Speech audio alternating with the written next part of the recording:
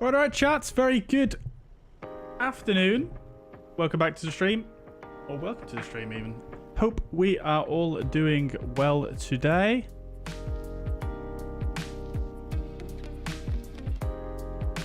Welcome indeed. Welcome indeed. Alrighty, guys.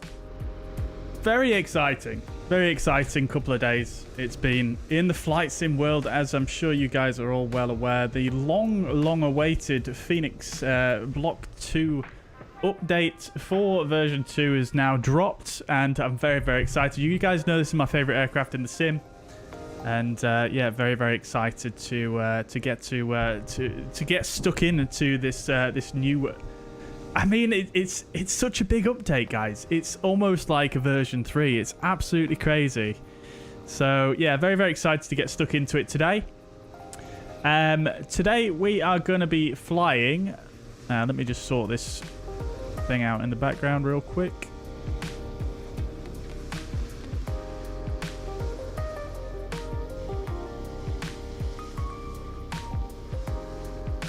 So, the plan today is we're going to be flying, obviously, the Fenix V2. We're on VATSIM, and we're going to be flying from Athens, the Flytampa Athens Scenery, over to Fly Too High, Sofia. We have done this route before on the stream, and you guys know I did make some feedback to Fly Too High about Sofia V2. So it's... Sorry, I should have said Fly Too High, since we did that stream, have actually released a V2 of that airport scenery. So we're going to be checking that out today. Hopefully they've managed to fix some of the issues that I noticed with the old one. So very much looking forward to checking that out with you guys as well. So we've got 2 V2s today. And on top of that, we're going to be doing a giveaway. So partner of the channel, Thrustmaster, has very kindly partnered with me for this stream. I've sort of been in discussion with them for doing this for quite a while now, really, and we've been kind of waiting on the Fenix to drop so that we can do it, because it's relevant to people who like this aircraft, and you know, you guys as my audience, I know you guys would appreciate this kind of giveaway. So we're going to be giving away today in partnership with Thrustmaster. We're going to be giving away a Airbus, a Thrustmaster TCA Captain Pack. That's... Sorry, I said that the wrong way, didn't I? Thrustmaster TCA Airbus Edition Captain Pack. The X version. I can't remember the order of the wording now, but anyway, if you type exclamation point in the giveaway in the chat, you can enter that. It'll take you over to Thrustmaster's website, where you just need to put in your details. And when we roll the winner at the end of the stream, as we normally do, you'll get a notification to the details that you put in there. And Thrustmaster will get that sent out to you in due course. So very nice giveaway. So thank you very much, Thrustmaster, for joining with me to do this giveaway. But yeah, huge giveaway. The side stick, so you get the TCA side stick in the Captain Pack, as well as the throttle quadrant, and the add-on as well, I believe, in the Captain Pack, if I remember correctly. And it does say it's the X version, but that's designed to use on Xbox, but it works in the exact same way, and it is perfectly compatible with PC. So don't let that put you off if you're interested in doing the giveaway. So that's the giveaway. Don't forget to like the stream as well, and subscribe to the channel if you do enter the giveaway. I would very much appreciate that. So yeah, that's the plan for today. We're going to do a couple of legs. We're going to fly out to Sofia and then back to Athens. This is a real-world flight we're operating today, doing real-world Aegean ops, as you guys may have seen in the background just on the intro there. So it's going to be, yeah, it's going to be really cool. It's been ages since we've done sort of a real-world ops kind of stream. We've been doing fuzzair so much. It's not really done in many realistic airlines for a very long time. So looking forward to that. And of course, let's just do a bit of this, guys. Of course, Aegean. I think I may have mentioned this to you many times on the stream, that Aegean, obviously, they use the IAEs with their A320 fleet, and there's so many sort of cool destinations that they fly to out of Athens, and yeah, so I've kind of been looking forwards to this update specifically so we can do this kind of thing. It's really, really cool. Aegean do some really, really cool routes. Obviously, a lot of it in the summer, they're flying the A320s out to a lot of the small Greek islands as well. So, yeah, really, really cool stuff. And, yeah, like I say, very excited indeed. We do have a bit of ATC online at the moment, but as is ever the case, we'll see if they are still online when we're actually ready to do the flight. We've got ground on at the moment at Athens, but approach was on earlier. Maybe we'll see someone else jump on. I don't know. We'll have to see. I was kind of tempted to do... I mean, I don't know if you guys saw Heathrow last night on VATSIM, but holy moly, that must have been absolute madness. There was probably about 30 aircraft on the ground at one point, if I remember correctly. All people obviously logging on to do real-world British Airways ops because they're using the IAEs as well on the A320s. And obviously they've, you know, many routes out of Heathrow. So yeah, that was really, really cool to see. I was tempted to do that, but I thought, you know, seeing as though we've not sort of flown in this part of the world for quite a while, let's do this. Something a bit different. Right. Okay, well, who have we got with us today in the chat? Let's have a look. Ramsey's with us, getting deleted by Nightbot as ever. Welcome, my friend. Hope you're doing well. Jetty Flies is here as well. Welcome indeed. Welcome indeed. Which stand am I at? I am at stand Alpha 47. MPS, good evening. Welcome. Hope you're doing well. I'm doing good. Thank you. Daz, welcome. Good evening. Hope you're doing well. Roy, good evening. Welcome indeed. Welcome indeed. Jetty's got his pilot airline badge ready. Very nice. Very nice. Yeah, it looks like you've done a pretty nice job with those, I have to say. Doggy, welcome to the chat. Ben G, good evening. Welcome indeed. Welcome indeed. Roy says, what do you think of the Block 2? I've not really flown with it too much yet. I mean, I did a test flight earlier on today to make sure everything was working okay. And yeah, really impressed with it so far. There's just so much that is just amazing. So yeah, we'll get into that once we get underway. And I mean, a lot of this is going to be, I'm going to be seeing it for the first time with you guys. You know, like I say, I've only done one very short test sector just to kind of see how it feels.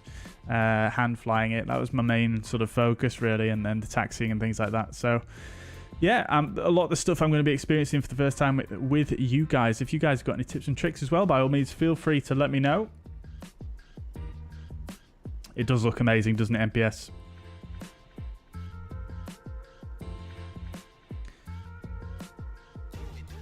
Crikey, Ramsey, you're getting absolutely slayed by Nightbot today. I tell you what I'm going to do is I'm going to see if I can add you real quick. See if I can add you real quick to the Nightbot sort of exceptions list, because it always seems to be silencing you, and I don't know. I mean, I do know why, but I'm not. It doesn't really bother me. So, let's see.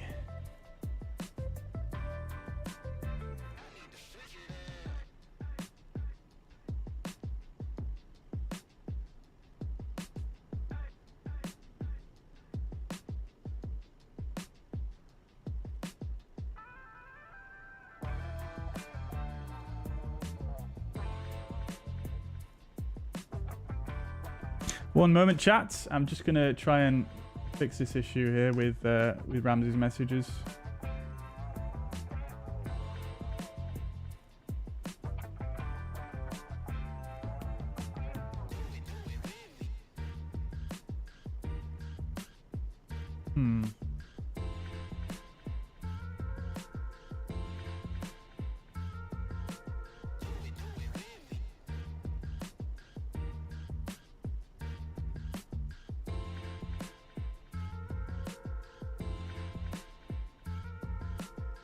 Can't seem to add you as a regular for some reason. Let's try it this way. Nope.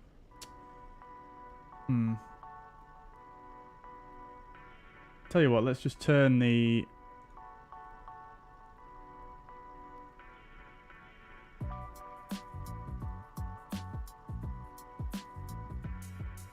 Let's just chill out the protection on the stream for a bit and see how that goes. Right. Let's see.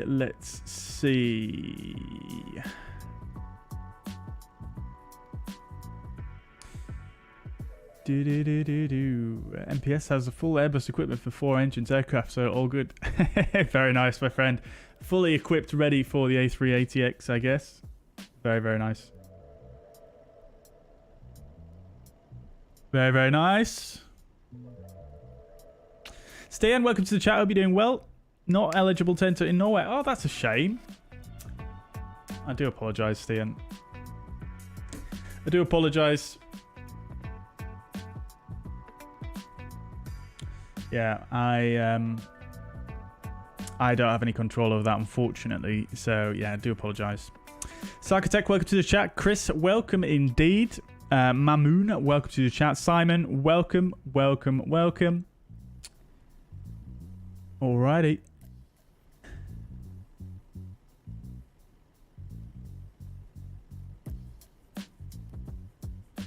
Aviate's here as well. Welcome. Third flight in the Phoenix. What do you think to it so far, Aviate?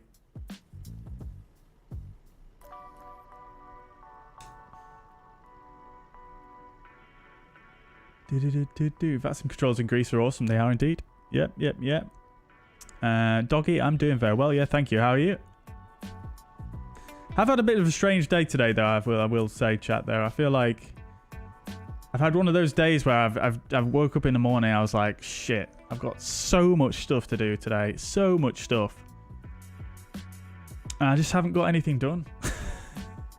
Well, I mean, I got the stream-related stuff done, but I didn't really get that much else done. I drove my van for a bit because the battery is having a bit of a temper tantrum at the moment. And I also did some work on it yesterday, so I had to drive that for a bit, but I just didn't get around to everything else. DCOR Aviation, welcome to the chat. Hope you're doing well. Welcome indeed. Welcome indeed. Dave, good evening. You're the EasyJet. Fantastic. Glad to have you with us. Lovely stuff. Stephen, welcome to the chat. Good day to you too. Welcome indeed. No Sweden either. I do apologise. Do apologise, Chris. Do apologise. I mean, you guys, if... I don't know. I mean...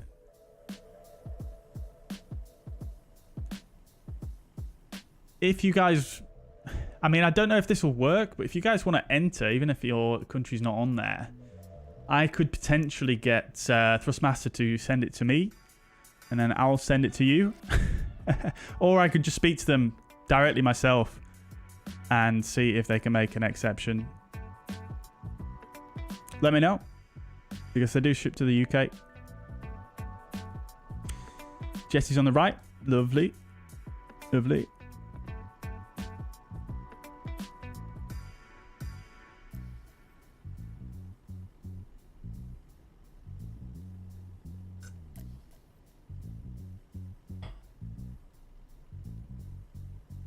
Why two today, which you put off till tomorrow? Yeah, see, this is the problem I've got though, AV8. I can't really put stuff off at the moment because I'm going on holiday next Tuesday, guys. So you know what it's like, trying to get everything done before you go on holiday, and I've got so much to do before then. And when I say so much, this is not even counting the holiday related stuff. It's just absolutely crazy at the moment. So yeah. Also, I'm very excited because when I'm going to Malaysia, and I managed to find flights from Manchester. So I'm flying Manchester to Dubai to Malaysia, and then obviously the same route back with Emirates, and every single leg is an A380. I am so happy. Leo, welcome to the chat. Good to see you. It's been a while.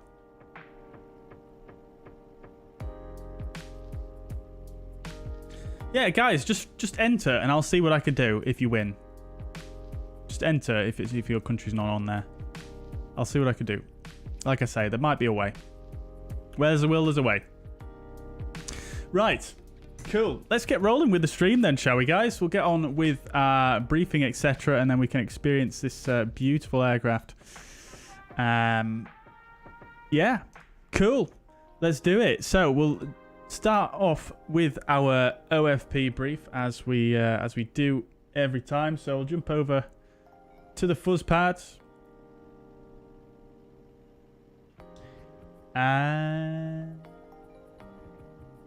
Hello.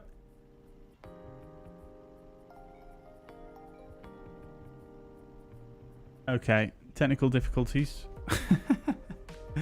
I do believe that is an issue with my thing over here.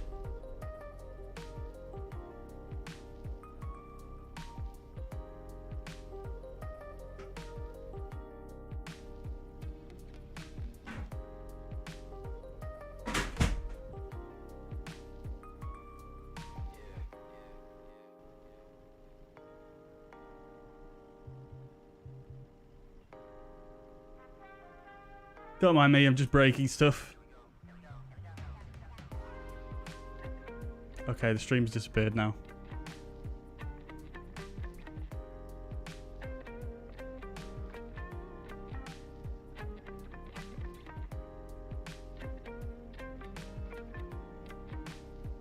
Oh, it's all gone wrong. There we go. Right, take two. Hopefully it works now. Okay, it doesn't. Fantastic. Oh dear. This is what happens, chat, when you don't stream regularly. Your shit just breaks.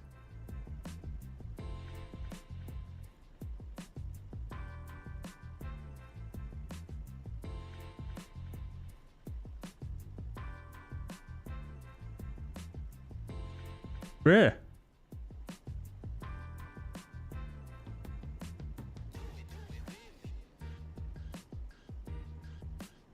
Let me just try one more time, chat. I'm convinced I can get this to work.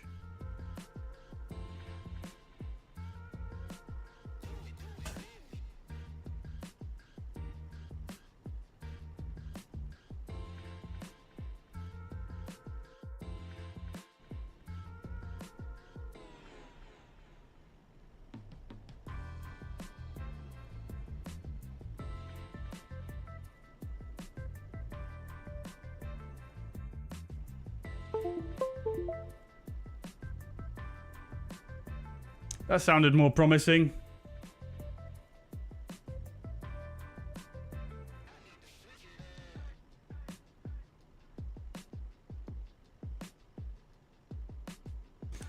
If it doesn't work this time, we'll just have to do it the old-fashioned way. What happens when you win the giveaway? Basically, Thrustmaster will send the product out to you. That's about it. They might contact you just to confirm, but I'm not actually sure, actually. But yeah, I mean, it should be pretty straightforward.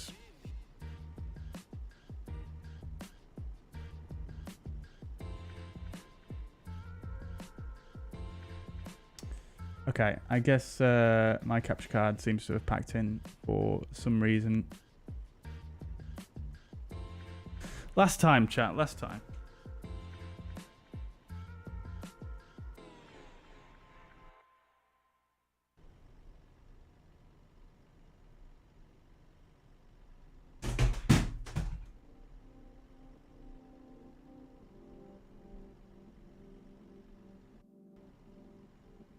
Everything's falling down.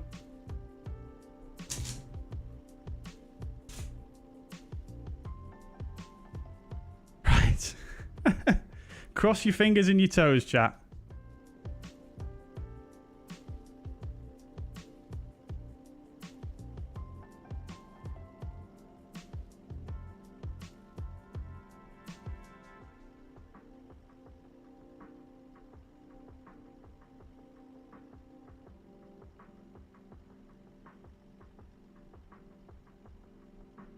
Okay. Still nothing. That is really weird, man.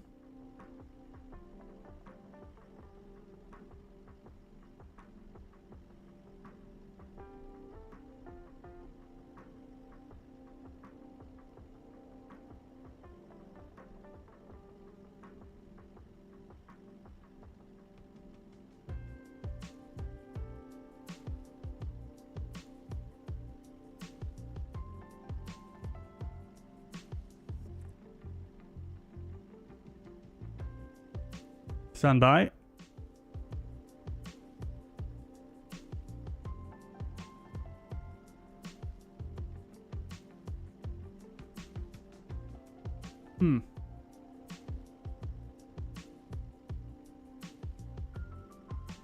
Well, it is actually working.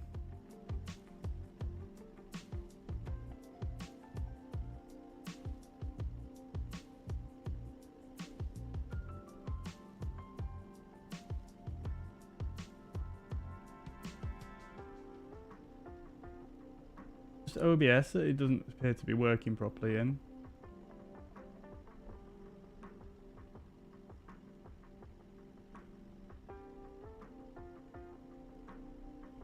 Wait.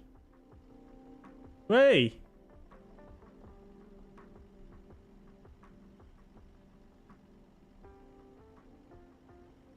Wait. Right. Let's just pretend that never happened. Back to the start and... Oh my god, my camera's frozen now. What is going on, chat?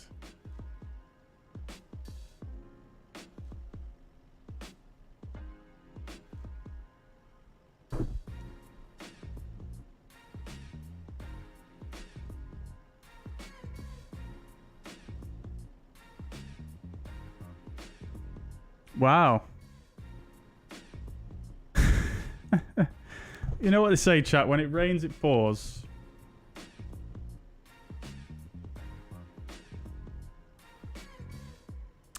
Right. Well, we'll see if the camera comes back at some point. Anyway. Asa, good evening. Welcome to the chat. Hope you're doing well.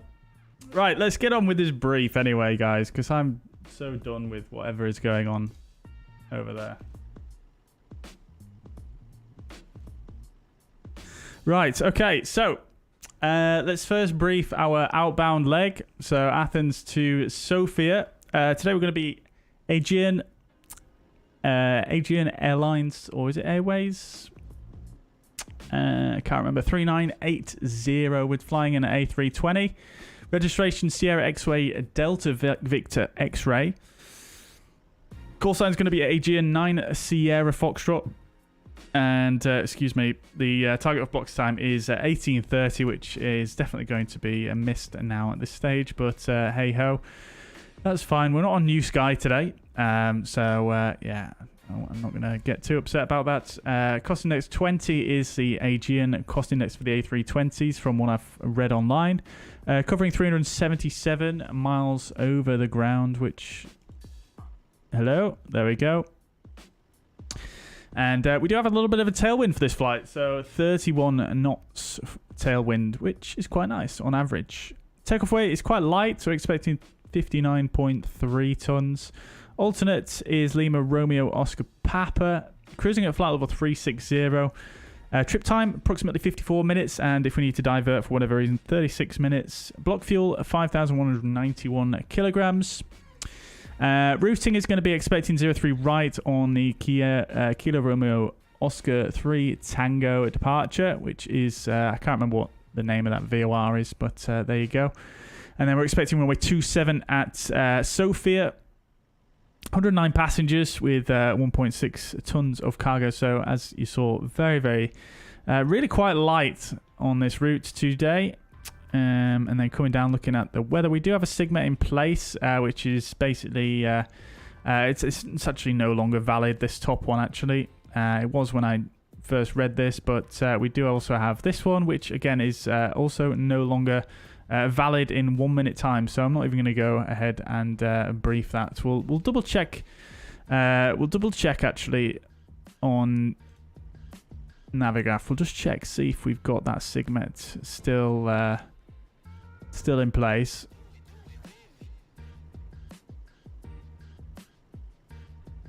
So this is what it was referring to, but that's no longer going to be valid in 1 minute time. So yeah, we should be fine. It doesn't look like there's any new Signets or anything, or it's been updated. So that's fine. No worries there. Coming back to the OFP. Weather at Athens looks pretty fine, really. Absolutely nothing to say about that, along with the weather at Sofia. And the alternate Henry Conada or Coanda, sorry. Weather looks okay there, except we've got slightly reduced visibility, fog at 5,000 meters there. So probably not the greatest alternate. I really do need to pay attention to my alternate when I do my sim brief, because yeah, it's sometimes not that great. So yeah, that is the initial flight out, and then just taking a look at the routing. So initially off to the east and then up to the north into Sofia, with our alternate just over to the northeast here. I believe that's actually not that's not in Bulgaria, that's in Bucharest, Romania, I think, actually, up here. So looking at the significant weather charts, this is 1800 UTC charts. We do have a couple of areas here to have a look at. So we've initially got this number 1 here, which is this dashed line here, which is covering our departure sector. So we've got actually some moderate turbulence expected between flight level 170 and flight level 360. And then looking here, covering most of our route, actually, we do have some moderate icing expected below flight level 100 up to flight level 190. So despite the temperatures actually being really above, you know, the usual 10 degrees here in Athens, you know, potentially being aware that could be some icing in areas of moisture.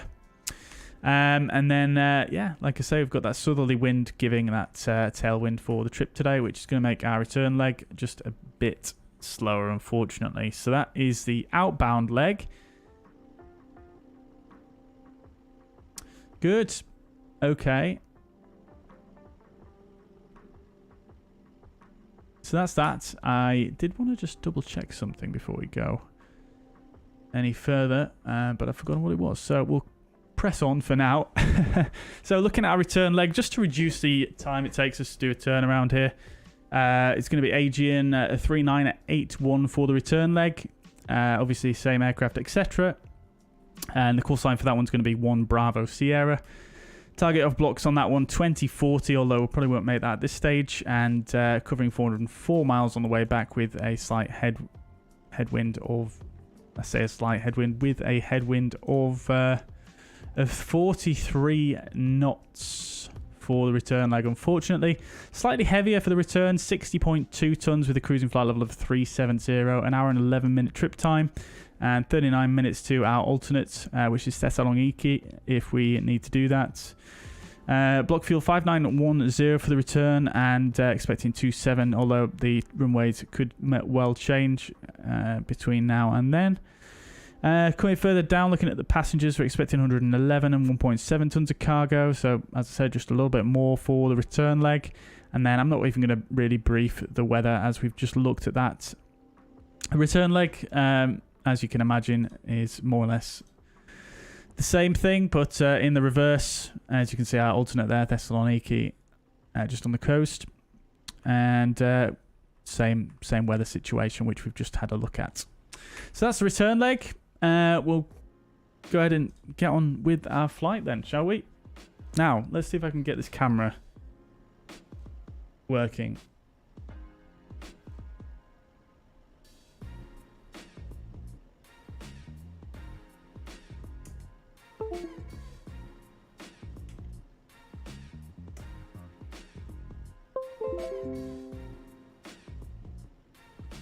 Hello?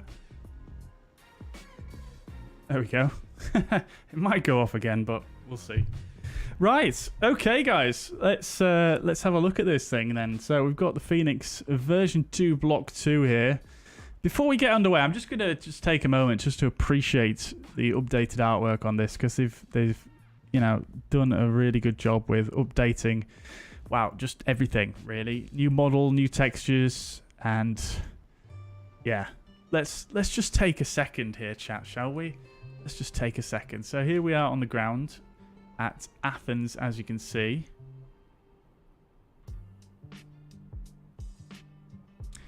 Absolutely beautiful. We've got a fuzzair 738 next to us and a EasyJet Neo as well. Very nice indeed.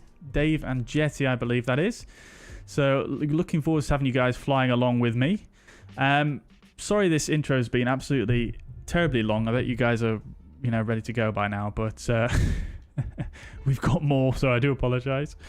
Yeah, so let's just take a moment here, chat, because I haven't really had a chance to really look at this yet. We'll just do a very quick kind of walk around-esque type thing. Like, you've got all the details, all the splatters on the front. Nice high-res splatters as well. They're looking pretty sharp there. I mean, everything is just looking so good. Like, even this latch here, look at that. It's just... everything looks... it's just so much more, like... it's got so much more depth to it. Do you know what I mean? Like, you can see the depth around this latch here and around all these screws and this panel line here. It's just absolutely fantastic. Then you've got the text here, which is just perfectly sharp, even zoomed in that far. Did they update the GPU as well? I think that looks like the same one as what it was before. So that's fair enough. The landing gear, though, oof, they absolutely went to town on this thing. It looks absolutely insane now. I mean, it looked good before, but... crikey. It looks great. I mean... yeah, the amount of detail on here is just insane. Like, look at all the pipes and the textures and everything just looks brilliant. I mean, granted, there are some textures here, like the dirt and whatnot. It doesn't look perfect, I won't lie. It kind of takes away from that photorealistic look. But as soon as you start backing off a bit, it just looks absolutely insane.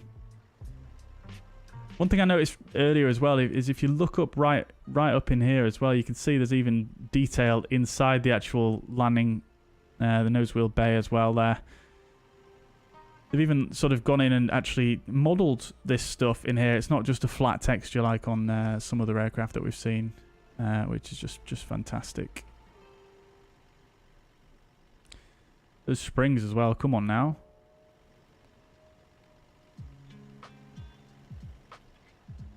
But yeah, I mean, we could go on for hours here. But... yeah, they've just absolutely upped the game in pretty much every conceivable area. There's just... everything just looks a ton better. Even the little sort of... these things... little bits of dirt on the fuselage here from the windows. From the airflow going over there. Very subtle, but very, you know, nice details. Engine cowlings look just insanely good as well. Fan blades. Very nice.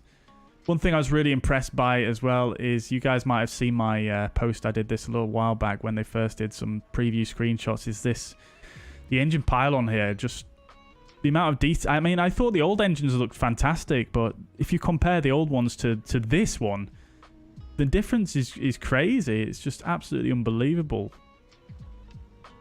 We've even got this tiny text here, which I have no idea what it is, and probably relevant to most pilots, but it's there, and it's perfectly legible. It's just brilliant attention to detail. You can see as well all the little dirt marks as well, where little pieces of, maybe some water inside this screw hole has just got washed off, and it's just deposited some dirt there. Absolutely fantastic, guys. Absolutely fantastic. Can't see anything in here, though. Unfortunately. Not that you...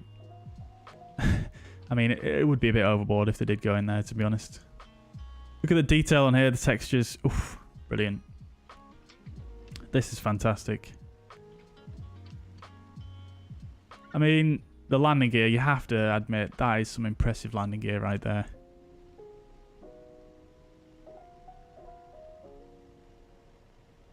God damn.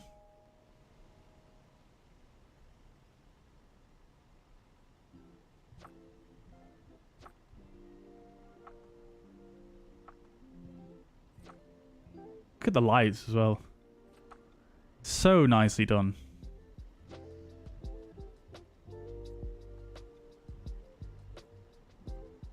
Wings look fantastic. I mean, sound like a broken record, really, don't I? It's just brilliant, chat. I mean, I'm sure you guys have seen this already, but this is the first time I'm seeing it.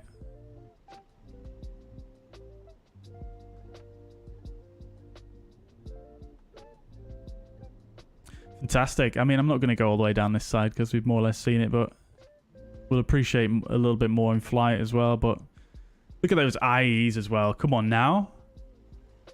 What do you guys prefer the look of, like, just visually? Oh, the camera's gone again. IAEs or CFMs?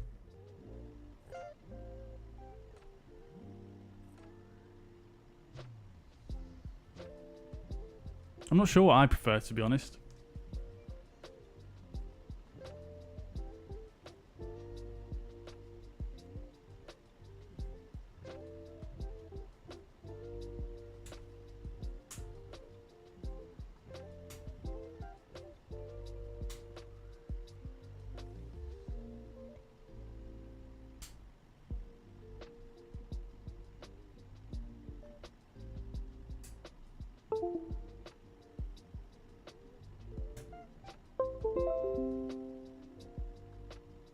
Yeah, I think I agree with you, Eric. I think I prefer the CFMs personally.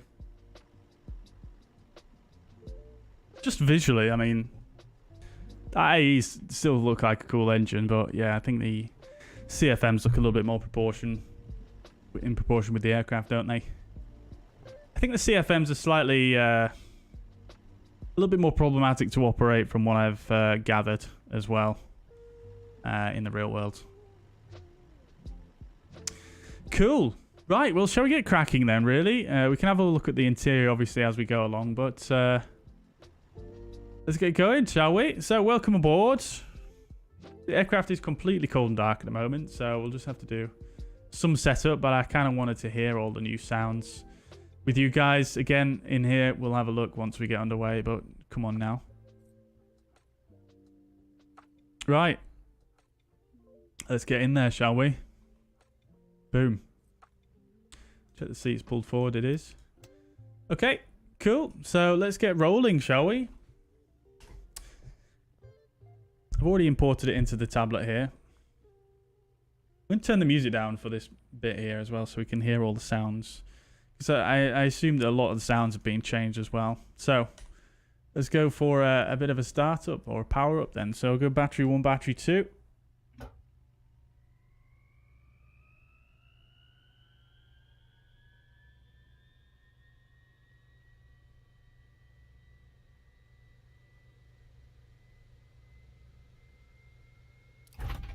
Boom.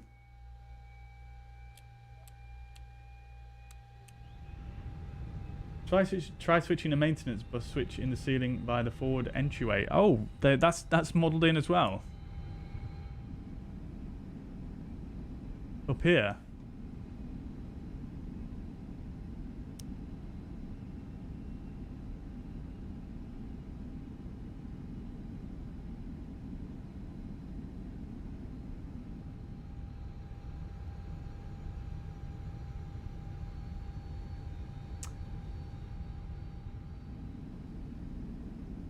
What is that doing?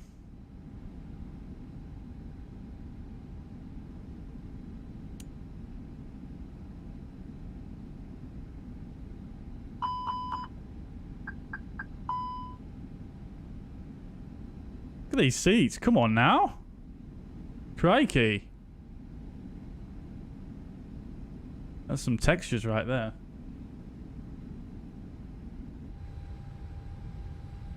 Right.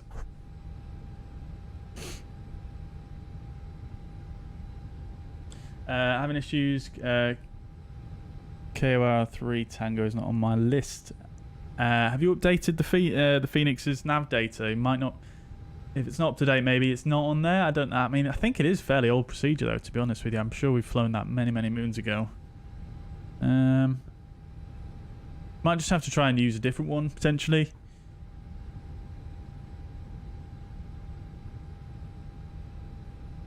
turn power on for the cabin even with battery and ground power off. Oh, I see. Okay, well, we've already got the power on now. Oops. We'll try that another stream. In fact, we're here now. Right, they're off. Let's pop back through here. I mean, it's pretty bright in here, so it's going to be kind of difficult to tell if there's much of a difference, but... Oh, yeah. That's on. Let's see, can we toggle it from here? Not sure if we can get the angle. There we go.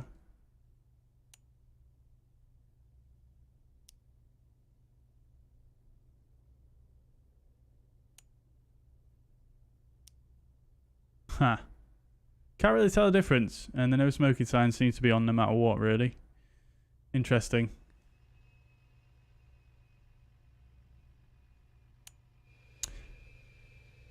We'll crack on.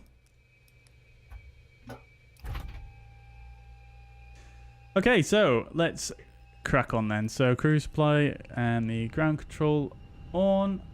Emergency exit lights. No smoking to auto. We'll get the nav lights on. Good stuff. Okay, we're not going to run through the tests. We'll assume the captain's going to do those. Who is our pilot monitoring for today? But yeah, that's everything set up. Good. Come over here and we'll not start the loading just yet. Let's carry on with the setup here. So back to here. Let's just grab the QNH 1017. That's set. Good. We'll uncage this guy.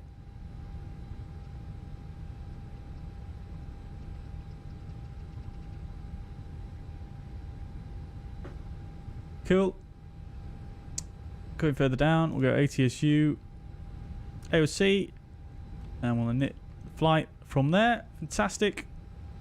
Going further down, everything else looks good. We'll go ahead and tune the ground frequency. We do have ground. Oh, we've got tower and approach on now. Very nice. Very nice indeed. Now then, why is my SPAD.next not running? Camera's gone off again.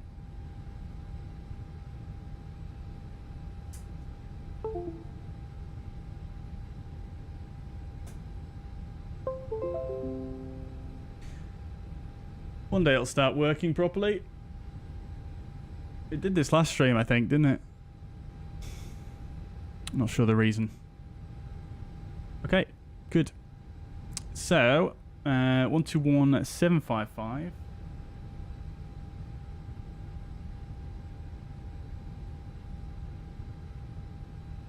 And tower 118625.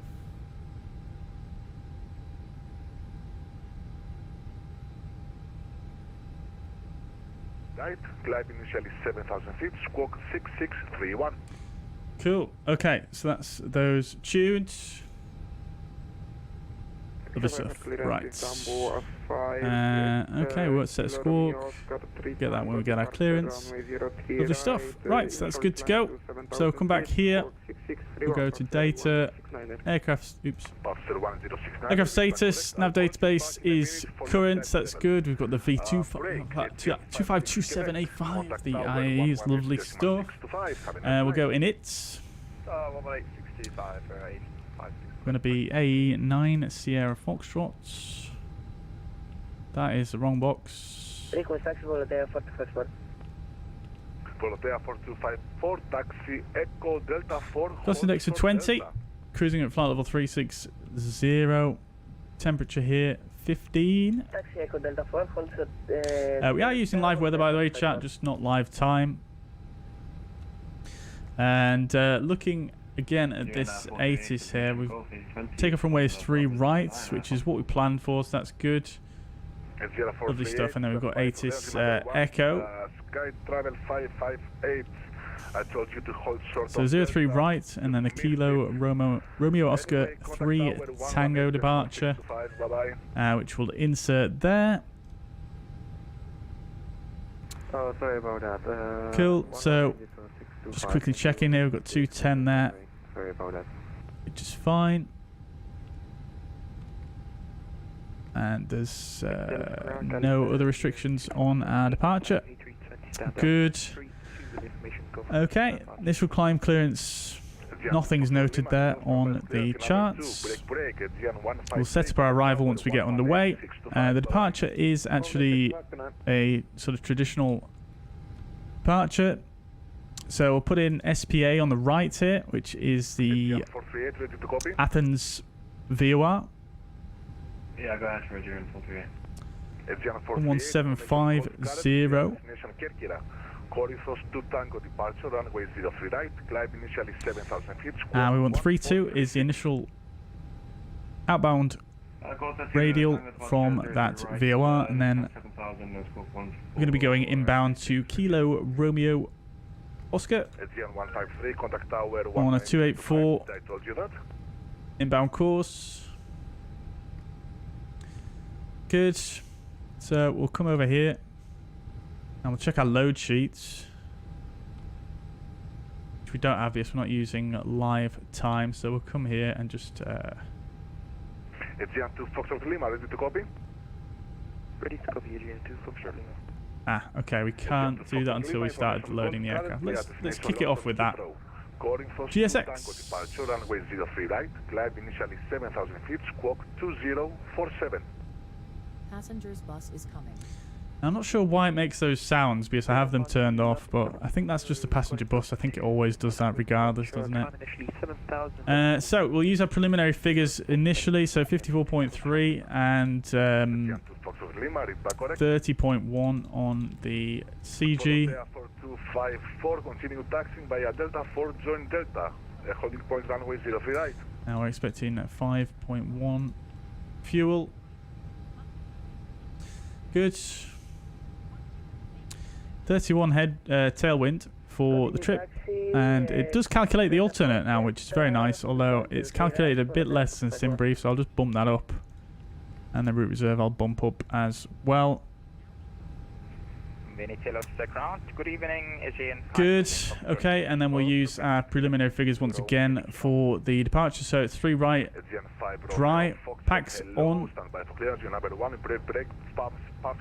So we've got 2.5. Brightness on here is very, very dark, I feel. There we go. I Lovely. need to amend your flight level, please. I need you to be on a node flight level. Would you prefer 330 or 310? Wow, it's pretty busy here now, actually. Fuel is here, bus is coming. Love to see it. Very, very nice. This is all automatically handled by the Fenix now, which is absolutely amazing. You love to see it. So we've got 253030, transition of 9,000. I'll check that real quick. Yep, that's correct. Now, I believe we've got NADP 1 departure procedures here. Let me just double check. We do. So that is not correct there. And then, if I remember correctly, if you look at the ATIS,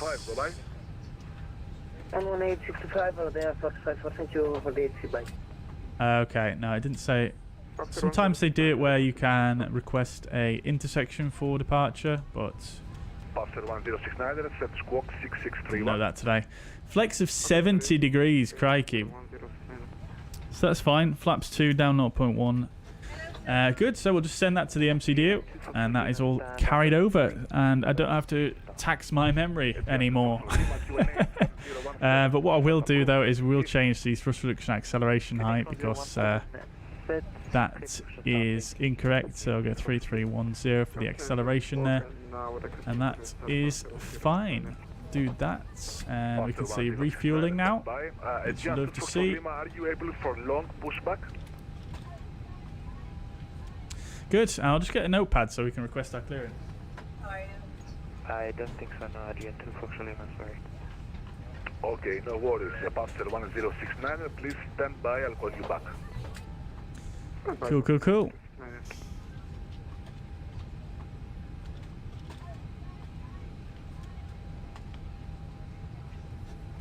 Athens ground, good evening, ATM 1 Bravo. What stand are we at? Alpha 47. Aegean 1 Bravo, hello, information Golf correct, clear destination Rhodos. Kia to Tango departure out of runway 03 right, climb initially 7,000 feet. We've got different 80s now. Golf. Clear to destination Rhodos to Spark, Kia to Tango, Alpha 03 right, climb initially to 7,000 and 7473 to scope, ATM 1 Bravo. Aegean 1 Bravo, read back correct.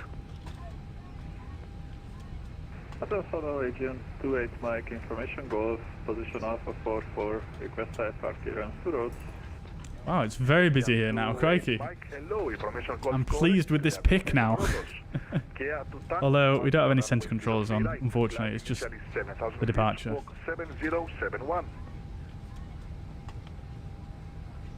Clear to destination roads as filed, Kia to Tango, runway 03 right, initially 7,000, squawk 7071, confirm, Aegean 28 Mike. Aegean 28 Mike, read back absolutely correct. Thank you. Athens ground, a very good evening. Aegean 9 Sierra Foxtrot, stand Alpha 47 type A320, information Golf. Requesting clearance to Sofia. Aegean 9 Sierra Foxtrot, hello, information Golf correct, clear destination Sofia. Kilo Romeo Oscar 3 Tango departure out of runway 03 right, climb initially 7,000 feet, squawk 6474.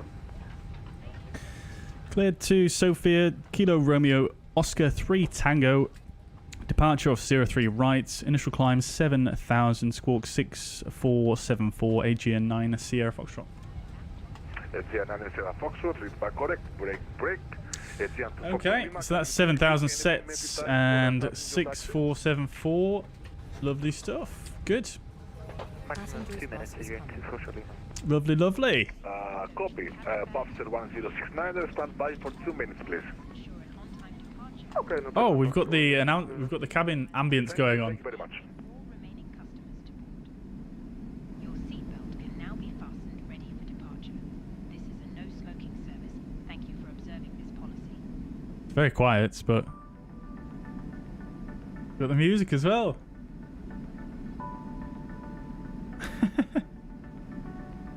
Lovely stuff. Very nice.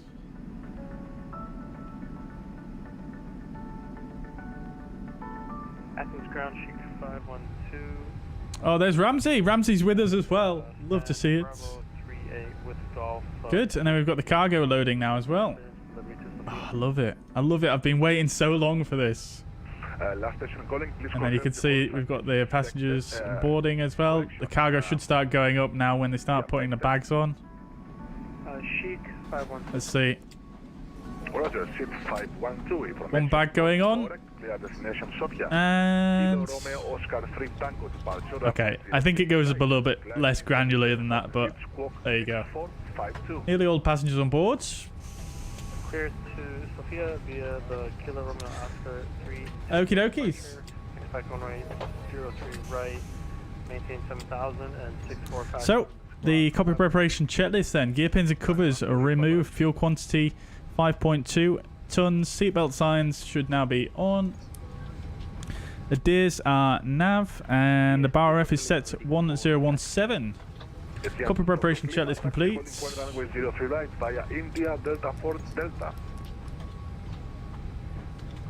20.03 right, India Delta 4 and Delta, Adrian 2 Foxtrot Lima. Good stuff. Bravo request started push at Alpha 41. Aegean 1 Bravo, push start approved, facing east, QNH 1017. 1017 facing east, 7. So, departure briefing, let's do that. We'll go ahead and close this guy. Unfortunately, it doesn't block the GSX sound, but it blocks the Phoenix ambient sound. So, yeah, there we go. But let's go ahead and do a departure briefing then. Hopefully it doesn't die on us again. Hey, there we go. Lovely stuff. Right, okay, so we're going to be departing Athens, Greece. Airport elevation 308 feet. Here we're departing 03 right, which is down here. We're already down here on the south apron, so it should be fairly straightforward for us regarding taxi. It'll be a push to the east, and then taxiing down Charlie and either Delta 2 or Delta 1. We might even get Delta 2 because it's just a simpler taxi, so we'll see, but obviously it depends on the traffic scenario once we get underway. So fairly simple for the taxi out, and then looking at the departure, this is the Kilo Romeo Oscar 3 Tango departure, runway 3 right, which we've been cleared for, 10-3 hotel charts. Transition 9000. So the departure itself is going to take us initially on the 032 radial from the Athens VOR Sierra Papa Alpha, and then coming out to 12 miles, max 210 knots, bank 20 degrees in the right turn here to join on to the 284 or the 104 inbound to the Charistos VOR. That's it. That's the whole departure. It's very straightforward. The initial climb we've been cleared for is 7,000 feet.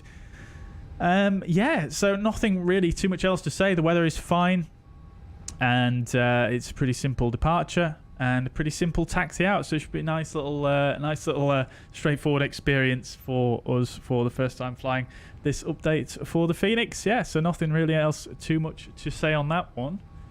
So jumping back over, I did realize just then by doing that we've put in the incorrect course here. So I'll put 104, which is going to be the inbound course to the Christos VOR, which we've got now. Well, we don't have them identified yet, but they should pop up just as we get underway. And then on top of that, we'll go ahead and just come here. And we'll just make sure we've got the correct departure procedure for a engine failure. So we'll need to put in the SAT VOR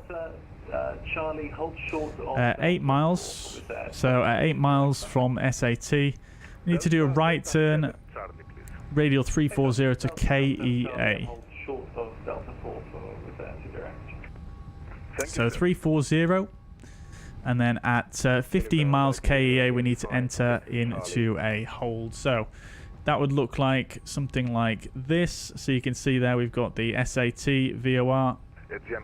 Charlie, hello, go ahead. For some reason that's kind of showing. Oh no, we've got SPA there. Wow, that's very difficult to read. Yeah, we've got SPA there and then the SAT in green. Did I put in the wrong one? Oh no, I put in SAT. Okay. Yeah, so at SAT 8 miles, which is this ring here. So basically just need to go straight ahead to there, right turn, radial to join the 340 to KEA, which is down here, so it'd be straightforward, then a right turn, join onto this inbound course, and then at 15 DME KEA, so we'll fly down this course at 15 DME, which is there, enter into a hold. That's the engine failure procedure for this airport if we need it, but we probably won't do, which reminds me, let's go to our failure situation and we'll see if we can stick in. That's in here now, isn't it? Of course. Requesting clearance as filed to Larnaca. It's the 914. Hello, information Golf correct. Clear destination. Apparently the IR2 is not aligned. It seemed like all was good to me. Can we put the random failures in still? That's what I was looking for. Departure 03 right, initial climb 7,000 feet, squawking 7431, Bijan 914. It's the 914. Is that correct? There we go. There we go. Let's put minor on. Good. All right. All the passengers are on board now. Let's get the APU fired up. Alpha 304. Oh, we forgot to check inside the cargo. Well, let's just bust on in there. Runway the A320 clears Boom. in arrival. When clears the India, Nice. tax Yeah. India Delta Sweet. Delta. Actually, I'll call you back. Just caught a little bit of a sound of it there as well. India Delta 4, Pulsar 1069. Sorry, ground for with a 30 Echo. We want to turn right here though on the India Path 30, right? Yep, turn right on India, stand Alpha 30. It's the first stand on your left side. Thank you. Yeah, we're very close to the aircraft that's taxiing towards us, that's why we are. Pulsar 1069, please hold position, hold position. Only position for 1069. Yeah, with Zero Echo Papa, no worries. You have space. Just expedite Lovely. this for the Pulsar 73. Do any airlines still play music when boarding? Good question, Stian. I mean, I most recently flew with Ryanair. I can't remember if they do, but I know Jet2 definitely do. They play that. Oh, and Sagatech, thank you. You've just reminded me, actually. We want to just put in secondary here. Just for the engine failure, but we're just going to stick in the arrival runway, which we'll just put as the ILS Zulu 03 right, and that's it. That's all we're going to put in on the secondary, just for simplicity's sake. Now, I'm not exactly sure the reason for why you wouldn't put the engine failure procedure in on there.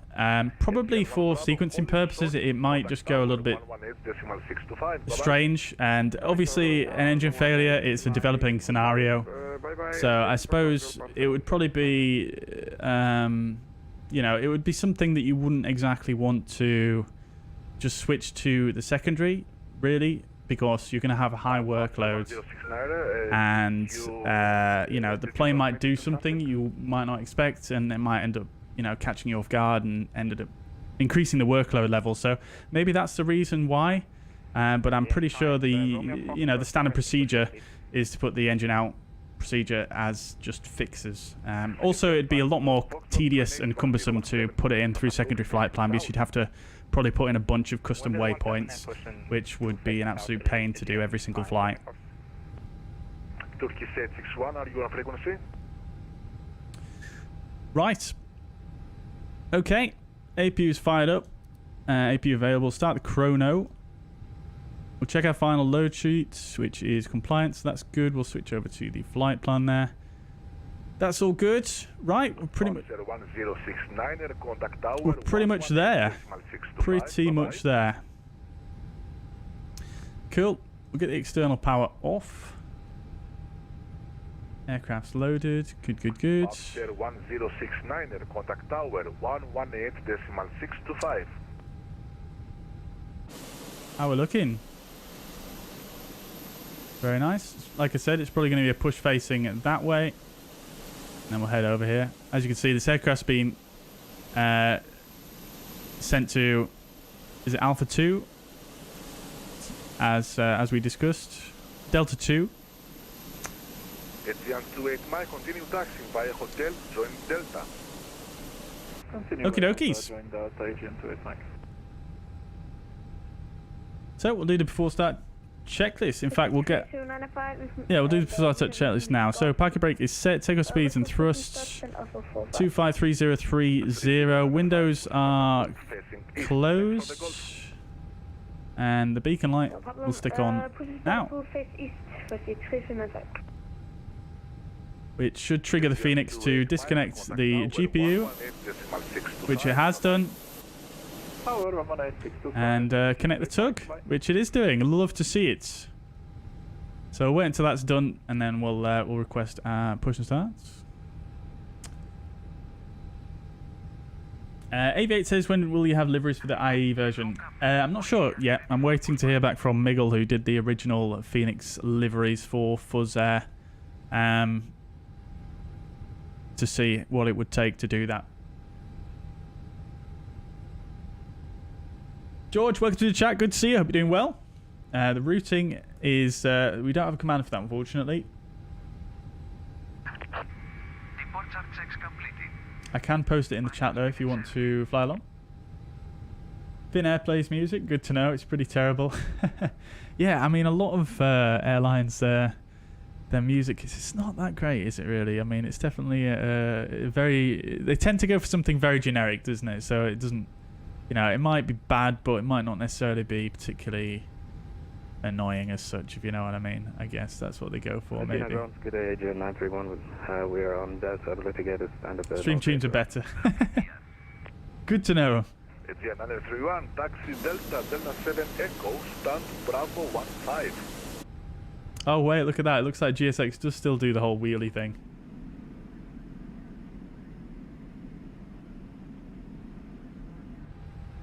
Can we get higher Bravo number like Bravo 3 or something at the north apron? So we may still be able to push. It depends Yep, no worries. if they're pushing straight or not. No, they're not. Okay. So we may just have to wait here for a second. Delta 8 Kilo, send up my choice. Thank you very much, AJ 931. Right. Indiana 438, Sun Bravo 09, push stop. Get the APU bleed on. It's the 438, push start approved, facing south, QNH 1017. 1017, pushing stop, facing south for GN 438. Adrian 9 Sierra Foxtrot Alpha 47, request push and start. It's GN9 Sierra Foxtrot, I believe you don't have enough space there. When the 73 clears the Golf, push start approved. When the 73 clears Golf, push and start approved. AGN 9 Sierra Foxtrot. Good. Fine. I thought that might be the case. And Athens ground, Chic 512 at stand Bravo 3, ready to push and start. Sheet 512, set squawk 6452. Eric says, how will the winner of the giveaway be announced? It will be announced on at the end of the stream. I'll announce it. 6452 for Chic 512. Sheet 512, push start approved, facing east, QNH 1017. Look at this absolute beauty. Push and start approved, 512.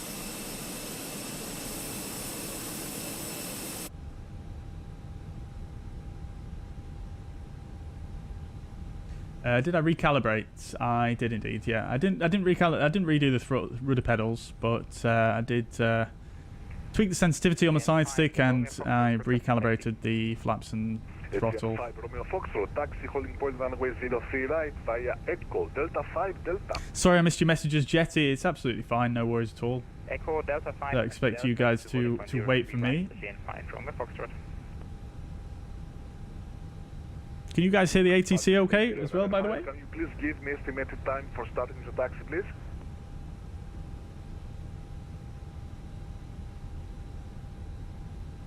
I do have to say, I think the frame rate is slightly better with the with this update. Not much better, I will say, but it's a little bit better.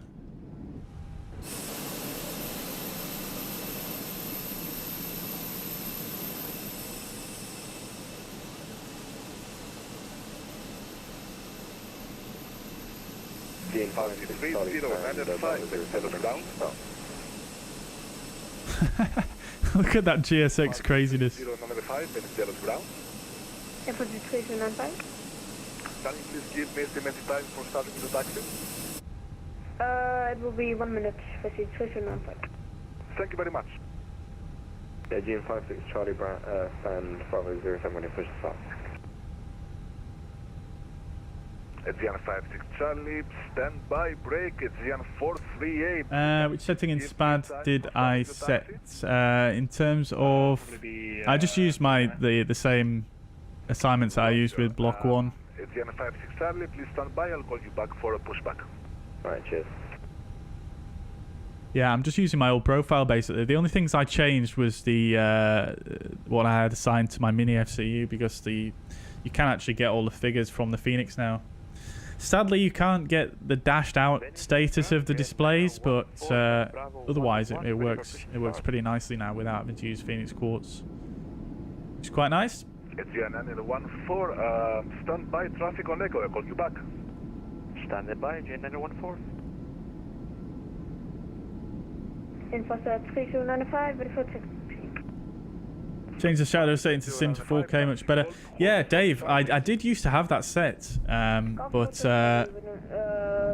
yeah, I kept running out of VRAM on some airports. Was that for AGN9 Sierra Foxtrot? Correct. Push start approved. Facing east when Golf is cleared from the 7-3. Push approved. Face east when the 7-3 is clear. AGN9 Sierra Foxtrot. Thank you. AGN5 Romeo Foxtrot. Contact tower 118625. Okay, there they go. So 118625. continue pushback. Bye bye. Facing southeast. Off we go, chats. Like rate released.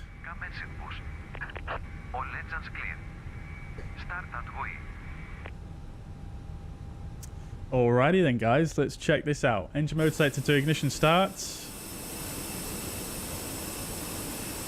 Engine 2 start.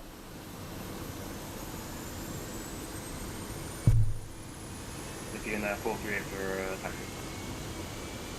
Asian 438, taxi holding point runway 03 right via Echo Delta 5 Delta. 03 right via Echo Delta 5 and Delta. Taxi 30 runway 5, holding short, contact tower 118625, bye bye. So 118625, bye bye, with like 3295. Ooh, that bass. Asian 2 Romeo Victor, hello, turn right on Charlie. Oh, you turn left on Charlie. Okay. Pretty quiet inside, actually. Asian 2 Romeo Victor, taxi. Much bassier outside. Echo, stand Bravo 15.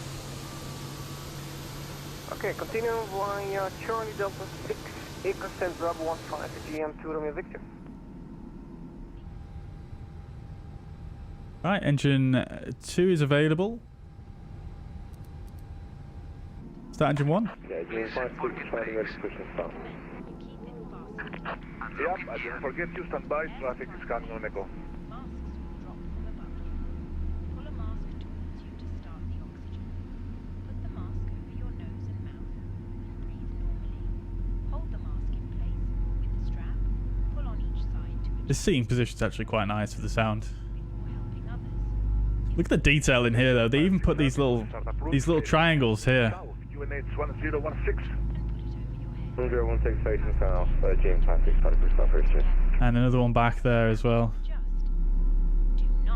So that the pilots know where to look, which window to look out to get a good view of the leading edge and trailing edge of the wings if they ever need to.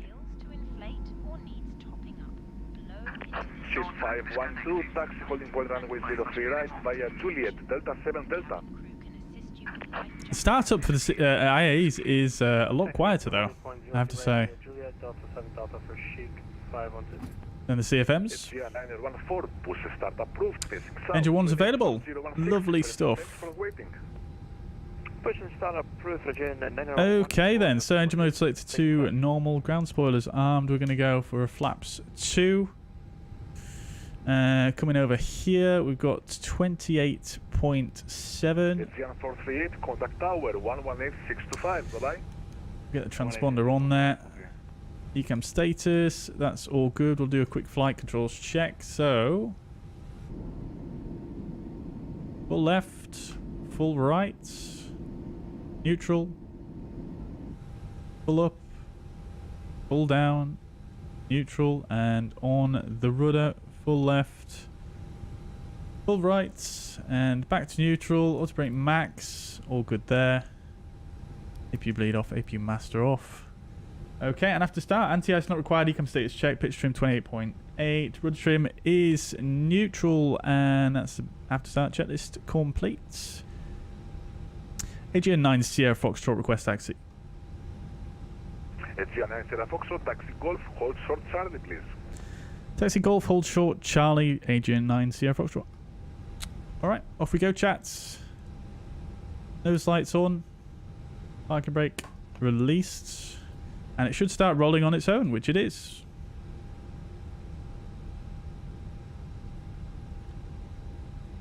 Lovely stuff. And we've been asked to hold short Charlie due to this aircraft here on Charlie. Oh, beautiful.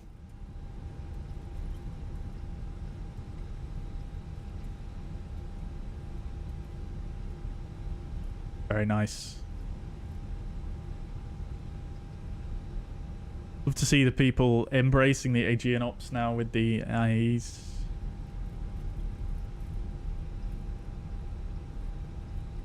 Alrighty, let's get the weather radar predicted wind shear on.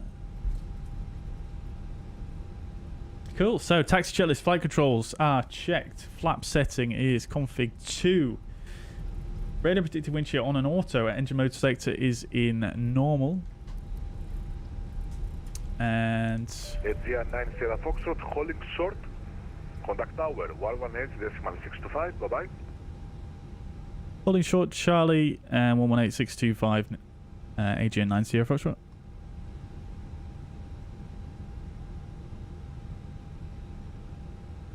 Right, 132975.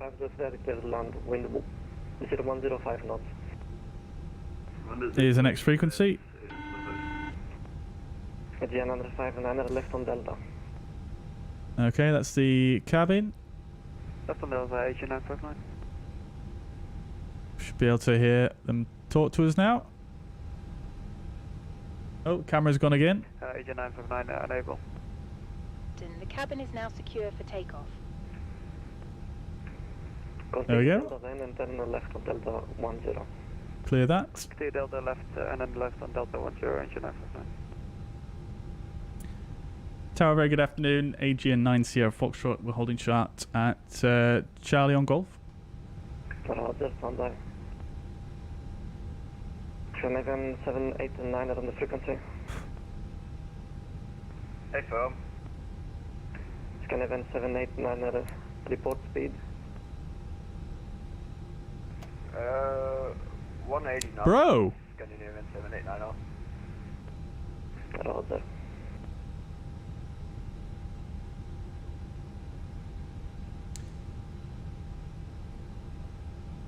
Tower, very good evening. Aegean 9 Sierra Foxtrot.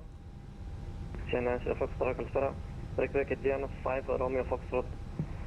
Traffic 3 mile type A320 Scandinavian report inside.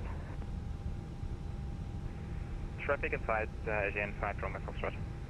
Aegean 5 Romeo Foxtrot behind, arriving A320, land at way 03 right behind. Behind, landing traffic, line up 03 right behind. I think I guess he wants us to wait here. I didn't get any other instruction from him. Hello, Tower Chic 512 with you. Roger. Aegean 25506, correction taxi left on Delta. Wow, okay, there's quite a lot of aircraft waiting here. I didn't realize there was that many. Clear to land, wind 0105 knots. Clear to land, runway 03 right, Scandinavian 7890. Aegean 959, contact ground 117. From the PA on to hear the cabin announcements. 11755, Aegean 959, good evening. Aegean 255, contact ground 11755, Calabrave. 11755, I guess the announcements have already ended though. Established 03 right. Calibix to Fita, Kalspera, continue approach number 2, reduce minimum approach speed. Number 2 reduced minimum speed. Crikey, busy guys. I think we departed at quite an inopportune moment there. This is Ramsey. Shake. We need to get a shake livery for JustFlight pack. Camera is gone, yeah. I don't know why it keeps doing that, to be honest, chat. Let me just try something real quick.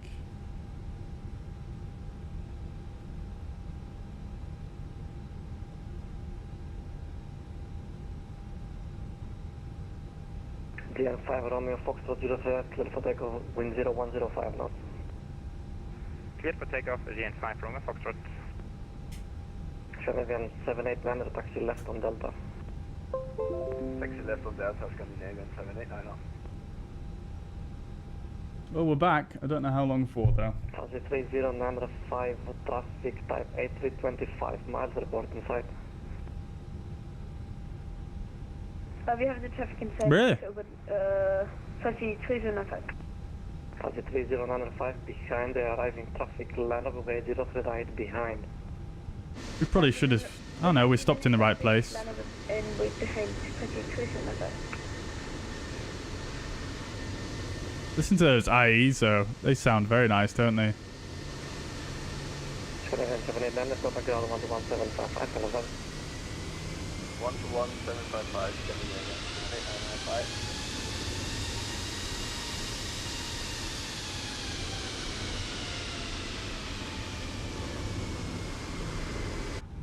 Big 5303 right, clear to land, wind 010, 5 I wonder why they're only using one runway for arrivals. Land, runway 02 right for Big 53. Gen 5 Romeo Foxtrot identified, contact approach 132-975, Canada. What rudder pedals do I use? I've got the Thrustmaster... See you next time, thank you, Gen 5 Romeo Foxtrot.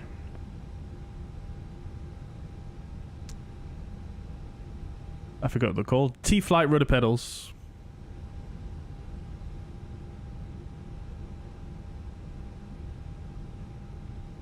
Well then, guys, we are in a queue here. I mean, I keep seeing people go past us.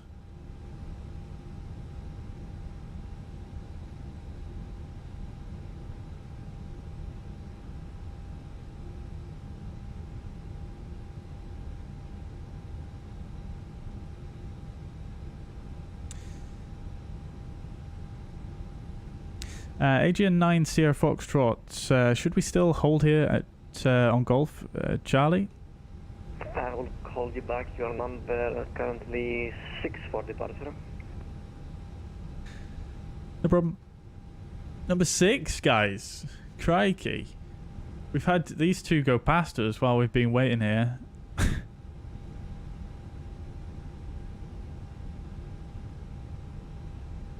Oh, look at that. You'd love to see it. They've both got different registrations with the model matching. Very nice. Details.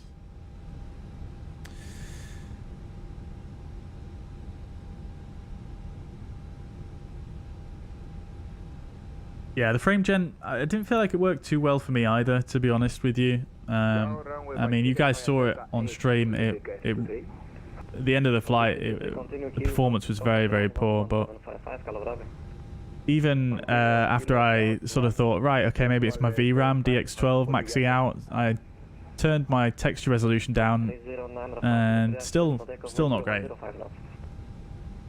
No barking dog. There was barking dog steering yet. I don't know if it was just a bit quiet because of all the other chatter going on.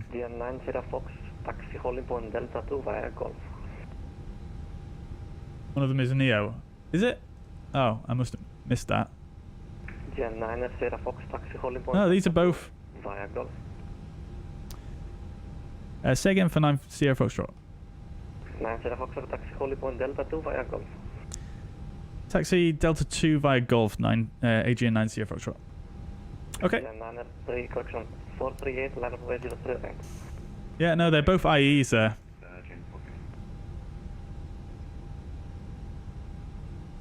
This one's a Neo in the background, but this one and this one are both IEs. Or CEOs, should I say.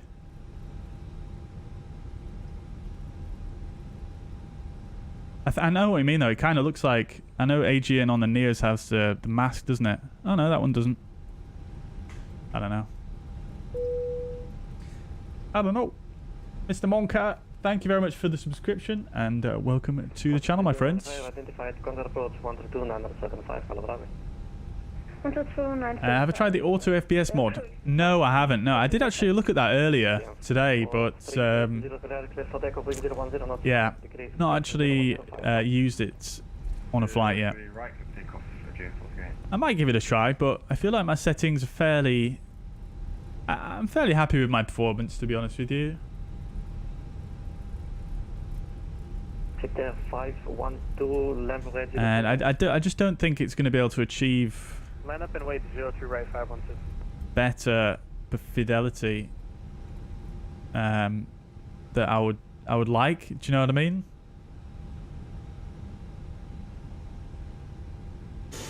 I do think I need to tweak my brake sensitivity a little bit though, because it does seem to be a little bit I don't know. I think the curve has changed slightly on the brakes.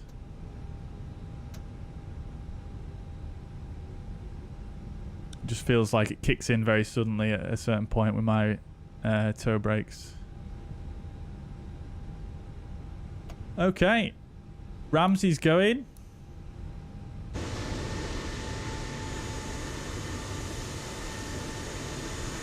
What a beautiful sight. Ryanair doing a nose wheelie there. Love to see it. Thank you for turning off your light. Love to see it, mate. Love to see it. 122 975, bye-bye.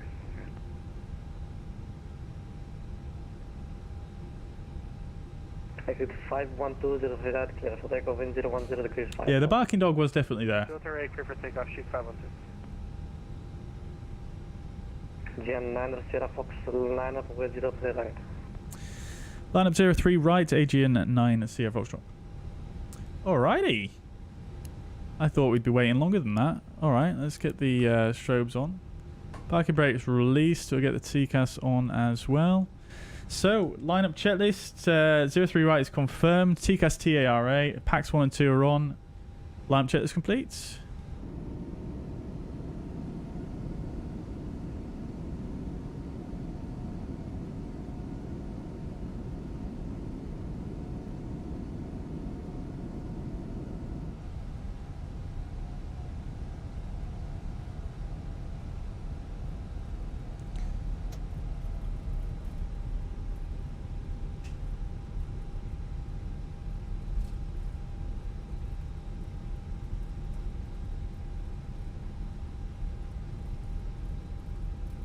Six 512 identified, contact approach 132.975, Kilo Bravo.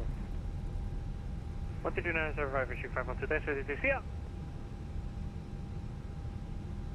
Okay. All checks are done. Ready to rock and roll, chats. GN9 Sierra Fox 03 right, clear for takeoff in 010 degrees 5 knots. 03 right, clear for takeoff, AGN9 Sierra Foxtrot. Alright. Lights on. Let's go, chat.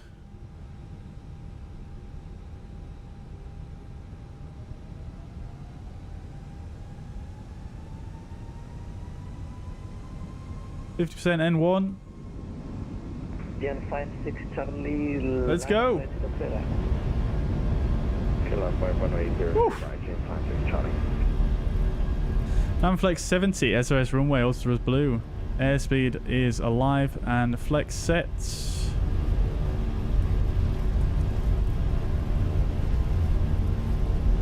$100 knots.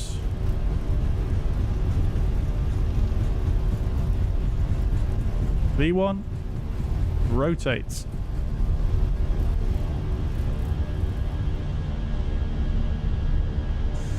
Nav, positive rate gear up.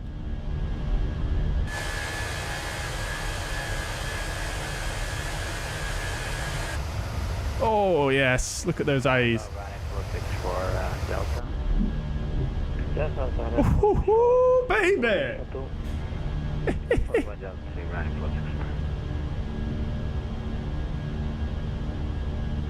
Oh, it does feel so. 132975, AG9 Sierra Foxtrot. Thank you, bye. Leave a climb.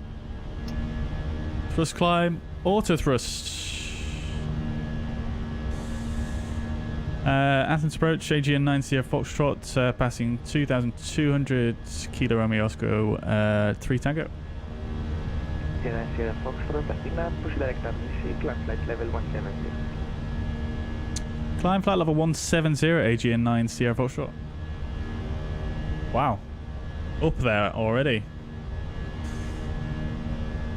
So NADP 1 departures here, hence why we don't have, why we still have SRS. There we go, climb, and we're going to start accelerating now. So we're already above the F speed. Let's go to flaps 1.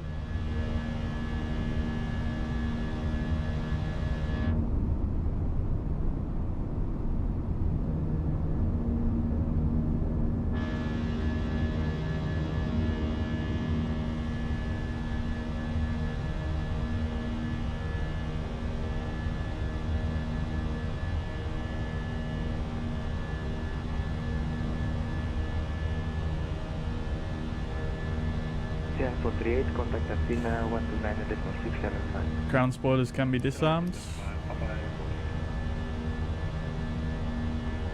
C512, contact Athena 129.675.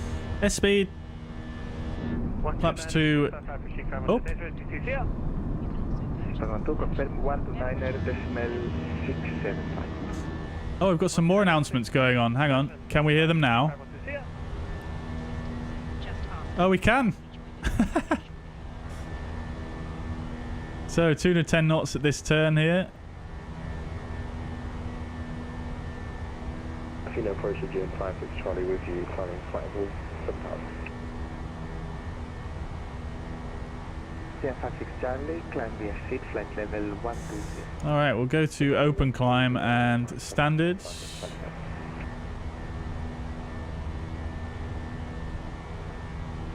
It does feel very, very nice to hand fly now, I have to say. It's so smooth on the inputs. I am using the new option as well in here.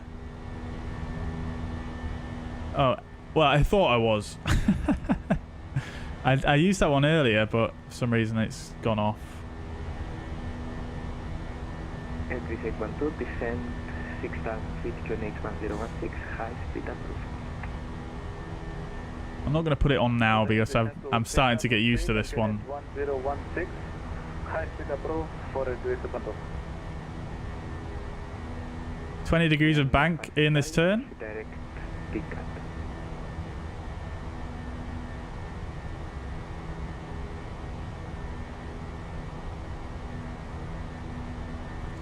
Sorry, was that for 9 Sierra Foxtrot? Negative. IGN 56 Charlie, direct pickup. Okay, flight level 100.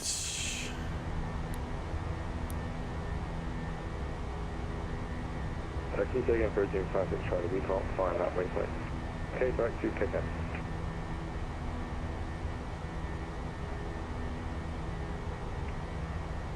Sierra Sierra Foxtrot, direct Admisi Alpha Mike, India Sierra India. Direct to MEC and AGN 9 Sierra Foxtrot. Athena approach GN 914 with you, passing 2,000 feet. Sierra 914, Athena contact, proceed direct Ripley, climb flight level 190. Climb 190 direct Ripley, bridge in 1914.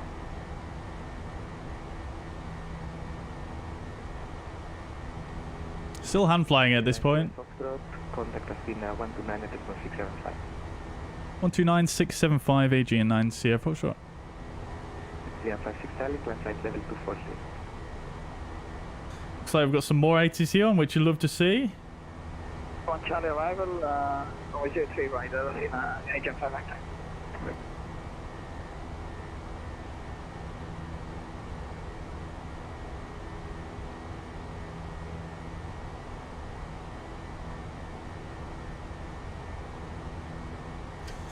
Okay, we'll go AP2.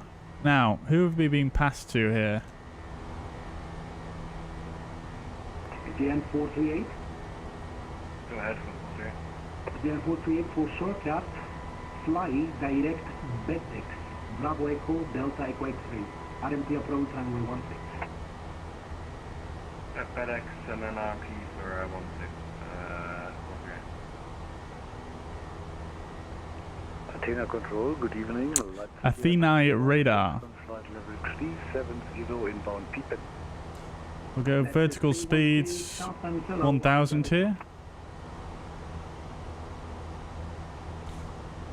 Athena radar AGN 9 Sierra Foxtrot passing flight level 154, flight level 170 direct Amisi. LGAV 9 Sierra Fox identified. Continue climb flight level 360. Continue climb 360 AGN 9 Sierra Foxtrot. AGN 1 Bravo. Okay, flight level 360 blue. Thrust climb, open climb. 3,500. QNH. Lovely stuff, chats. They do also have CPDLC, so we'll give that a go as well. Game 943, can we go I'll cover for 15 minutes? Approved. J512 climb flight level 360. Call up to 360, Sheik 512. Let's give it a go. GN28 Mike, fly direct Airbus, Echo, Romeo, India, Bravo, Alpha. Direct Airbus, Agent 28. Look at these views, though. Come on now. GN28 Mike, confirmed, will ready, descent flight level 9. Come on now. And ready descent level 990, Agent 28. Route 315, proceed direct Mike, Echo Sierra. Proceed direct Mike Echo Sierra, airline 315. Beautiful. Absolutely beautiful. Does the A321 have tail strike protection? Good question. I believe the Neos have the rotate law, which I suppose is some kind of tail strike protection, but I'm not sure about the CEOs, to be honest.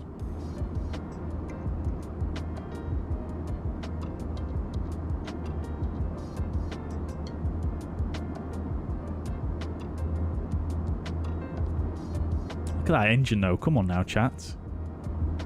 Come on now.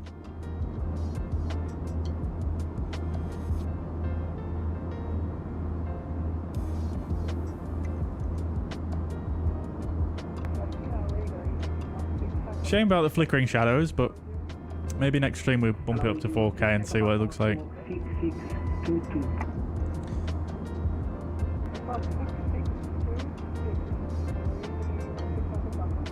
Navigraph 16 Echo Papa 6622. In fact, I'll tell you what, there's no one behind me. Let's just have a quick look real quick, because I might have turned these down. No, that's the highest. Oh no. Might have turned that down when we did the frame gen. That's a little bit better. LGAV 56 Charlie identified, climb flight level 280. Take flight level 280, Jim 56 Charlie. GN5 Mike Tango, descent flight level 180.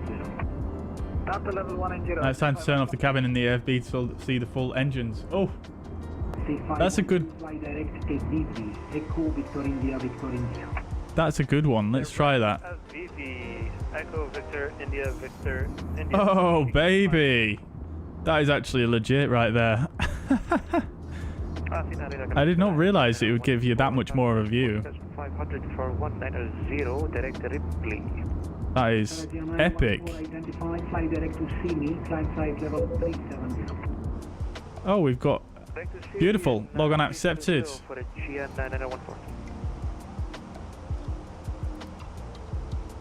I probably could have just said Athens radar, couldn't I? Really?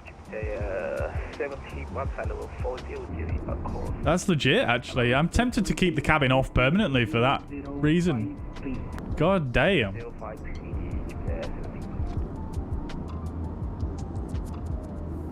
That's awesome.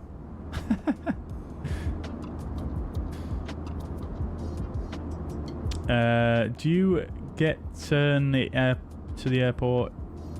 Do you return to the airport if you get a tail strike, or do you do nothing? I suppose it would depend on your company procedure. It would probably be, in most cases, though, a return to the airport, yeah.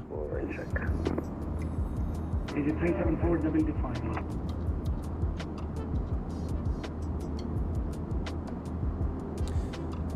Aviate said, I've owned the 320 since the Fenix since August 2023. I've never enjoyed flying it. The Block 2 version now feels a completely different plane to me at flying. I'm loving it. Glad. I love to see it, mate. Love to see it. Yeah, I mean, you guys know I've loved this aircraft since day one. 132,975. Bye-bye. Now it's just even better. 132,975. We can fly like that. Alright.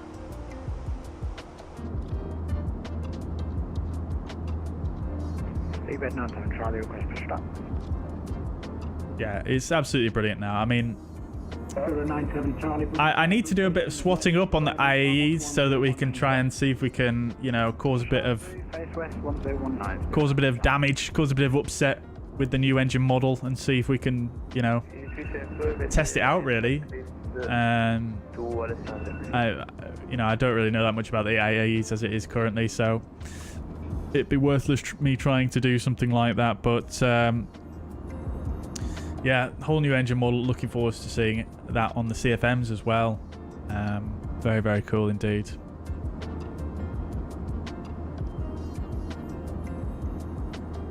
No flight plan received. So we have ATC now up until the border of Greek airspace, but not in Bulgaria, unfortunately.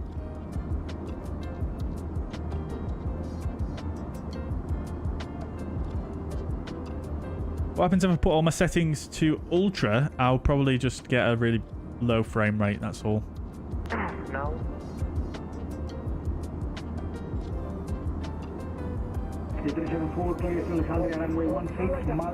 So, guys,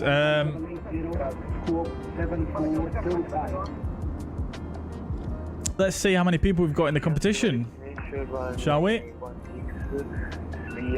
Exclamation point giveaway if you haven't seen it yet.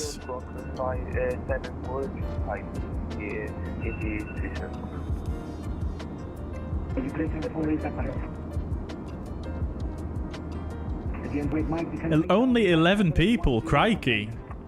Only 11 people. Pretty big chance for someone to win then. Only 11 people, crikey.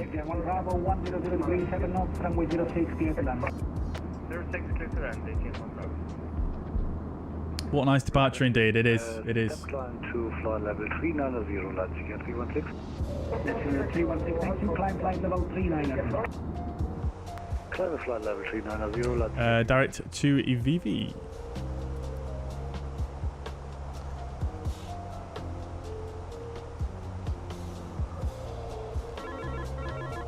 Guessing that's going to take us all the way to the edge of Greek airspace. Looks like it is. GN5 Romeo Foxtrot, we are back in cockpit and can lovely. Request flight for 360, please. Okay, it sounds like you can hear that bell in the cabin now as well, which is quite nice actually. Convenient, obviously not too realistic, but convenient nevertheless. GN56 Charlie, fly direct Parna, expect RMP runway 16. Okay, so let's get a little bit prepared for the arrival, shall we? I think what we'll probably do is just... 731 identified, fly directed VV. Just to mix things up a little bit, let's go for an ANA from runway 27, shall we? Casino Kilometer 0 X-ray Alpha Delta Delta Diamond 62 at Mykonos, request of our clearance to Athens. Hello, clear Alpha Delta Delta, clear Athens, runway 16, Varix 1 Echo departure. So, flight level 80, squawk 6. Let's check the weather actually, first of all. Direct Alpha Delta Delta, clear Athens, order from runway 16, Varix 1 Echo, climbing flight level, climbing 8,000 feet and walking 6. So winds are from the east. Direct Alpha Delta Delta, read that correct. 1830. 1930. Wind is still from the east, so it'd probably be better to use the other runway actually. Right. GN56 Quebec, stand by, call back shortly. Let's see if any other... Let's see what runway is actually in use in the real world. We are Yankee, runway 06, agent trademark.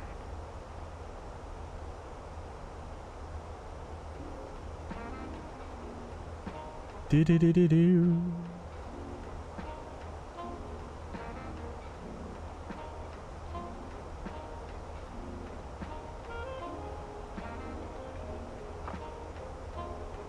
GN56 Quebec, red copy. 1056 Quebec, clear scuffles, runway 0. Oh, they are using the opposite runway. Okay, fine. Departure. VATIM, climb flight level 100, squawk 7014. So we'll go RMP 09 then.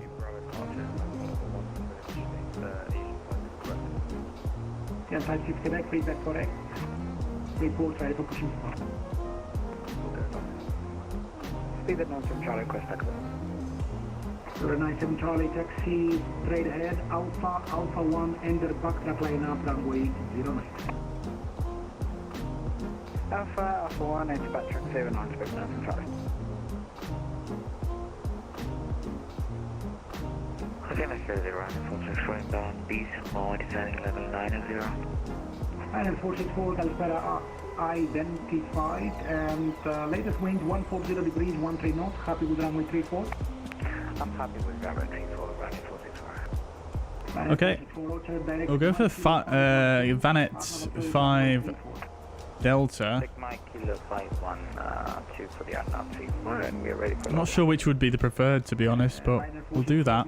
3,000 feet, 2H Miko North. So, Vanet 5 Delta, RMP 09 via Bengo. That's good.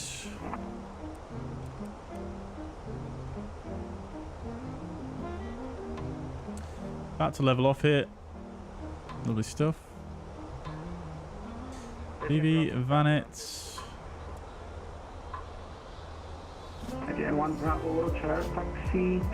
Lovely. That all looks correct. I'm just going to check all the restrictions are in there properly as per the charts, and then we'll do a briefing. Sierra Foxtrot 425. That's all good. 210 and Bengo minimum 7,000. That's all good. And then at let's see, Magup is final approach fix 4,100. That's in there as well. Good.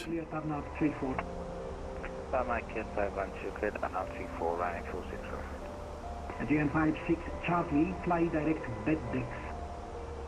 Okay, and then the go around. Can you put that waypoint in chat, please? GN56 Charlie, we'll go direct back. All correct. Good, we can clear these guys out now. Secondary flight ban will copy the active because we're now in the cruise portion of the flight. In fact, what we'll do is we'll set up the secondary for the next flight. And that should make things a little bit easier for us on the turnaround. Still got quite a ways to go yet, so let's set up for our return leg, shall we? Based on the OFP we previously looked at. So we're going to be LBSF to LGAV, alternate LGTS. In fact, what we can actually do is we can do it this way, can't we? So if we go ATSU AOC, we can bring in oops, no, done that too early. If I go to SimBrief now and regenerate that flight plan so it's at the top of the list.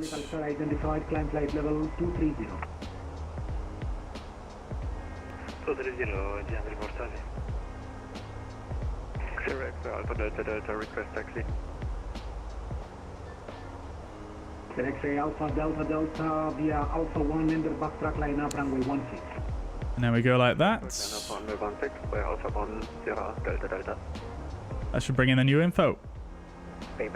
There it is. And then we go secondary. And we'll delete the current secondary. We'll go init. And init request. X-ray Alpha Delta. Correct, Alpha Delta. Delta, out of question, are you able via Alpha 1 intersection? Yeah, affirmative, direct, Alpha Delta. There we go, and we'll come back here, insert. Alpha 1 runway 16, report ready for departure. Run up via Alpha 1 and we'll go. There it is. Alpha Delta. So we're going to be 1 Bravo Sierra for this one. Jan 438, direct to Kilo Romeo 16. Cruising at 370. And the temperature currently at Sofia, 10 degrees.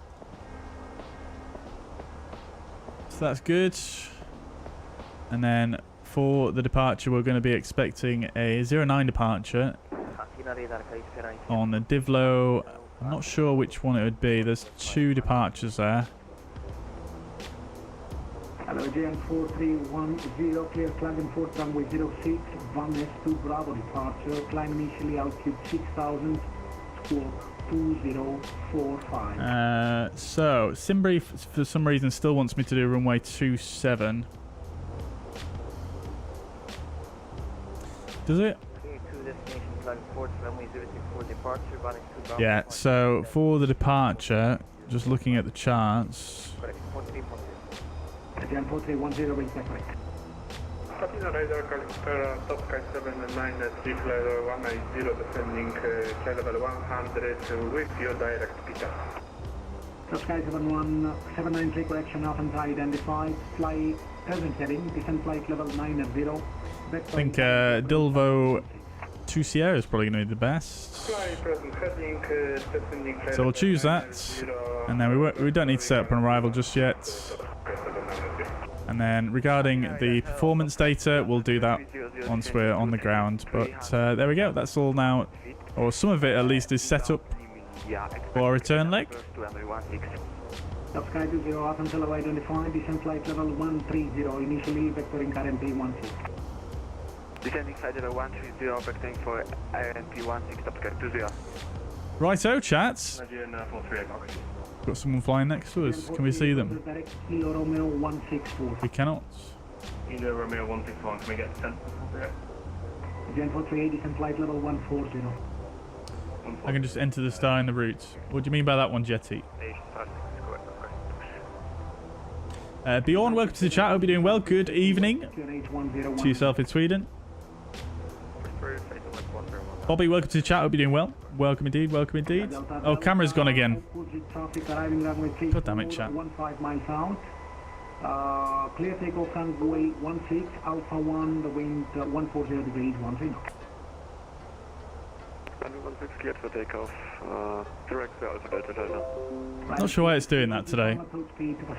I'll have to work that out before the next stream. Out of runway 16. Let's see. So, Jesse says, if I win, will you send the details to me via mail? Because I'm not able to be on the stream for the second leg. If you win, no. If you win, Jetty, you'll get an email from Thrustmaster. They'll contact you directly. 97 Charlie identified, fly direct Mike. Okay, if you do the ILS, yeah, do whatever approach you want to do. There's no AT on there at the moment, so as long as we're spaced nicely, then no issues. 300. Time 300.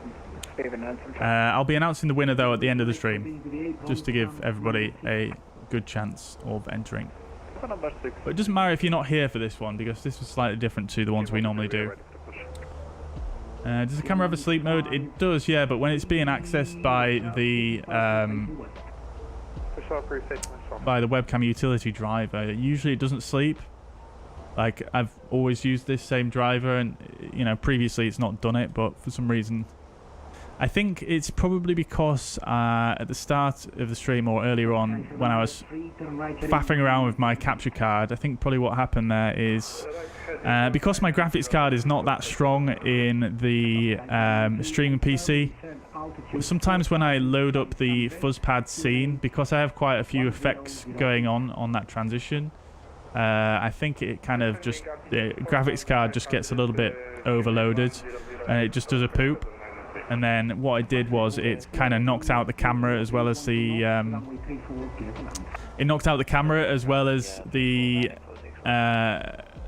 capture card. And then because I had to reconnect the camera, if you know what I mean, it seems to have messed up the driver somehow, because the driver is very poor. I can't lie, it's very I mean, it works, but you know, it could be a lot better. It's always been a bit funny.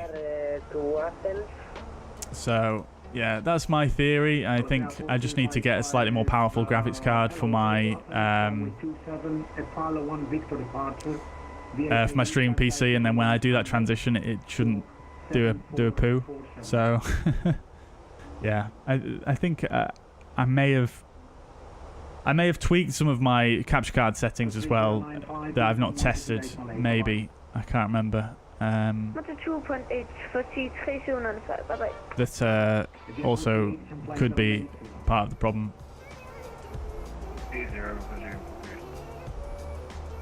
This is Holiday 455, Palo 1 Victor departure runway 27. You're from Denmark. Oh, I see. Is Denmark not on the list? 7447. Yeah, I mean, what I'll have to do, Jetty, is if you win, I'll send you I'll send a message to my contact at Thrustmaster and see if we can do it that way. But yeah, I'll get in touch with you.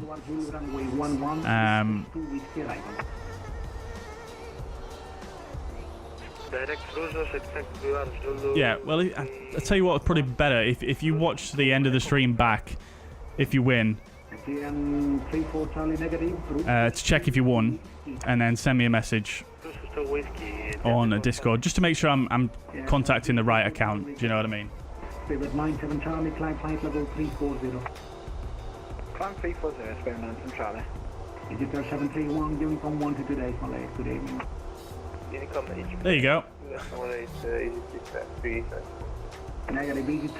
There you go. How many people have entered? Going around. 18 at the moment.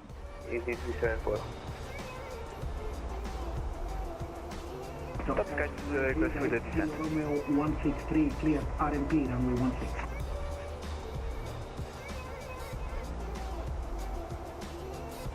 Top Sky 793, direct Kilo Romeo 163, clear RMP, runway 16. Stian, don't worry about it. Don't worry. I say enter. Because if you know, like I say, if you do win and they can't ship it directly to you, I will just get them to ship it to me. I'm sure that won't be an issue.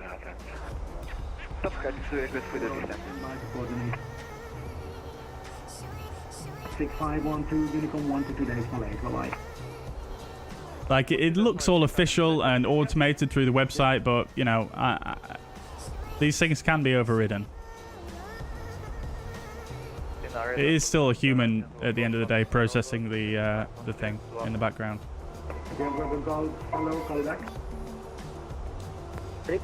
Malcolm, welcome to the chat. Hope you're doing well. You've got a spare 3080 if I need it. I probably wouldn't want to spend the money on a 3080, to be honest, for my streaming PC. It's probably a little bit overkill for a streaming PC. EG374, climb flight level 310. Yeah, I mean, I think the graphics card I got in there at the moment is like a 960, so super old, super weak for modern day requirements. So, yeah, that's what I mean. I mean, I don't need much. I only need, I think like a 1660 would be fine, or a, you know, like a 1070 or something like that. Planning 6,000 feet for Kilo Alpha and final requesting 120. Can you close the window? Yeah, once you put the details in, you should be able to close it. Yeah, no problems. Bijan 1703, Again, 1703, hello, clear Capital, runway 09, Union 2, Bravo, departure, climb initially flight level 100, walk 1437. But yeah, like I said, I mean, if you're not in one of the eligible countries, you know, there's not a lot of people here, not a lot of people entering the giveaway. So I'm sure we'll be able to arrange to get it to you if you're not in one of the eligible countries. So, yeah, I wouldn't worry about that too much. If you do want to enter, just go for it. Also, I missed a subscription earlier. Sure I did. Where's it gone? I think it was Soren, wasn't it? Soren's here. I haven't seen you say much in the chat today, but welcome. Sorry I missed your subscription earlier. 10 months. Thank you so much, my friend, for your continued support.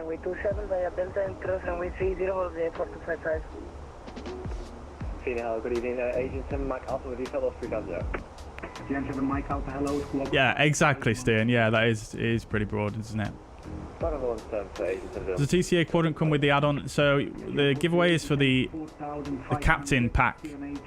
So yeah, I believe it does come with the add-ons. 500, 1018, 10, clear RMP 16 for Casino radar, Agent 9 Bravo Golf with you at flight level 370. Hello, Agent 9 Bravo Golf identified, fly direct to Rockbox 1 Charlie arrival. This is what you will win. Oh, the fuzz pad's frozen. Rockbox for the Rockbox arrival. I'm not going to mess with that. Agent 9 Bravo Golf. 4644 higher, contact Athens approach. That's what you're winning there. 32975, waiting on where? Atrium Alpha 3, we are ready for taxi. So yeah, it comes with the add-ons. 153 taxi Alpha 1 and the backtrack line up runway 09. Alpha 1 at the backtrack 09 of Officer. Subscribe to the request for the descent. Approach 132.975. Bye.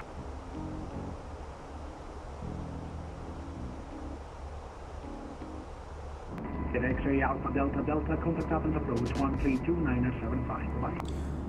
132.975, direct rail after Delta. Malcolm says, I know it's going to a good cause. Well, I mean, do you want to send me a message, Malcolm? I don't know if you've got Discord or anything like that. If you want to chat about how much you want for it and where you're located and stuff. Yeah, I mean, it would be super useful. Don't get me wrong. But, yeah, I suppose it depends how much you are looking for it. What if you already have the captain pack? Well, I mean, I suppose you could, you know, give it to a friend or something like that. It's entirely up to you, really. 1008. Heading 170 degrees, descent 6000, top 0. How do people do the giveaway for free? That costs 250 for me. Well, the channel is, we're partnered with Thrustmaster, so they've actually agreed to give that away on the channel to you guys. You know, in return for me, you know, being a partner with them, promoting their brand and showing their, you know, their branding on each stream, essentially. You know, in quite a candid description, but I suppose that's what it all boils down to. Rockbox 1 Charlie, Agent 9 Bravo Golf, thank you very much.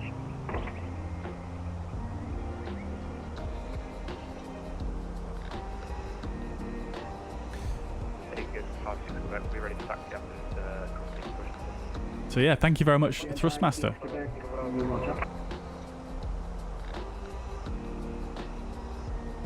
You know, I do think the TCA stuff is good for the cost. You know, it's a really good price point, and I think Thrustmaster have done a great job with, you know, the feel of them and things like that. You know. Right, so we're going to Unicorn for the arrival.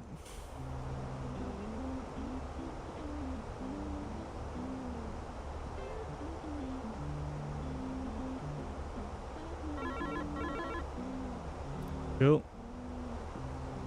All right, so let's jump back into here then.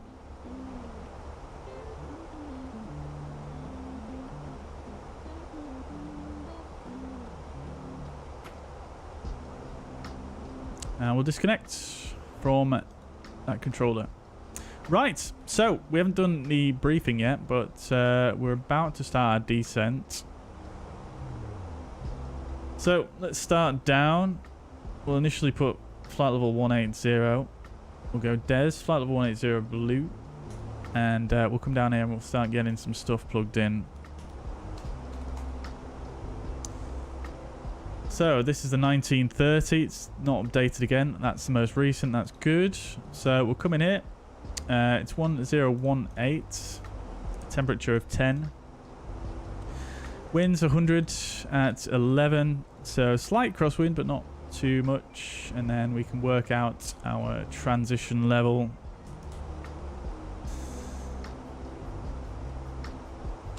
(1018), and the transition level usually or the transition altitude usually at Sofia is 10.5. So that gives us 1204 for today. And our minimum for the RMP approach is going to be LPV minima 2006. Good, and we'll go for a flaps full landing. The noise abatement is 1 at Sofia, so we'll go 4750. Good, okay, and then we'll do our landing performance calculations as well. So we're going to be landing on 09. It is dry. Got the 1930 METAR there, that's fine. So our landing weight is going to be probably quite light, 56.9. I love that you can type now, but I wish you could. There was an option to hide that. In fact, is there? Oh, there we go. There is. Oh, beautiful. Also, by the way, check out the fuzzair themed background. Love to see it. So low auto brake is going to be absolutely fine. No issues. We'll go for max reverse because why not? We want to hear that sound. And auto thrust. We'll do auto thrust on because I'm a noob IAE pilot. Good. So low auto brake. That's all that done. Lovely stuff. Here we go. Sofia. No, the giveaway will be at the end. The announcement will be at the end of the stream, Sakatik. Ramsey in descent as well. Very nice. And we'll go for below. Also, by the way, I've got G's. The new version of G's here.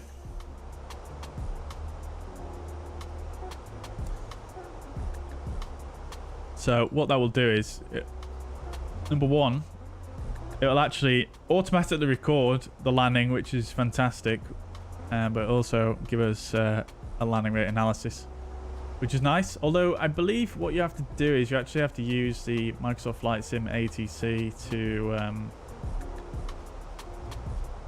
to choose a runway for it to actually give you the proper analysis, which is a bit annoying, but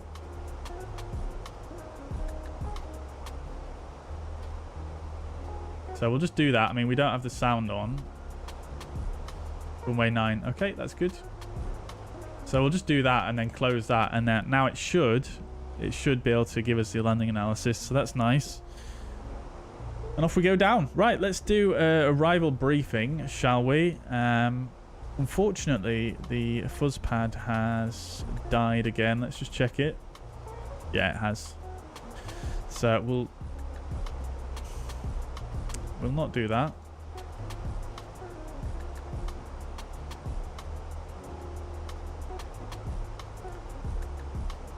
Do it this way.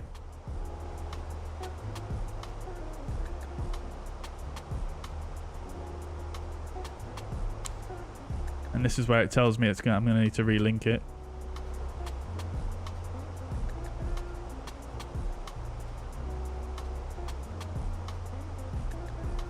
Hello?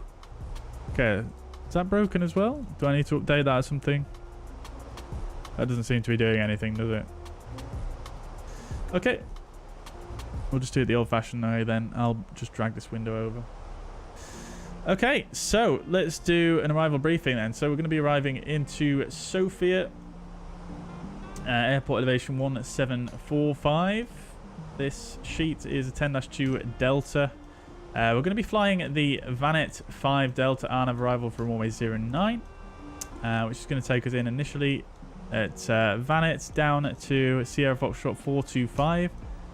Minimum altitude there, flight level 130, and then to 424, which is minimum altitude 9,600 feet, and then a left turn at 423. And then we're basically going to follow this pattern round, max 210 knots after Scenery. And then coming on this right turn to Bengo, which is our initial approach fix. Then we're going to be flying the RMP runway 09, 12-1 sheet here. The final approach course is 09 degrees. With the final approach fix at Magup 4,100 feet. Runway elevation slightly lower than the airport, 1739. And then this is going to bring us in, like I said, via Bengo. Coming to Luxor, which is our initial fix, and then we'll start on the approach from there. Although I'm pretty sure we'll be able to capture final approach quite a bit earlier than this, to be honest with you. But yeah, 6,100 minimum at Luxor, and then mag up the final approach fix, which is obviously required 4,100 feet there. The glide path is 3 degrees, which is a standard. We've got PAPI to both sides of the runway. And then our minima, we're going to use LPV minima Cat C. 2,006 feet is our minima. And then if we need to go around, it's basically straight ahead to Sierra Foxtrot 450. Max 190 knots to 4,300. And then a right turn, max 190 knots on that turn to the Sofia VOR. And then climb to 8,000 to enter the holding overhead that VOR. Climb to a 10,000 in holding or as directed. So, yeah, pretty straightforward approach. The go around a little bit complicated, but we have checked all of that is already tuned in. I don't think this aircraft has nav in the go around as well, so we'll need to make sure we activate nav in the go around. But other than that, a fairly standard approach. We do have a displaced threshold, threshold crossing height, displaced threshold 50 feet. So this will bring us over the displaced threshold at 50 feet. So that's fine. And then looking at the airport itself, runway 09, you can see the displaced threshold there. We're going to come in, roll out. We'll probably roll out to Echo here and then taxi hotel. Down to probably Juliet and then to the main terminal here. I think, not exactly sure where Aegean would park at this airport actually. Let me just see. Do I still have it open? Yes, I do. Yeah, Aegean would park on this side here. So we'll go to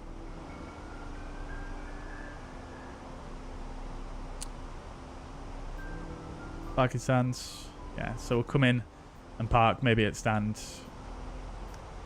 9, I think. Why not? Cool. And then this is the fly to high scenery for Sofia version 2. Previously, a lot of the taxiway markings were missing, so that's going to be one of the main things I'm looking out for this version 2, which would be lovely to see. I'm not sure what else they've changed, if that. But yeah, looking forward to seeing it. It was quite a nice scenery, I will say. Oops. Sorry about that, guys. Yeah, it was quite a nice scenery initially, anyway, but oh, sugar. We've leveled off. See, this is the problem with dragging the window across. I can't see what's going on. So we'll pull for open descent, thrust idle, and we'll give a bit of speed brake there to get down a bit quicker because we are very high now.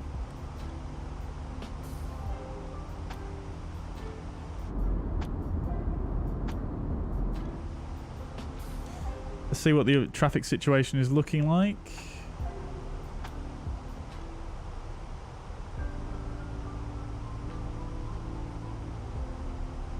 Everybody on approach, but I think we're fairly well spaced out. I think I'm looking like I'm probably going to be one of the last to enter, as you can see.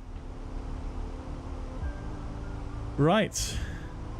So coming down on speed now, 210 knots Zimri, remember. So I'm just going to keep that speed brake out now. Get the seatbelt signs on now already.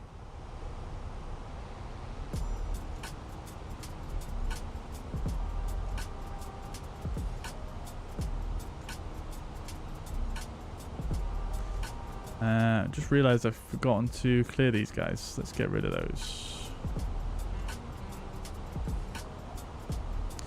Cool. Approach phase is active. Alright, we'll get the music turned down for the approach.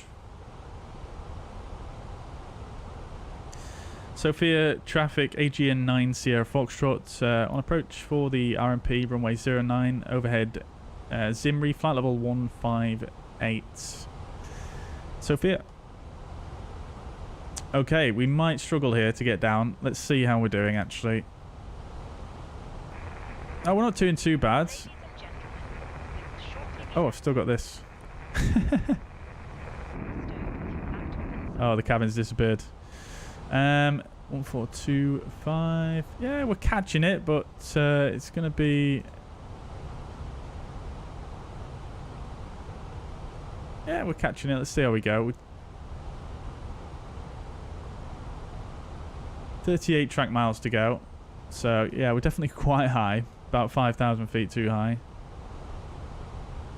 Sorry, 3,000 feet too high. So, yeah.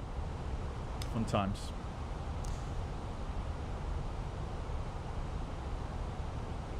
MPS, welcome back. It's going well, except I'm a bit high.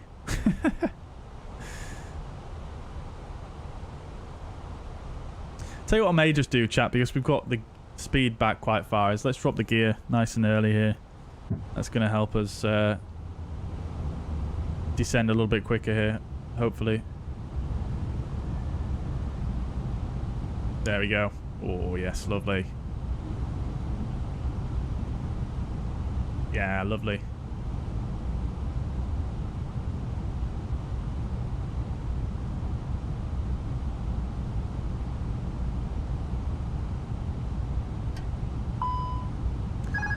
Oh, sugar.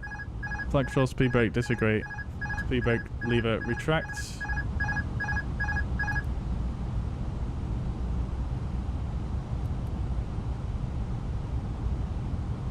Not sure why that happened there, but nevertheless.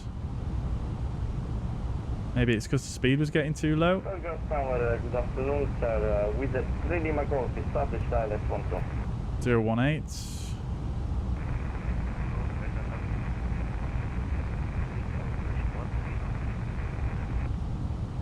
Sorry, could you repeat for me the 3 Lima Golf?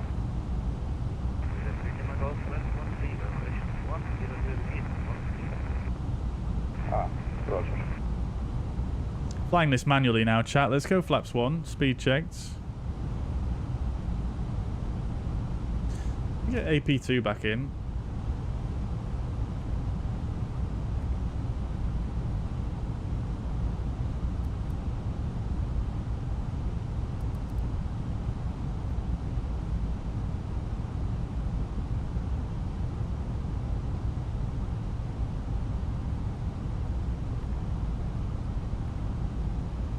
Can't get the autopilot back in, chat.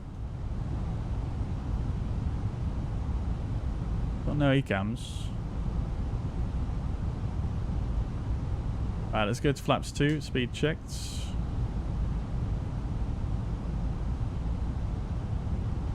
We are catching the profile here, so we're not doing too badly. Let's keep coming down. With the 3 Lima Golf, go ahead.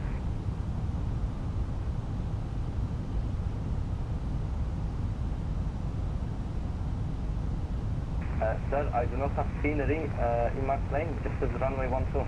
We'll pull the speed there. Get the lights on. Yes, lights up. Good. Okay, so approach checklist. BARF 1018 set. Seatbelt signs are on. Minimum 2006. Auto brake low. Engine mode set to normal. Approach checklist complete.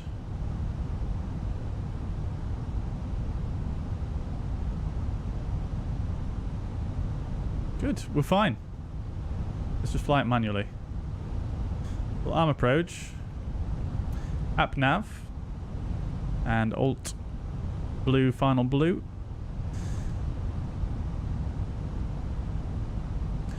Set this to 4,100, the altitude.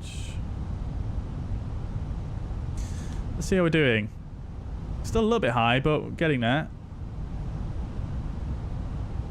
21 miles to go, so still a fair distance. We'll probably increase the speed, actually.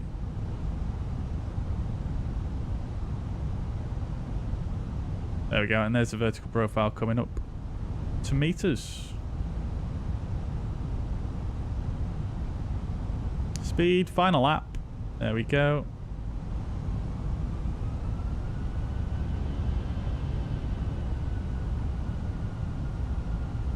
That's a very aggressive spool up there.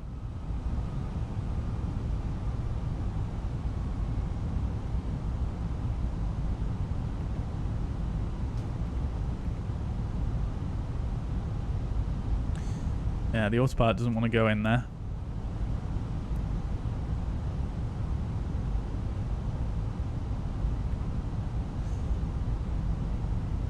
Let's just recall.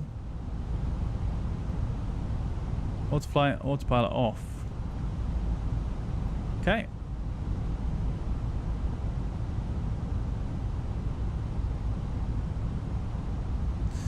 Guess we're flying it manually then.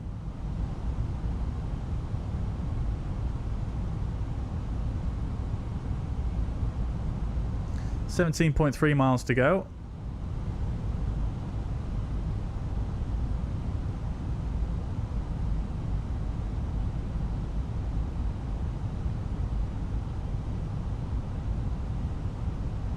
Well, at least we get some good experience hand flying here. We'll have to see if we can work out what happened on the ground. Cheeky Dan, welcome to the chats. How many people in the giveaway? 20 now.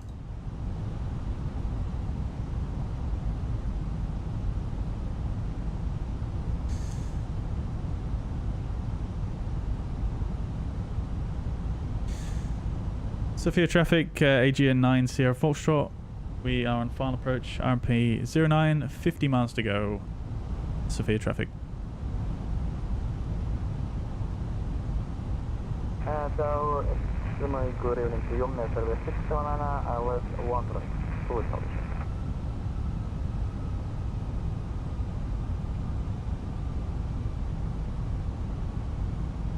Didn't quite catch that. Whoever said that. I don't know if it was for me or not, but it sounded like they were quite far away.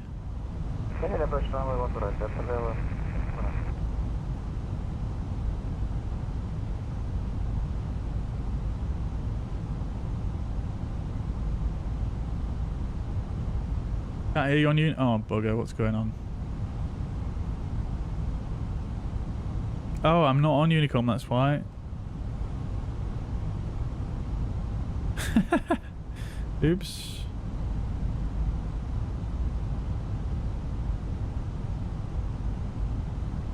Sofia traffic, AGN 9 Sierra Foxtrot. Apologies, I've been talking to myself. RMP 09, 10 miles to go. Sofia. Okay, getting a bit high now. We'll go to manage speed. Sofia traffic 43795, exit runway 09.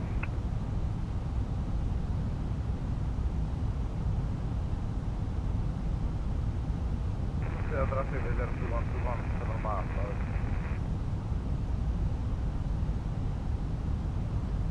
2,500.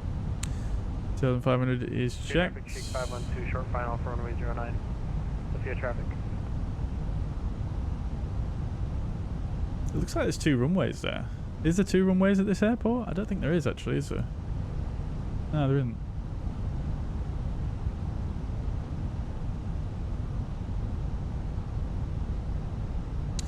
Alrighty. Traffic, is there traffic coming in on runway 27 when the winds are at 100 at 10?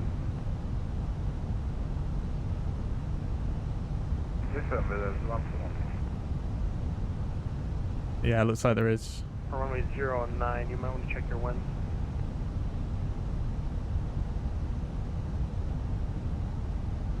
Oh dear.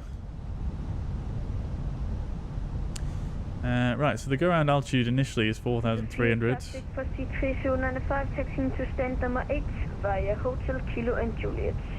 Well, you can see the other aircraft there. Just there. If your traffic is coming in on runway 27, you need to go around. The winds are opposite direction. No, I can choose drive, is there 2121?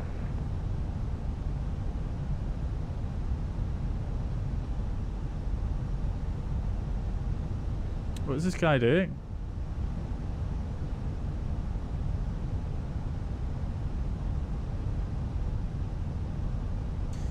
Wizz Air 2121, say intentions. Is there 2121, can navigate runway?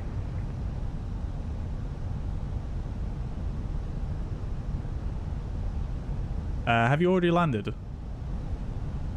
Oh my god, it's 2 miles final, is there 2121? And Chic 512 is on runway 09/27. Okay, AGN 9 Sierra Foxtrot going around. All right, chats. Go around. We're already flaps 2. Mantoga SRS go around track. Lever climb, thrust climb, auto thrust, nav, alt start, speed.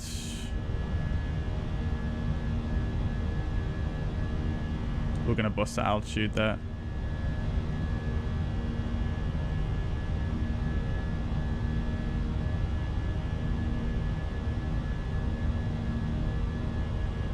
Not too badly though. And we'll go to flaps 1 and flaps 0.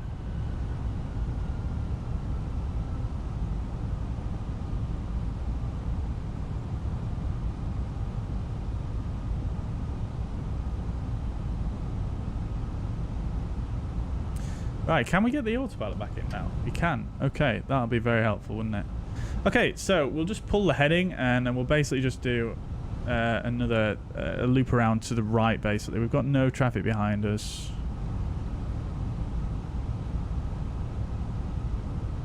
Sofia traffic, AGN 9 Sierra Foxtrot will level at 4,300. We're going to do a right-hand pattern for runway 09 for a new approach. Sofia traffic. Alrighty, so we'll just spin around to the right.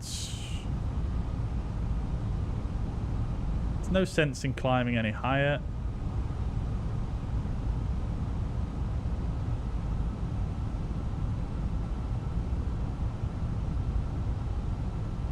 And then we'll make sure we're set up for a new approach.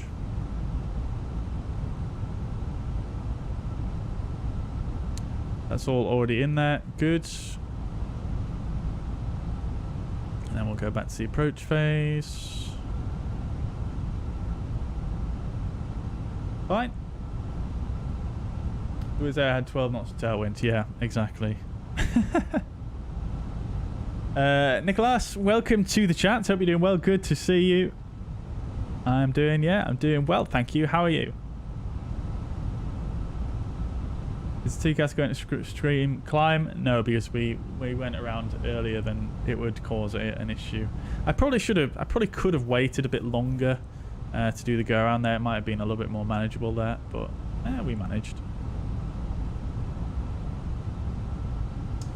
Saunders Park, welcome to the chat. Folks in Canada not eligible for the draw. Yeah, I mean, according to the website there. However, because we've not got a lot of people here, not a lot of people entering. What I did say is if you're able to contact me following the draw, if you do enter, and you're not in one of the countries, we will probably be able to sort it out, I think. Whether that means either sending it directly to me first and then out from me to you, or we'll try and work something out. I would say just go for it. Always a pleasure of non-staffed airports. Yes, indeed. Right, okay, so we are gonna be we might as well go direct to our final approach fix, which is mag up right here, radial lane 269er, which is good. We'll go for that, then we'll go insert and we'll pull the heading immediately.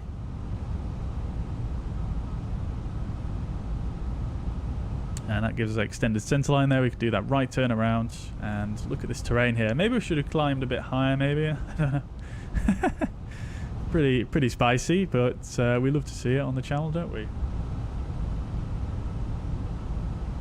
Luckily, no the runway parts in the area. Indeed, yeah.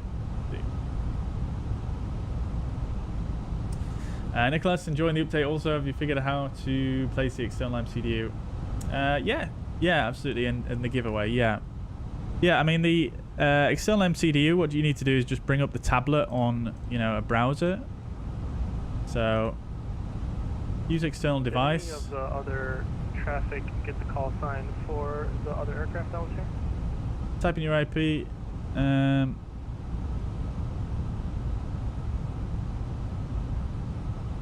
What was it? Oh, they've logged off now. I'm not sure, Ramsey. It was a Wizz Air of some description, but I can't remember the number.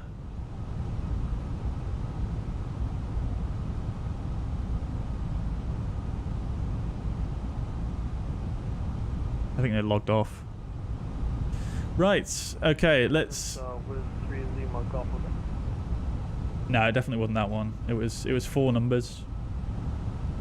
Copy, no problem. I was talking to somebody, one of the supervisors, but whatever it is. Okay, so we'll go heading 050. Good job going around, Mr. Bobby Fuzzy. Thank you. All right, so we've got. Oh, these have disappeared. Interesting. Okay.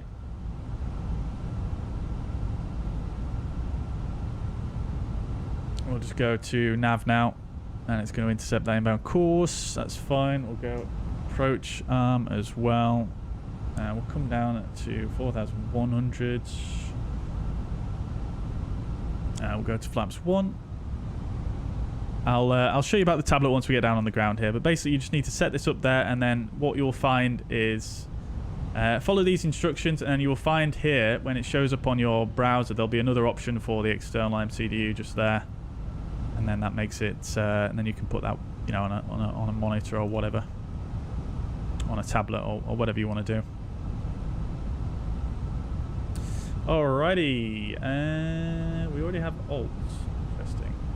There we go. Speed, final lap. Laps 2. Set 4,300 once again. In fact, do we actually need to set that? It's... Oh no. Yeah, we do need to set that. Okay. Oh, chat, I never brought the gear up. Oh, dear. Oh, dear. I bet you guys noticed that. Francesco, welcome to the chat. Hope you're doing well. And we'll go to flaps 3.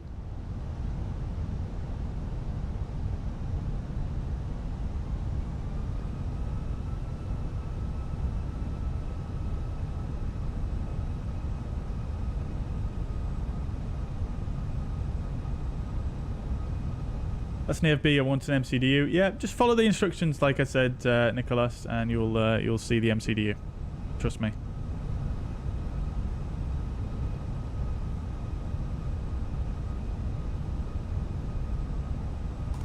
In fact, I'll just show you real quick. So I've got the Fenix EFB here on my web browser.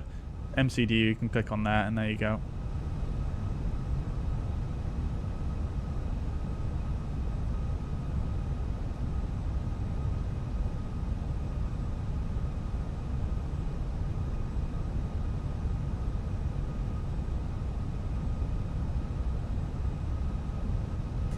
And you can see there's the, as per the captain's one here.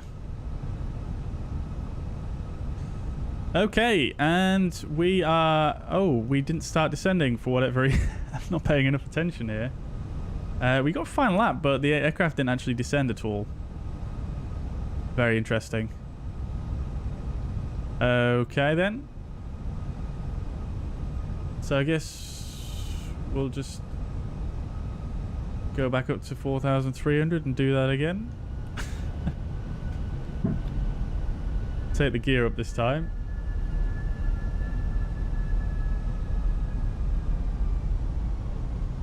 That's my bad for not monitoring and talking to you guys too much. Oh dear, I guess we do it again.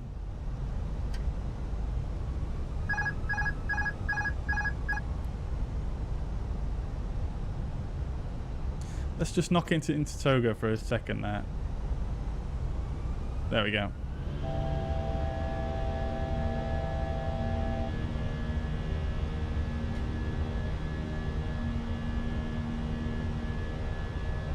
I should have done that the other way around.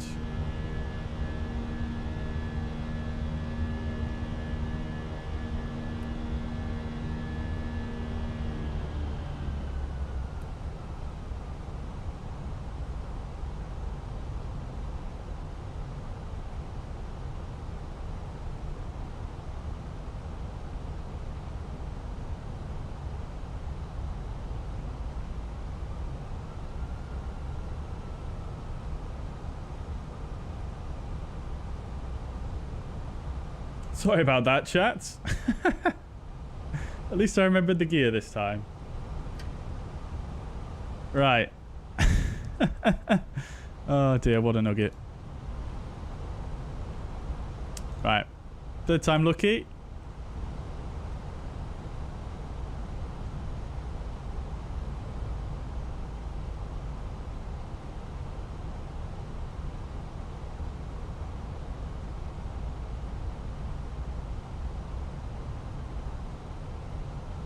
Interesting that it captured final approach though and it didn't start descending.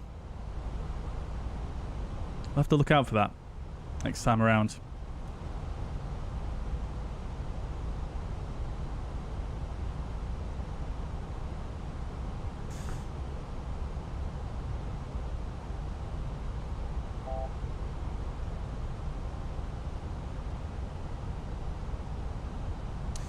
Right, let's swing it back around again.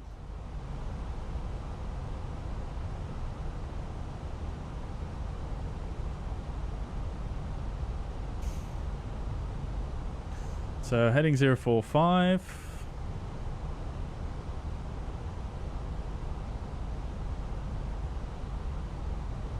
It's possible I may have cut it in a bit too tight there.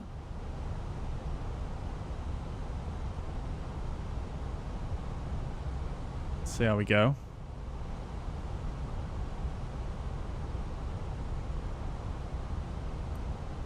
Go for flaps 1.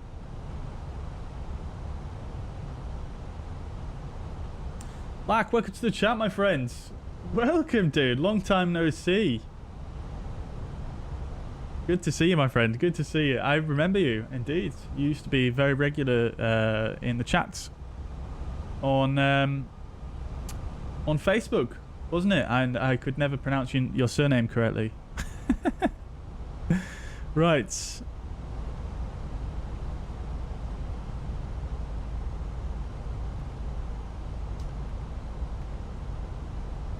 Okay.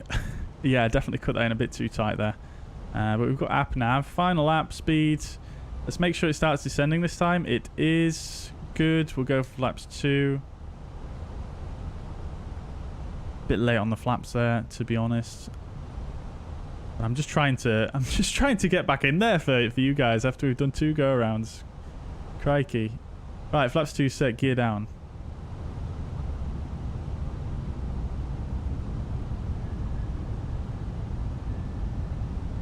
Signs are on.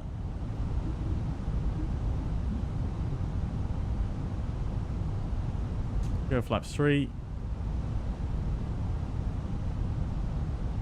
Third time lucky, guys. Thankfully, it's not IFR conditions, so we are fairly okay with this approach. Alrighty, and we'll go to flaps full. Only 1.9 tons of fuel left. Yes, indeed. Indeed.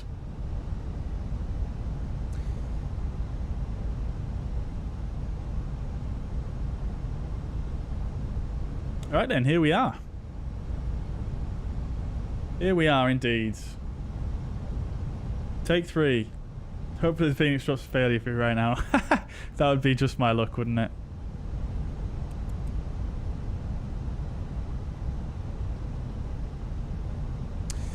Right. 3 miles to go. 3.7. The V is checked. We are now stable, more or less.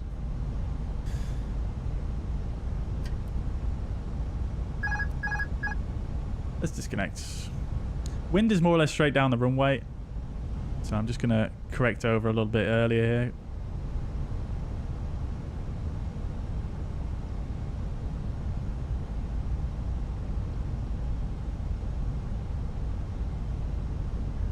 Pappies are showing that I'm a bit low, but I do appear to be right on the vertical path, if a bit high.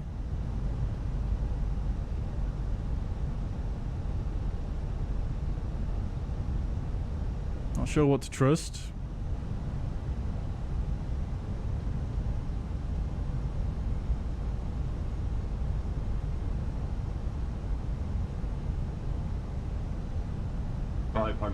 Need to get a little bit more to the left. Crowd of feet is checked, was stable. There we go. That's center line.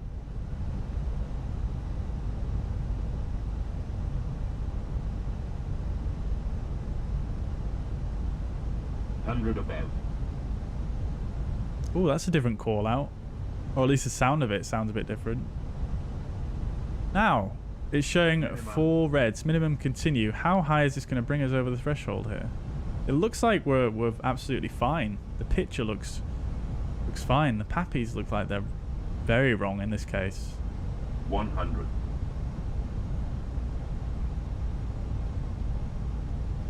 50. 40. Okay, maybe a little bit low. 20. Retard. 10. 5.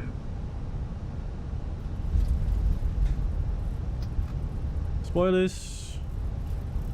Decel. Reverse green. Here come the reverses. Ooh, yeah, buddy. Lovely stuff. 60 knots. Reverses stowed and manual braking. Hey, not too bad, chat. Not too bad. I think that was slightly long. The approach did bring us in a tiny bit low. 50 feet just before we hit the threshold, but other than that, too shabby. Take this exit, we'll get the landing lights off. Oops. And the strobes off. APU master.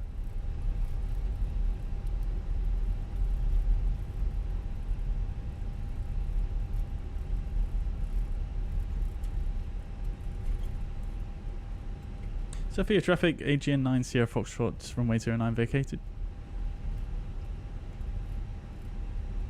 Alright, welcome to Fly to I Sofia V2, guys. Looks like we've got some new ground markings, ground textures. Very, very cool looking. Right, what stand did we say we were going to do? Mike, welcome. Hope you're doing well. Absolute lurpak. It did feel quite soft, didn't it? Did feel quite soft. We'll have a look at the report once we get down. But in the meantime, what stand are we going to? We're going to stand 9, aren't we?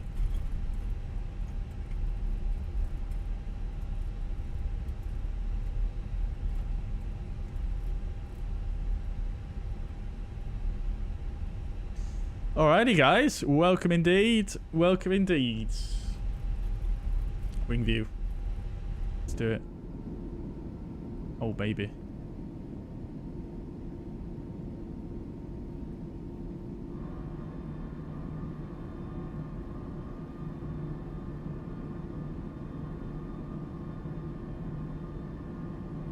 Ladies and gentlemen, the cabin crew will shortly be leaving their seats to perform safety-related duties. However, we ask that you remain seated until the fasten seatbelt sign. Hey, nice announcements, Phoenix. Come on now. None of this text-to-speech stuff. I'd love to see it. Ensure you take all your personal belongings with you, checking in the seat pocket, underneath the seat, and in the overhead lockers. Right, so we're going to vacate at Juliet. This is Kilo. There's Ramsey over there.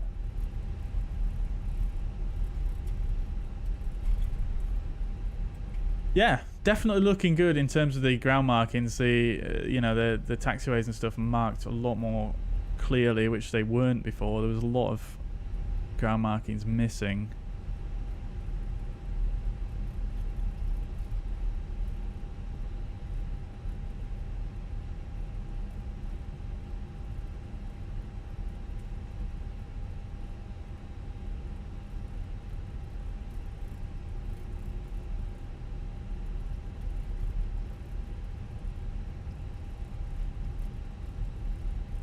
AP is available. Okay, we'll get the predictive wind shear and the weather radar off. After landing checklist, predictive wind shear, weather radar off. After landing checklist complete.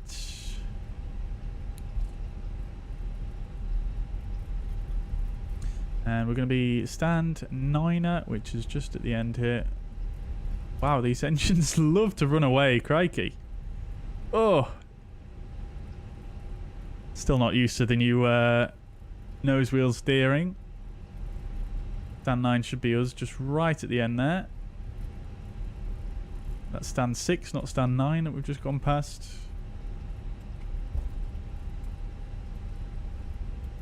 Does look nice though, this airport, doesn't it?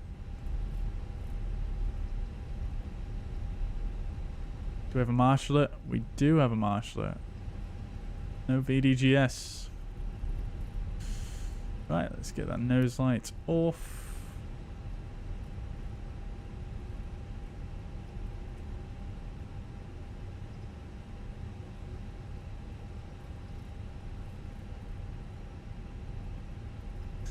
Not a bad turn in.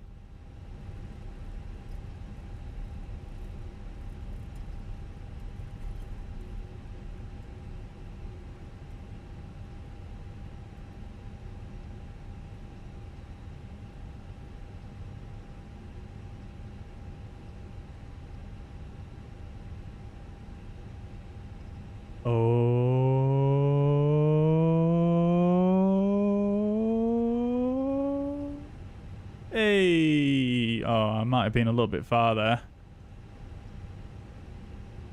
Yeah. Okay, parking brake is set. APU is available. Get engines 1 and 2 off.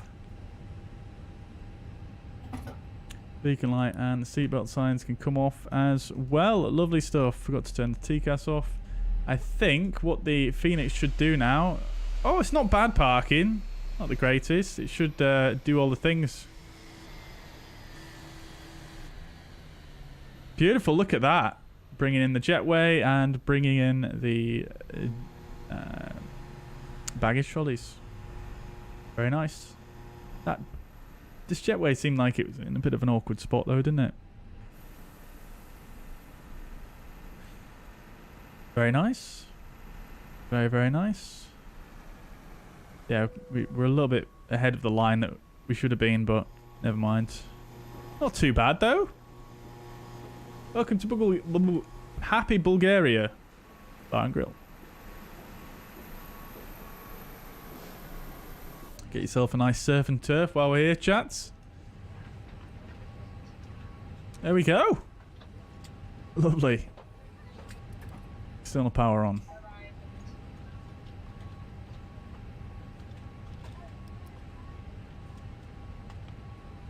Good, good, good. You don't need to keep asking how many people are in the giveaway, doggy. It's not going up that quickly. Wobbling cargo doors. Oh, I missed that. God damn.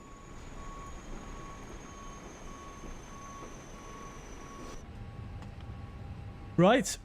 Shall I have a look at the landing report then? Did anybody do any predictions? A few. Let's have a look then, shall we? Where's my G's gone? There it is. 123 feet per minute. 1.07 G. Standard landing. Let's see. What was this guy? There we go. Landing. Ah. Didn't record it on the this. Even though we selected the runway. I'm sure we did that. Oh well.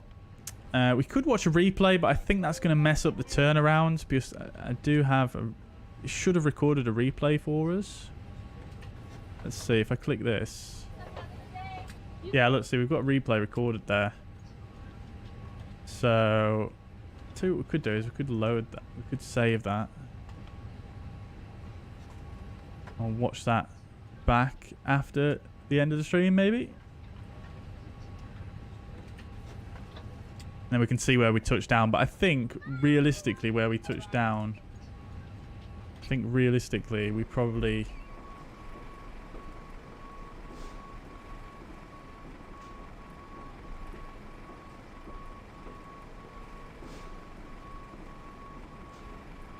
Can't really see the markings there. You can see the touchdown, the aiming point there, and then 500 feet after, and then 500 feet after that. I feel like realistically we probably touch down in between the 2,000 and the 2,500 foot marker. I feel like maybe it was on the 2,000 foot marker.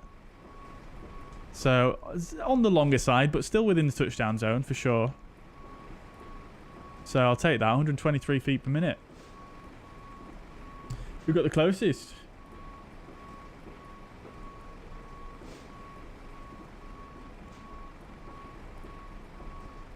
Aviate. Are you cheating there? I didn't see that pop up. I think the closest otherwise would have been Martin and Doggy, both guessing 175. Nicely done there, guys.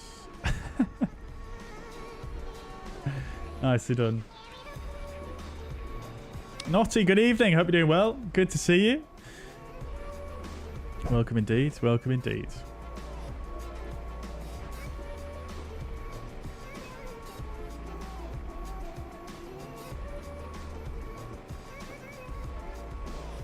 The airport looks like 50 Shades of Grey. I've never seen or read 50 Shades of Grey, so I'm not... I don't think I quite follow that one. Oh, you mean the general tonality of it? Yeah, I mean, it is pretty bleak looking, isn't it, in terms of... Yeah, the how it looks visually and probably the general feel of it in the real world, I would imagine.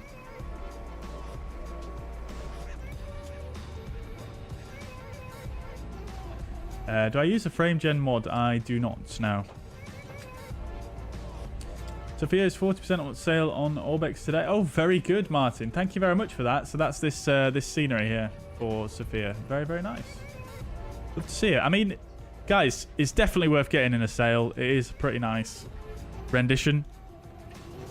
Yeah, I mean, it's definitely not the best airport I've ever seen for the sim, but, you know, I think Fly Too High have gone, you know... They have done a very good rendition. You know, it is very nice. You know, it feels realistic. You know, they've got a bit of an interior going on as well, and they've got the detail there, which is important. You know, they've got, you know, details. I'm not going to do a full airport tour of this one because we have seen it before, but yeah, as you can see, there is quite a lot going on regarding the detail. It's not just completely vacant airport. Which is very, very nice to see. And yeah, it's a very, very nice approach as well with the terrain. So yeah, I think this is a worth buying it, especially if it's on sale.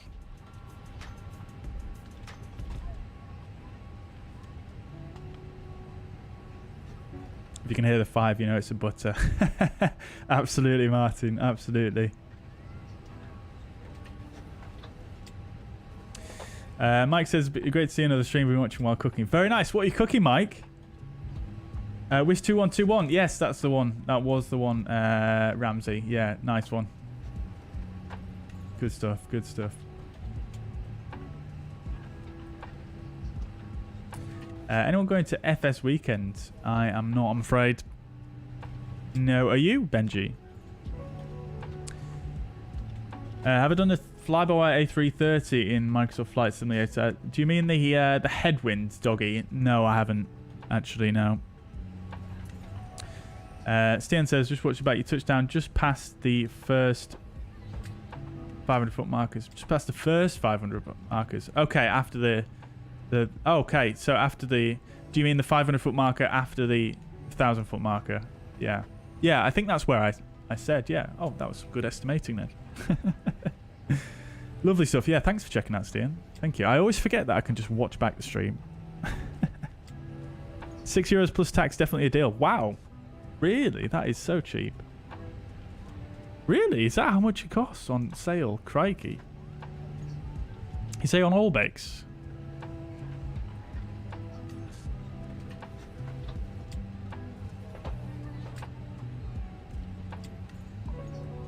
Only 2 hour drive. Oh, nice, Ben. Ben, you'll have to let us know how it is. It looks like it's going to be pretty interesting. I think PMDG are going, aren't they?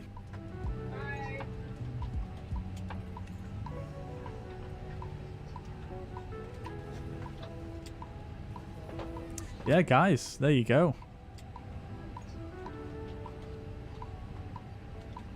Sofia V2, only £6.43 on Orbex at the moment. That is wild. Very, very nice price. Very nice.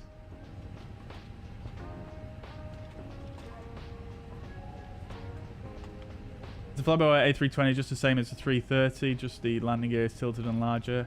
I mean, in terms of the... no, it's not, I would say. It's quite a bit different as an aircraft. That being said, you know, they are using a lot of the fly-by-wire sort of systems and stuff, so it does appear very similar, but as an aircraft, you know, I think if you're type rated on the 320, you can move over to the 330 quite easily, so operationally I think it is quite similar, but it does have some differences other than just the way the landing gear looks. I'm not that familiar with the 330, to be honest, but yeah, pretty sure it's just more than a little bit more than just the landing gear. Right, are we going to see these cargo doors close here, or are they stuck?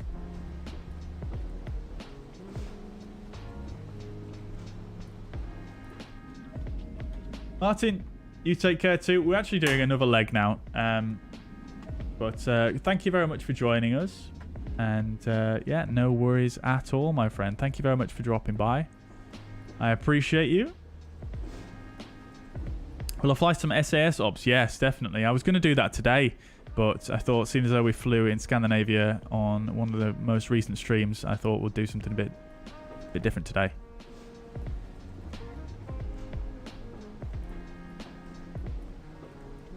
Right, guys, I'm going to take a quick break, just get ready for the next flight. And yeah, I'll be back with you. Maybe you guys will get to see the cargo doors closing here. But I'll be back with you momentarily. I'm just going to get a drink and have a bit of a stretch and whatnot. So yeah, see you shortly.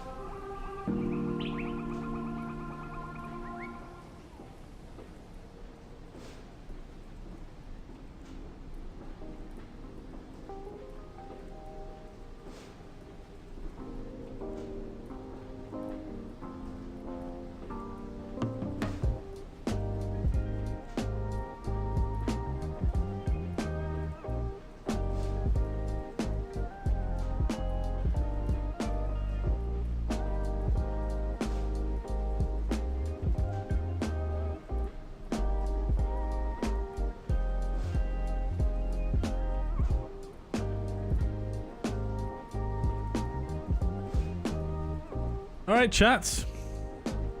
Back. Okie dokies. Hope you all had a nice break, got yourself a drink, and ready to settle in for another leg here. Right. Is the A300 worth buying for the price? Yeah, absolutely, yeah. Yeah, I think it's a great aircraft. It's not quite as polished as the Fenix, I will say. The Fenix really does show up basically every other aircraft in the sim, to be honest with you. Because the Fenix is so competitively priced as well, it's just... it makes every other aircraft that comes close to that price point just like... if it's not, like, insane, then it's a struggle. But, yeah, it is a great aircraft. I really enjoy it. Yeah, great for cargo as well, as Roy said. Sadly, though, chat, we don't have any ATC for the return leg. Maybe someone comes on, we'll see, but it is getting a bit late now. But nevertheless, chat, let's crack on. Oh, I didn't know I had to click this. I thought it would do it on its own. Okay, that's probably why the cargo doors have not closed, I guess. All right, we'll just do that anyway. There's not many passengers. Okay, cool. So let's crack on with the setup for the next flight then, because we've already briefed the OFP. What we'll do is we'll just run through the setup. So we'll go secondary flight plan because we've already put that in there. We'll just check that's all in there correctly, which it is. So we'll just go secondary now. Activate secondary, and then boom. There we go. We've got all the details in. No typing needed.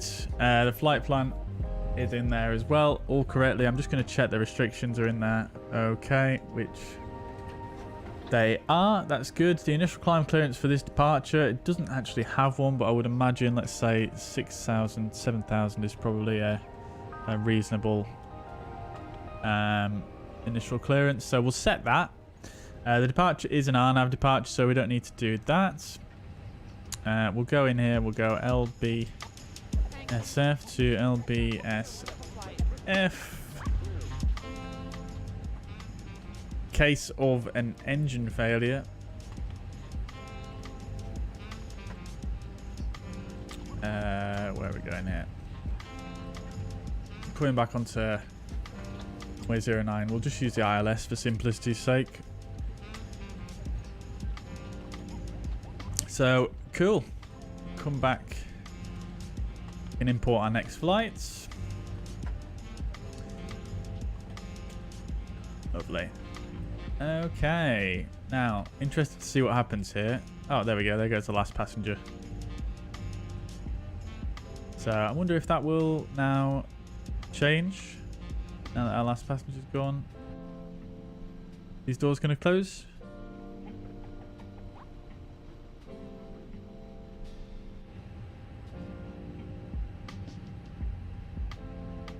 Might have broke it there, chat, by loading the new flight before the passengers deboarded.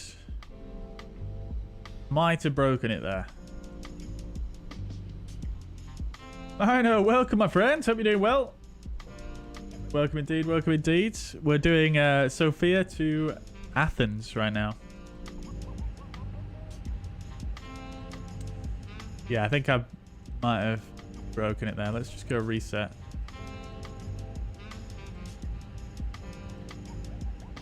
Okay, cool. That's all fine. Right, we might as well start loading the aircraft now anyway. Okay, cool. So we'll go to here. We're going to depart runway 09 with the packs on. What am I doing? I'm getting way ahead of myself here. I need my I need my load sheets, don't I? So we'll do that. Sofia traffic, runway 09 is vacated.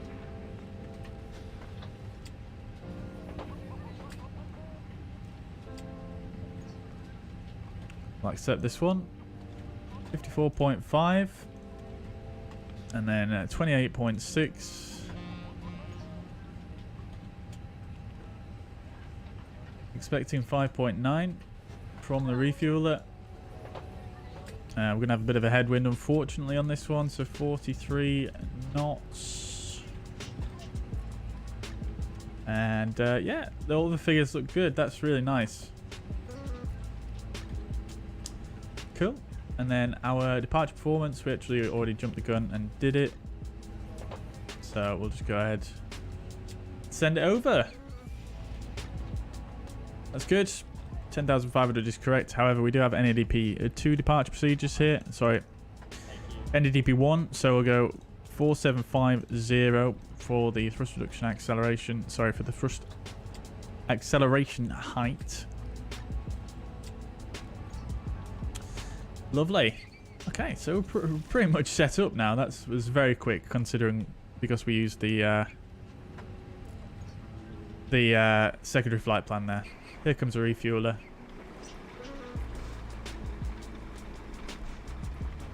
Alrighty. Yeah, I'm doing very well, thank you, Mariner. How are you? And the camera's broken again. Hang on.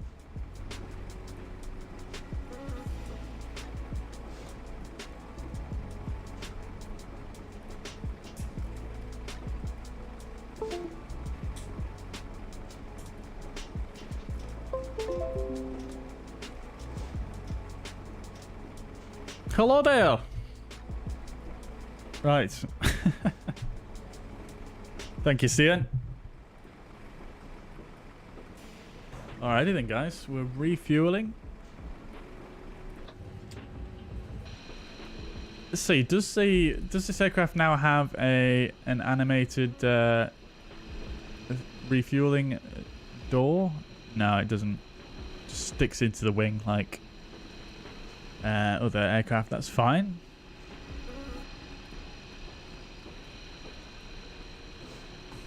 William, welcome to the chat. Hope you're doing well. Welcome indeed. Tinsy Mex, welcome indeed. Hope you're doing well. Welcome, welcome.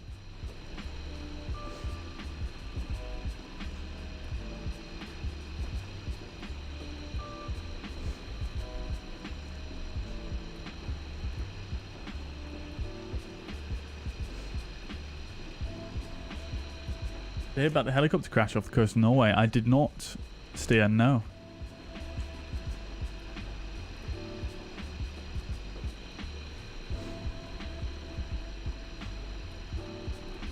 So, Aegean 1 Bravo Sierra for this flight. We're currently at stand 9er.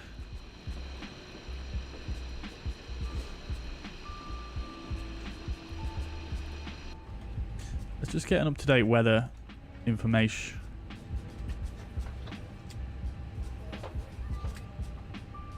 2030, 2100, even better. So we've got 1017. And we've sort of cleared ourselves here for the Dilvo 2 Sierra.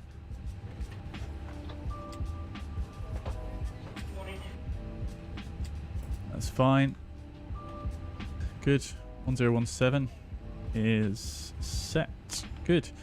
Right, okay, we're refueling. Lovely stuff. Right, so, cockpit preparation checklist. Gear pins and covers removed. Fuel quantity. We'll give it a minute, actually.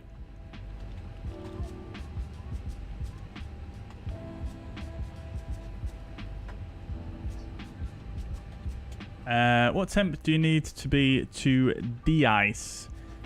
So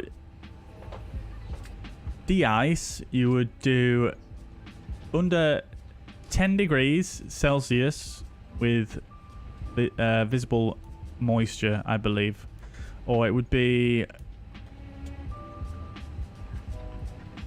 yeah, under 10 degrees with visible moisture, or just visible ice or snow on the aircraft. I think. But anti-ice is between -10 and +10. Tinsy Mex, pretty plain. Yeah, it is. Yeah, I do like it. I much prefer this livery, I have to say, than the new Aegean livery. To be honest, it is a nice livery, I have to say. Just simple, but it's got like, it's so recognizable, I feel. Lufty coming in.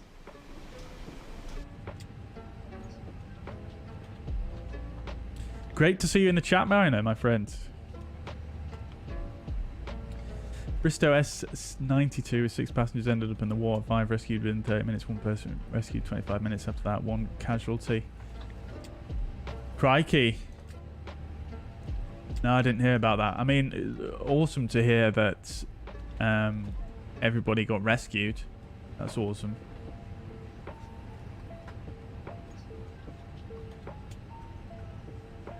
All within an hour as well. Very cool. Very cool. Oh, I don't know how I would react if I was in the middle of the ocean. From some kind of crash landing or something. I know this is slightly different, but have you guys seen the film? What's it called now? Open Water. Like, it's a very, very low budget film, right? But it's a true story about these 2 people who go scuba diving. And they basically get left behind by their dive boat. And they're in shark-infested waters. And they kind of have to figure out what to do next. I'm not going to give any spoilers, but it's a very, very good film. Like, even though it's super low budget, like, you'll see it when you watch it. It kind of looks like it was filmed on, like, you know, one of those old handheld Handycam Sony things that I used to use when I was in school. It looks very low budget, but once it gets, like, to the main meat of the film, you know, it's very good. It's very, very tense. Very, very, you know, it's good acting, and it's just two actors that you follow for, like, over an hour of the film. And yeah, it's good. But that film somewhat reminds me of well, I don't know, it just kind of made me think about, like, what the hell I'd do in that situation, because it's so bleak. Just miles and miles of open ocean all around you. The guys on the dive boat have no clue that they're, you know... well, I suppose initially you would be like, they're going to come back for us. But then maybe they don't, you know? What next? Scary. I think the ocean is one of the scariest things, I think, honestly, in the world, in the natural world.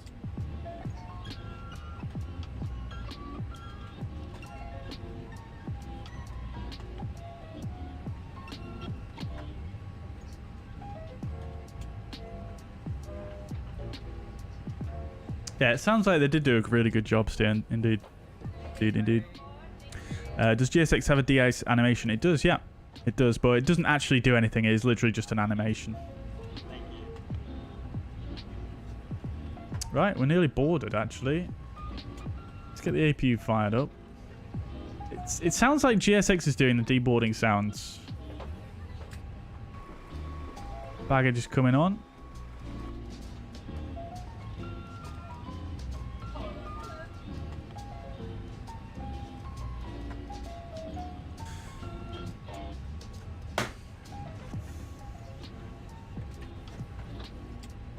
Have I seen the Air Force movie? No, I haven't. Is that what it's called? Air Force?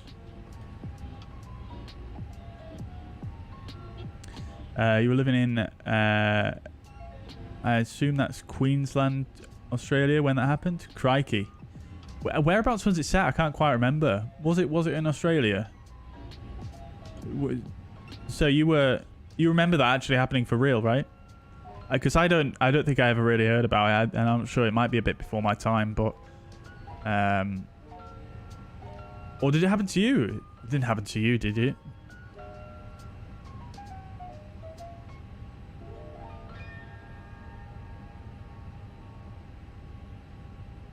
You have to go through training to do offshore work. They have you in a simulated helicopter crash that rolls over in a pool. They use a real helicopter fuselage in a pool. Yeah, I mean that makes sense. Yeah.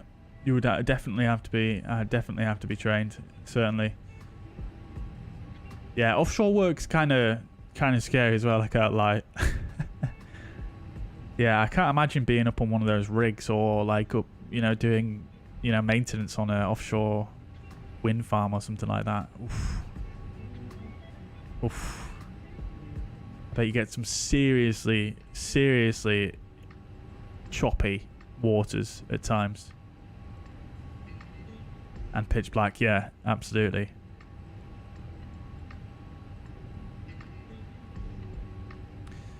The ocean is huge. If I fly track to Atlantic, I always have the thought in my head what it would be like to crash and survive, cold and lonely. Yeah, absolutely, Stian. Yeah, yeah, it's pretty scary, isn't it? To be honest. I mean, in this day and age, I feel like in an airliner incident, it would be fairly unlikely that you would. Well, actually, I suppose it depends on the circumstances, doesn't it? I was about to say it'd be fairly unlikely that you would get left behind, but I mean, I suppose, like I say, it depends on the circumstances, I suppose. But I would say, yeah, quite unlikely. Maybe. I don't know. I'm going to shut up. It's called Air Force One. It's a 1997 film. To be honest, I don't think I have seen that. No, doggy. No, is it good? It happened in Australia. The passengers filmed it also. Which one was that one, Roy?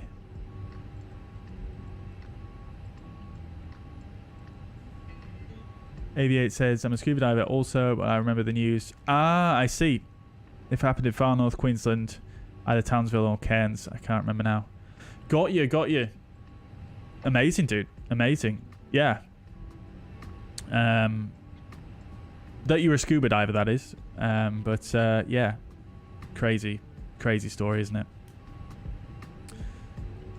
Very cool that you're a scuba diver, though, I have to say. I have been scuba diving once, and I absolutely loved it, despite what I've just said about the ocean being scary and whatnot. But yeah, I have been scuba diving before, and ever since that, I've wanted to do it again. Just not got around to it, but yeah, I absolutely loved it. I did a dive in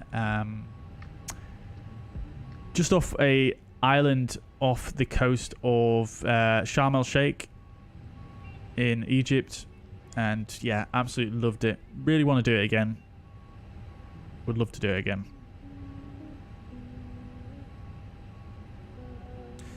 One of my good friends actually is a dive instructor. I'm surprised I've not done it more. Right, guys. APU is available. I think we're about ready to rock and roll. We've got all the passengers on board. The baggage is still being loaded. Nevertheless, the APU is available. We'll get the external power turned off and the APU bleed on. We'll get it cooled down a little bit in here. Seatbelt signs can come on, of course. Forgot to do a shutdown checklist, hence the fuel pump still being on. But we can live with that. That's fine. We'll come in here and we'll just put in 2,000.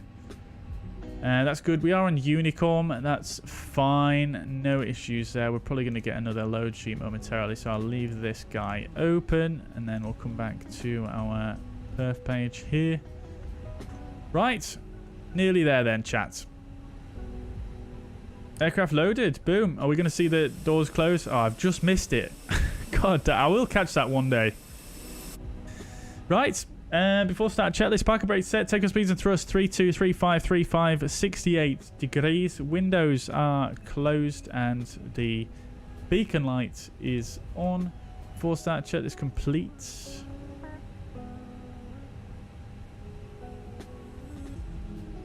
Right, there we go. With the final load sheet, we've got revisions. Okay, let's get that amended real quick. 54.6, so we've got 100 kilos more load than anticipated, and then the CG is quite a bit different there, so we'll get that amended. Still got enough fuel, that's good, and then we'll just quickly come in and rerun the departure figures. Can we do an intersection though? Completed. Bypass pin inserted. Let's see if we can do an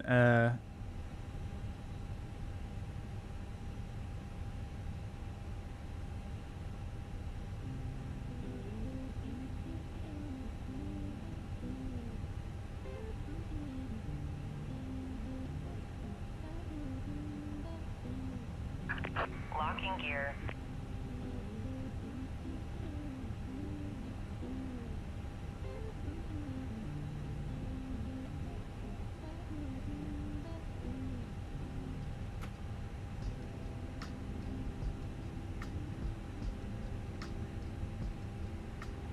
Can we do a Charlie? I don't think we can we? It says max aircraft code letter E.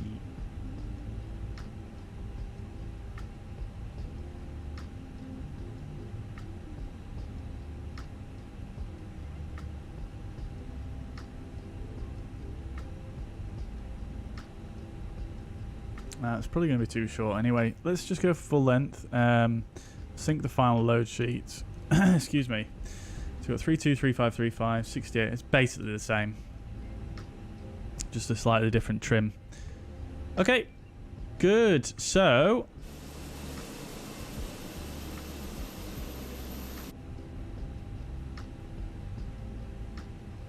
checklist is all done. Let's rock and roll, chat.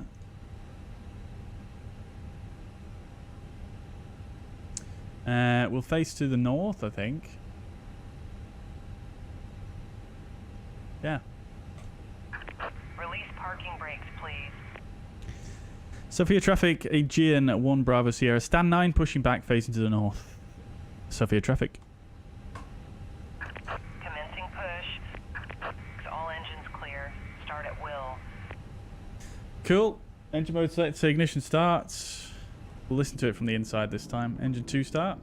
Cabin crew, arm doors and cross-check.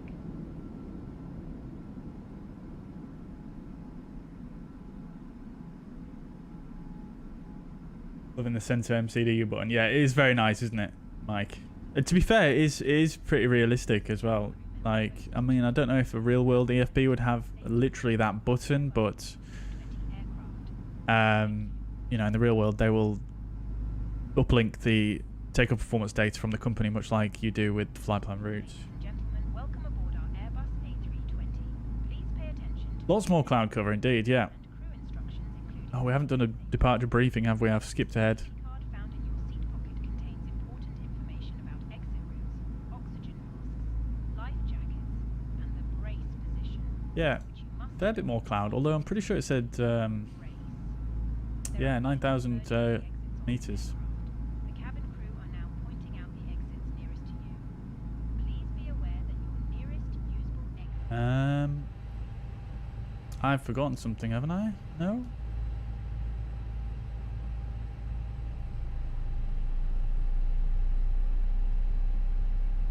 Wow, that engine started extremely slowly. Like a brake set. Unlocking gear.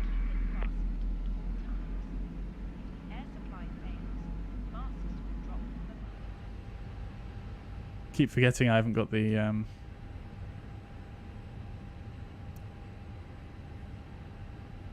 interior turned on.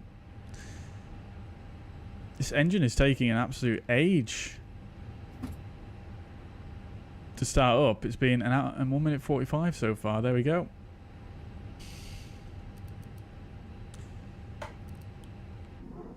Pull the strap to adjust. There you go. Do not inflate the life jacket. There's a barking dog. Steered. Tow truck disconnected. Bypass pin removed.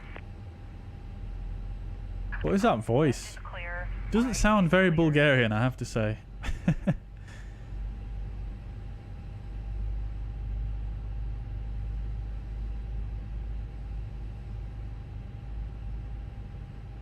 There she is, or he, can't tell.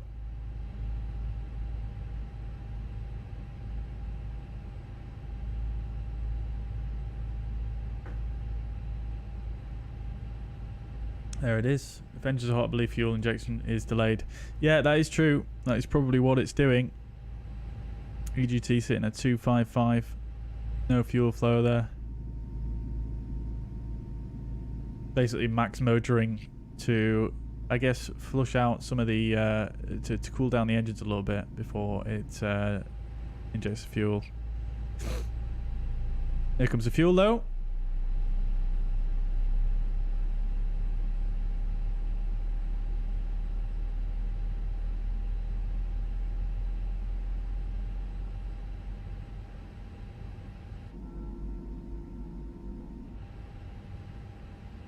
Not much bass in the cockpit from those engines starting up.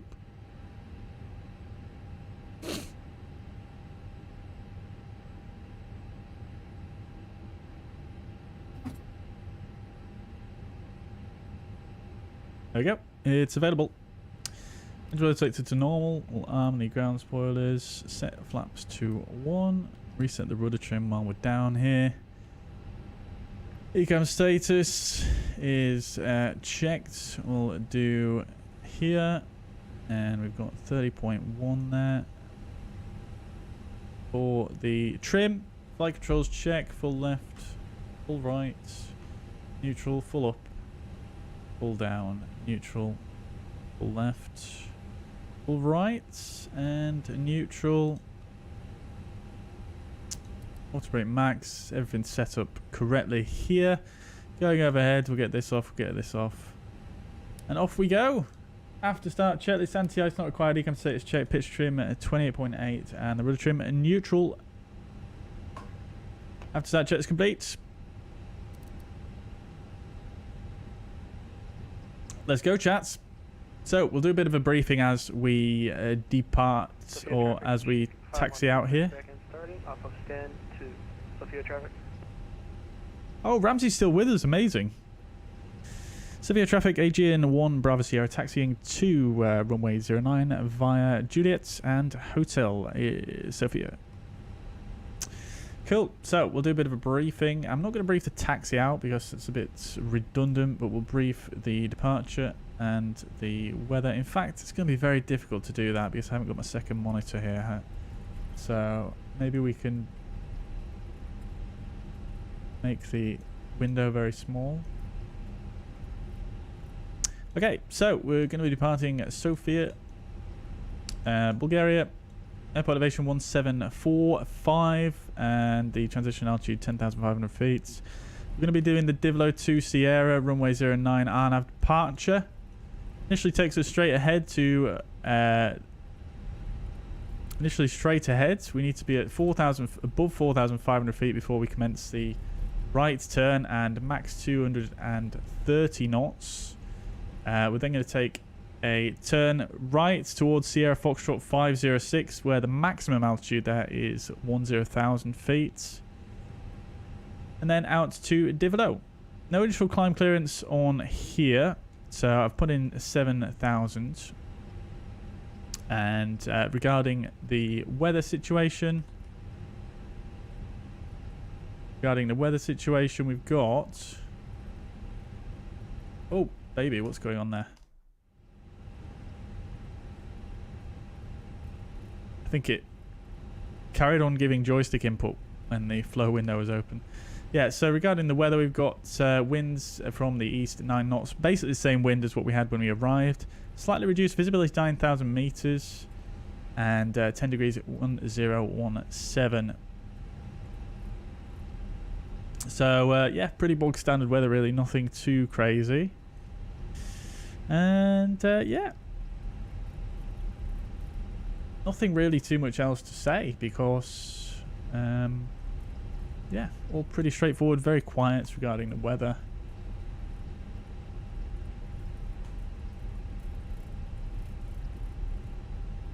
Yeah, all good.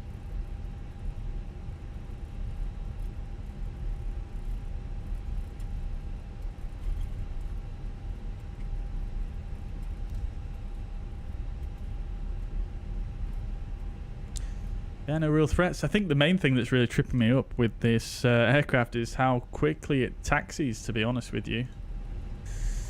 Let's bring along the cabin. And we'll get the predictive wind shear and weather radar on as well.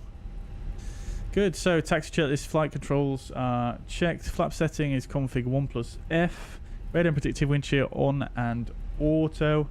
Engine mode selector is in normal, and the ECAM memo, takeoff no blue.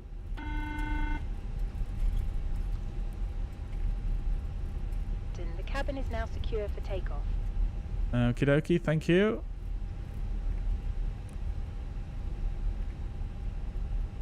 Details, love it.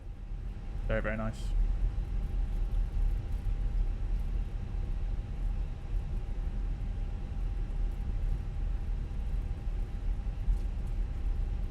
Did anybody install the beta Nvidia control panel regarding the filter overlay? There's a lot of new options added and it works very good.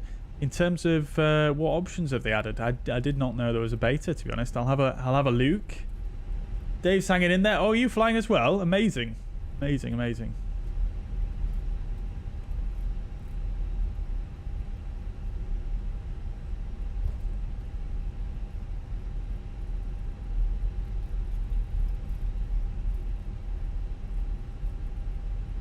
NFC being compatible with the Phoenix. Yes, it is. Yep. Yeah. Now, there's no official firmware. Oh, we're going a bit quick here.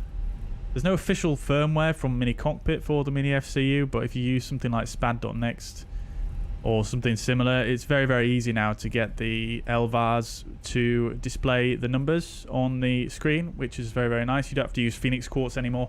The only drawback is that there's no way to detect whether the lines are dashed here on the FCU in the sim, so you can't really mirror that without Phoenix Quartz at the moment. So, for example, what I'm looking at on my FCU at the moment looks more like... It looks like that, basically.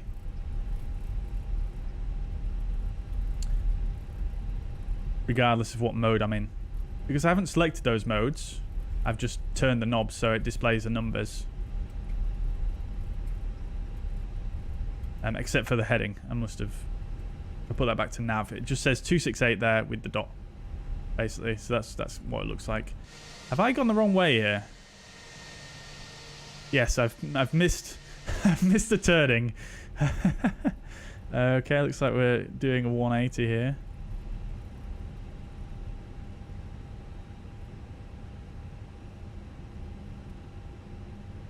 Very, very quiet though, so should be okay.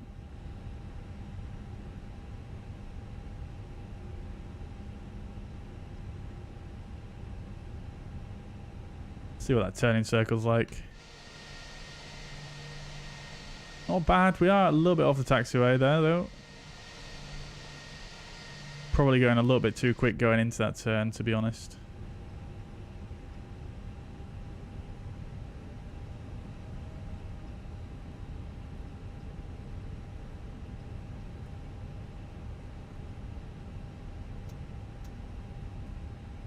Information Alpha, welcome to the chat. Hope you're doing well. It is going good, thank you. Yeah. How does one join the giveaway? Exclamation point giveaway in the chat. Welcome to the chat though, Primordial. Hope you're doing well. Have you changed the sensitivity or reactivity of the brake in your setting? I have not. No, I'm just using the same sensitivity as I used previously. So I'll probably it will need some tweaking now, I think, because it's just a bit different.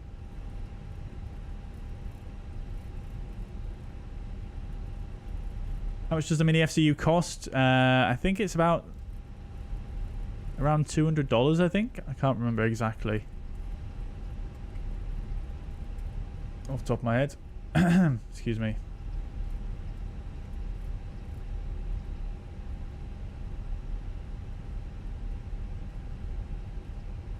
Oh, you don't have to log in anymore, Mike, for the Nvidia overlay. That's quite nice. Yeah, I'm very intrigued to see what it's all about now. See what the new features are.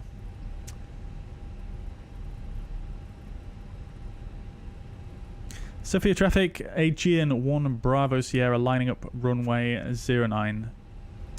Sofia traffic. All right, so lineup checklist. Takeoff runway 09 confirmed. TCAS TARA. Packs 1 and 2 are on. Lineup check is complete. Get the strobes on. Landing lights on. Well, those 2 are cleared.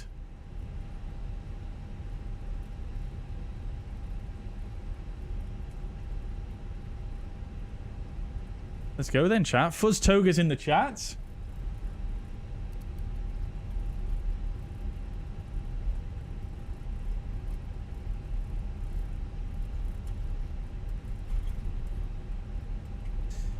Let's do this thing, shall we?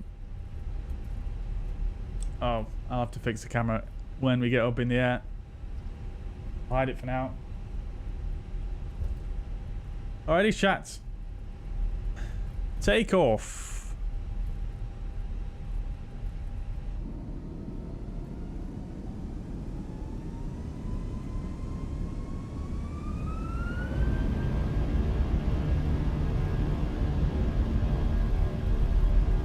Manflex 68 SRS runway autothrust blue airspeed alive flex set.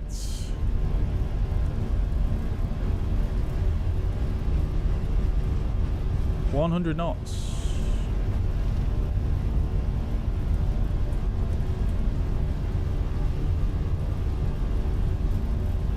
V1 rotates.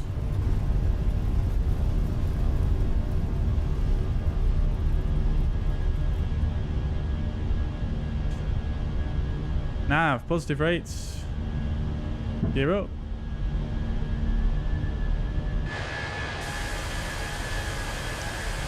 I need to fix that nose wheel cam. I'm just using the old settings. Oh, yeah, buddy.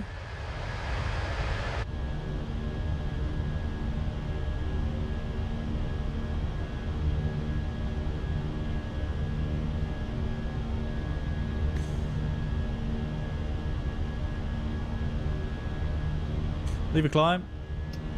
Thrust climb, auto thrust. Give ourselves further climb to 10,000. 10,000 blue. NADP 1, so no acceleration segment just yet.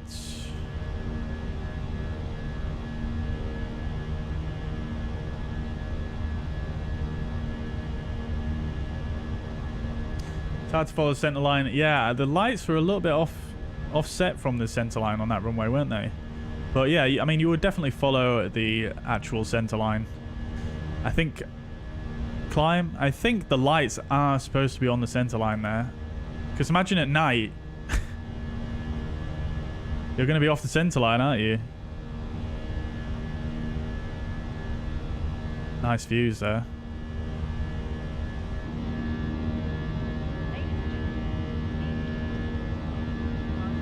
Nice. Look at that engine though. That looks photoreal right there. God damn.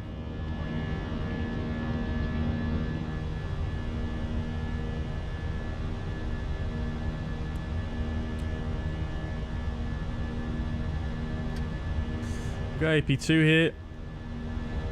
And we're accelerating.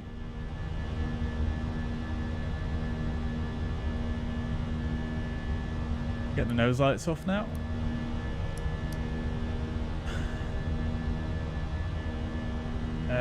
How to get the nose wheel cam?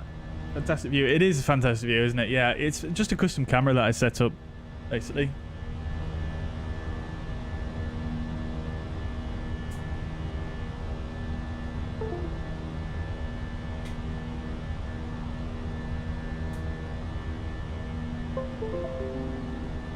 Speed checked. Flaps 0. And we're back. So the thrust setting higher at climb than it was at Toga Flex. It sounded like the engine at RMP went up when it went into climb. Yeah, I think it was just a little touch higher, to be honest. Can't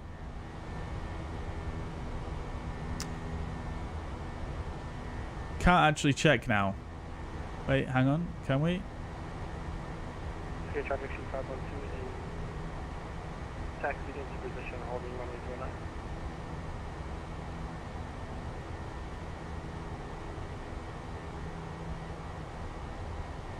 Okay, traffic sheet 512 taking off runway 09. Okay, traffic.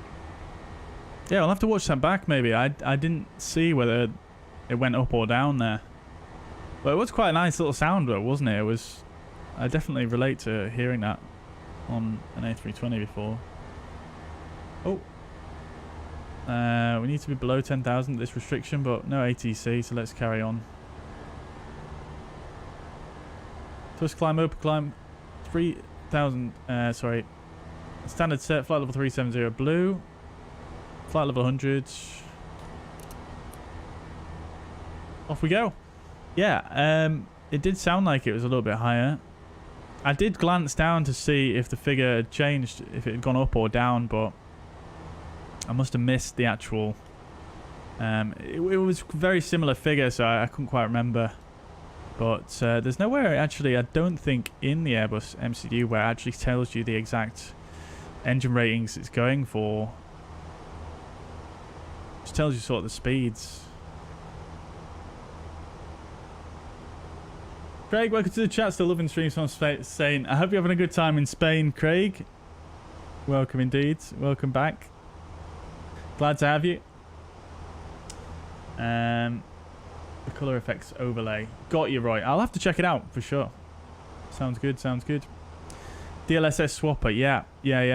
I was reading about that earlier today actually. So if I use the frame gen mod and the DLSS swapper, would that actually do anything? Because I was under the impression the frame gen mod was basically implanting the AMD FSR 3 in place of the DLSS. So if I do DLSS 3, is that actually going to make a difference in my case? Lack, it's been so long I can't get the lingo. Shows how the sim has progressed in 18 months since the last watch. Loving it, mate. Total bliss to make my model boat up. With it in an attic. Oh, very good, Lack. Amazing, my friend. Yeah, I mean, since you last watched, you know, I think, you know, when you used to be a regular watch viewer of the channel, you know, I was still learning quite a lot back then. But yeah, I mean, yeah, this sim has changed quite a lot since those days. Yeah, I mean, it's almost a totally different sim now from what it was back then. And, you know, we've now got, I don't know if you were around, I don't think you would have been around when this Phoenix aircraft came out, but this is just absolutely next level, this thing.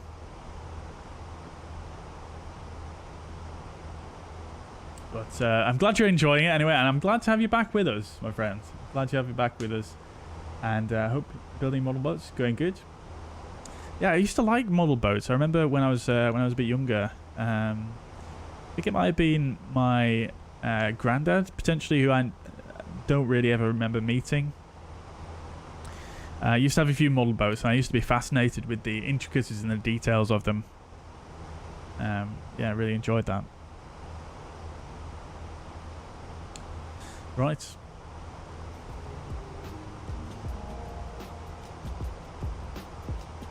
Definitely a Newsky penalty. It is indeed, yes, Roy. Yeah, I mean, we're not actually using Newsky for these flights, fortunately.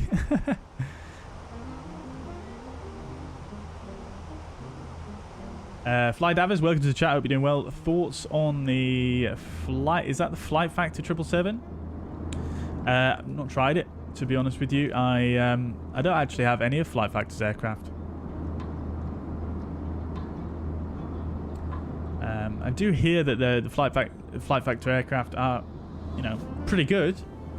Definitely not top tier, but, you know, on the higher end. I would probably say they're, from what I've read, probably comparable to like maybe like Any Builds or something like that. Maybe a little bit slightly lower fidelity, but I'm not sure. Can't really say, unfortunately. Stian, my friends, coming in with the 5 gifted memberships, my friends. Congratulations, guys, whoever received a membership there. You've got Leo. Sorry, I can't quite read the other name. Mohammed, Ace Airstream, and Bike Pilot. Congratulations, guys. Enjoy your new channel badges and custom emotes. Thank you very much, Stan. Appreciate the big support there, my friend. EPR reading is so slightly better to use N1 reference. Yes, yeah. I mean, I tend to use N1 for the setting the run-up power and then just go to flex. But yeah, I mean, yeah, I think it depends on company procedure which you would use. But yeah, I mean, obviously coming from the CFMs and the LEAP engines, definitely more familiar with N1. Andrew, welcome to the chat. Hope you're doing well. Both the engine versions seem overpowered on taxi and both start moving without power added. Yeah, I mean, I have not flown with the CFM since the update. So I can't really comment on that one. But yeah, I mean, the IAEs definitely start rolling under no power, which I don't know. I mean, I'm pretty sure that is fairly accurate, I think, to the real aircraft. I mean, I've never taxied one myself, but I'm fairly certain most modern airliners would, or at least the smaller ones, would start rolling under, you know, on idle thrust. This is just based on what I've heard from other pilots, but I've never directly asked the question. So yeah, I don't know. I mean, maybe it is a bit overpowered. They do definitely run away quite quickly, but again, I just don't really have a base of comparison. I mean, I know from the Neo, from the fly-by-wire Neo, I have heard real pilots, you know, comment on how quite accurate that feels. Now, I realize obviously these engines, these older engines, are a little bit less powerful than the engines on the Neo. But I would still imagine they would be able to move the aircraft without any thrust, potentially. I always thought it felt a little bit too underpowered previously in the Phoenix. But yeah, I do definitely see where you're coming from. It does seem to run away quite easy.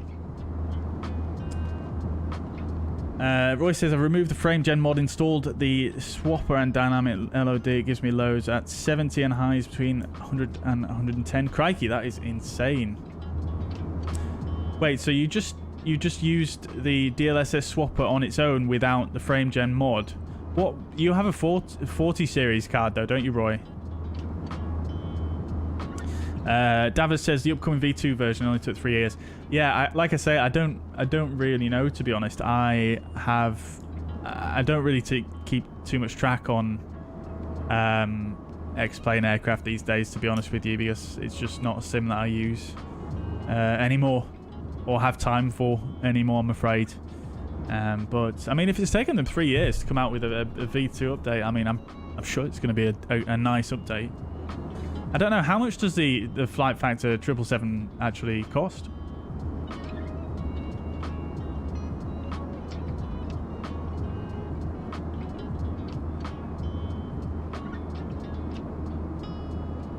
Still awaiting the 757 all-time favorite by the Boeing 707-720. Yeah, I'm very much looking forward to that too. It does sound very, very cool. What's going on here? Is the sun shining through the aircraft and casting a shadow here? Is that what's happening there? It actually is. It actually is. That's light coming through the aircraft windows and casting on the engine. Very nice.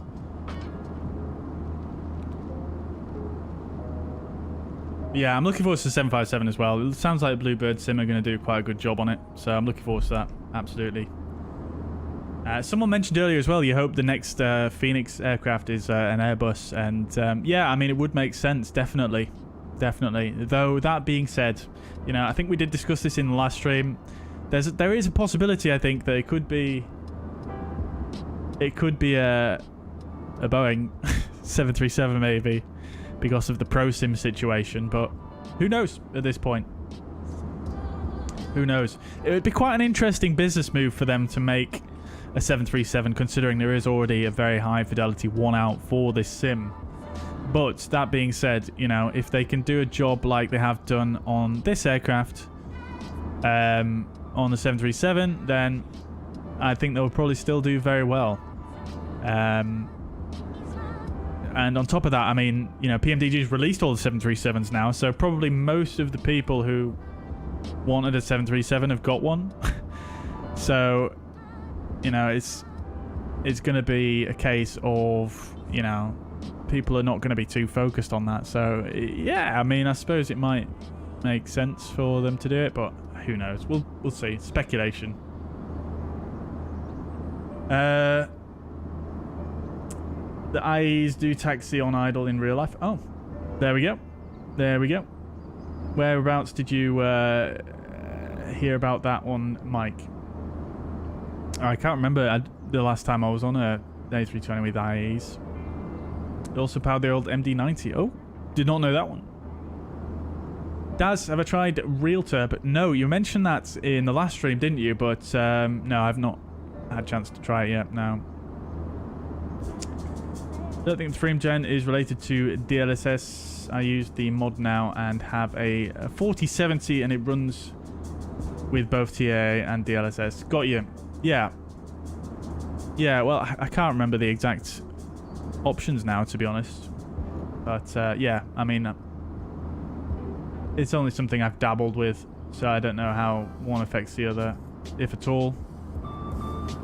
Yeah, I think you're right, though. The frame gen is just like an AI frame generation situation, isn't it? Whereas DLSS is like an AI upscaling, downscaling, resolution type thing. So yeah, I guess they're independent, I suppose. I have a 4090, no need for frame gen. Okay, there we go. Yeah, fair enough. That makes sense, Roy. Got you, got you. So you do still use DLSS? Look at that, though, chat. Come on now. I've never seen that before. That must be part of the update, right? Because I remember them saying how they've changed the way that shadows interact with the aircraft fuselage. That's kind of nice.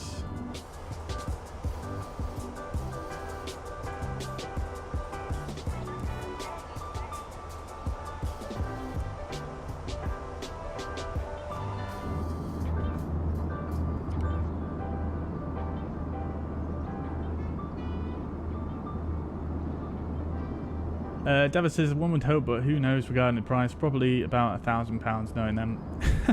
Well, fingers crossed. I mean, if it's a V2, are they going to be charging like a full price for the V2 update, or is it going to be like a discounted rate for people who already bought V1? Decor Aviation, I have to log off soon. Will I still be able to get the giveaway later? Yeah, I mean, if you've signed up and put your details in on the giveaway, then yeah, you'll get contacted by Thrustmaster. Make sure you keep your eye on your emails, though. Thought they went to the Oh, yes. I think the question was about...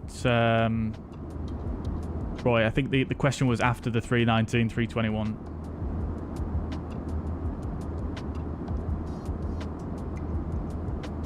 There's loads of Airbuses. We need older Boeing stock for sure. Yeah, absolutely. Yeah, I'd love to see some more Boeings, 100%. But I do have a soft spot for Airbus, so I can't lie. I'm not too concerned that we have a lot of Airbuses. A330 driver knows them well and said the IAE's idle on taxi is very realistic, apparently. Fair enough. Fair enough. Well, does the 330, does that have... Is there an engine variant on that which has IAEs? I can't remember the engine variants on a 330. Max is coming to MSFS by iFlight. Yeah, I did see that, actually. Yeah, I mean, obviously there was just some external shots posted. But yeah, I have heard very good things about what they did with the Max in P3D. So yeah, that'd be very interesting, actually. Alt Cruise Mac. Yeah, quite interested to see how that pans out. I use DLSS in 4K, no ghosting at all, but I'm getting ghosting at 4040. Oh, I see. Interesting. Interesting indeed. Yeah, so is that the DLSS 3.5? Is that what helps you with the ghosting? 4K at least?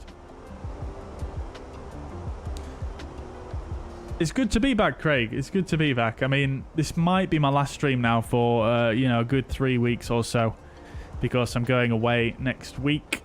But I will be yeah, keep an eye on my socials, guys, though, because I'll post on my Instagram story and my Facebook story and stuff about my travels, and I'll definitely post many pictures in the airport and of the four A380s I'm going to be flying on. So I'm very excited about sharing that with you.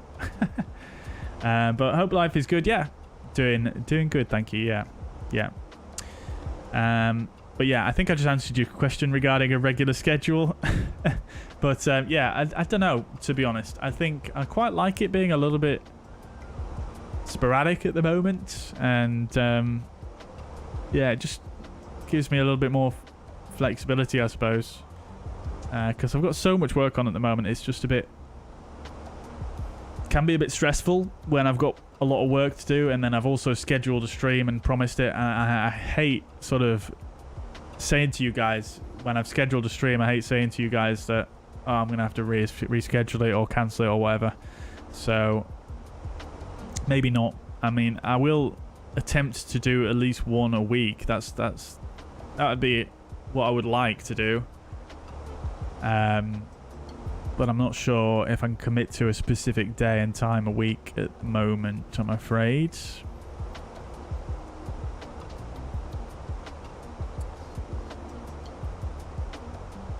There are 3 variants for the A330, Pratt & Whitney, GE, and Rolls-Royce. Ah, okay, that answers it. Yeah, good. How much time until landing? Not long. Probably about 45 minutes, I'm guessing. So 15:39 in the sim time. It's currently 14:56. So yeah, about 40 minutes.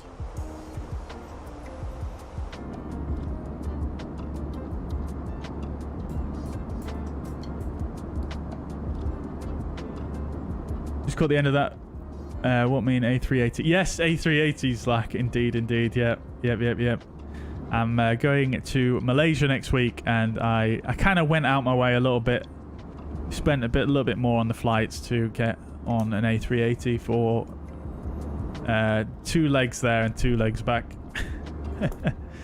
Very excited. It's Emirates as well. I've heard I've never flown with Emirates before, but apparently they're a really good airline. So very much looking forward to that. Look out on my socials for some nice wing views. I selected a seat for the first leg to get a nice wing view.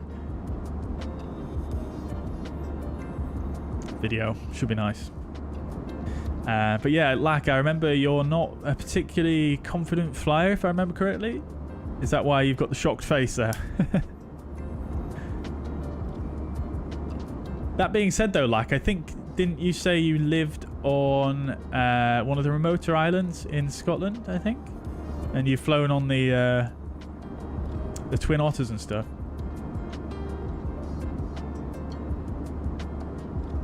The amount of traffic at Heathrow after the update, crazy. Yeah, I saw that last night, Fly Davers. Yeah, absolutely mad. I was thinking about doing a stream last night for that, but I just couldn't make the time, unfortunately.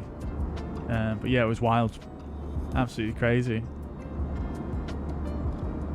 Yeah, it was almost like levels of traffic, you know, like across the pond type thing, almost. It was crazy. In fact, I think when I did cross the pond from Heathrow the last time, I think there was less traffic there than there was last night. Absolutely wild. First time on the A380, yes, it will be staying, yep. Indeed. It doesn't just fly the 330, it flies the 322. Oh, I see. I thought it just flew the 330. Very cool. Did not know that. Very nice, very nice. Just flew my Phoenix for the first time today, but had to make an emergency landing in Belfast after departure. Departure number 2 went good though. Had an amazing IMC arriving to busy Heathrow. Very nice. Sounds like a very nice little session there. What was your emergency? I'll be looking forward to the A380 photos from the flight deck, mate. Guys, you know I'm going to try go up there. Definitely. I mean, it's a long haul flight. Come on now. What else am I going to do? Guys, have any of you guys in the chat, have you been on a flight deck on a plane recently? Because I would be interested to know how you went about trying to get up there, because I know when you're in flight these days, you know, they're not very keen on people asking to go up. I thought the the best thing to do these days was to ask before the plane actually departs when you're on the ground still, and then they'll try and do it when you get up into the sky. I don't know. Anybody got any tips? A totally messed up flight plan. Oh, I see. Fair enough. Well, I mean, best scenario to do if you get a totally messed up flight plan is, I suppose you don't have to do an emergency landing as such. Just pull the heading and, you know, fly to a direct, give yourself a direct to a holding fix or something like that. Although if you're on VATSIM, I suppose you probably need to, you know, speak to the controllers, but you could request a diversion to a hold while you sort it out or something like that, or a vector while you, you know, sort things out. Flying from Mani? Yes. Yep, flying from Manchester. Manchester, then Dubai, then Kuala Lumpur. Show them your YouTube channel. Yeah, I mean, I'll probably mention that. I suppose it would probably show my enthusiasm a little bit more than your average. Brown envelope to the captain. Slip it under the door.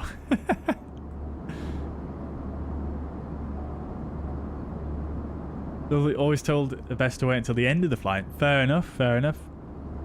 Yeah, I mean, I suppose I'm doing 4 legs, so I've got 4 chances, at least. A group of people ruin that for everyone. Yeah, indeed. Indeed, indeed.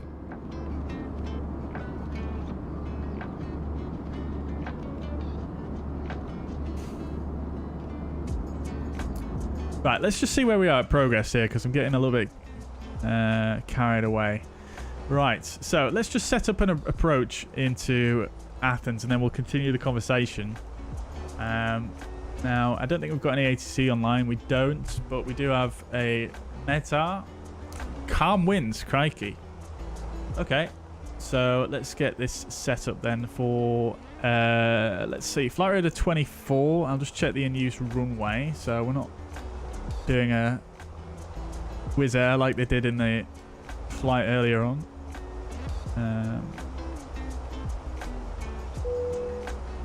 Oh wow, Athens, very quiet this time of night.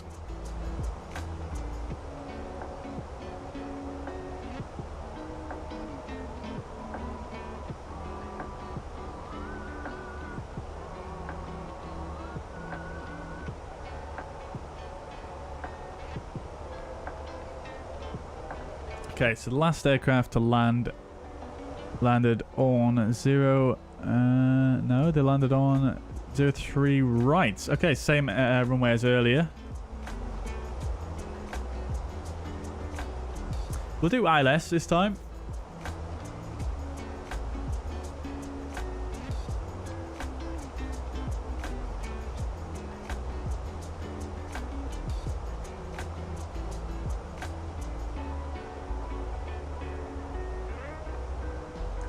Never 3 Charlie.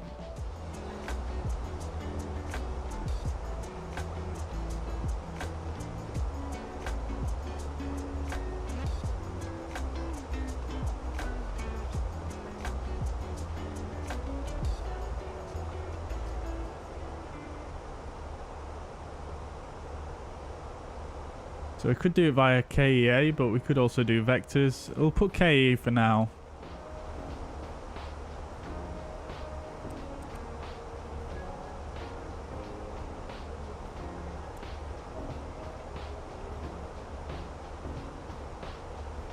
Right, that looks good.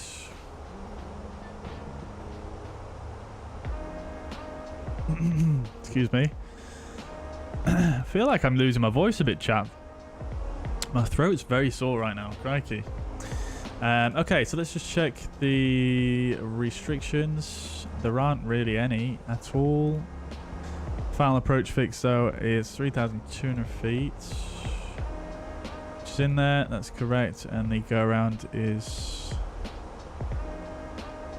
correct. Good. And the ILS 111132. That's all correct.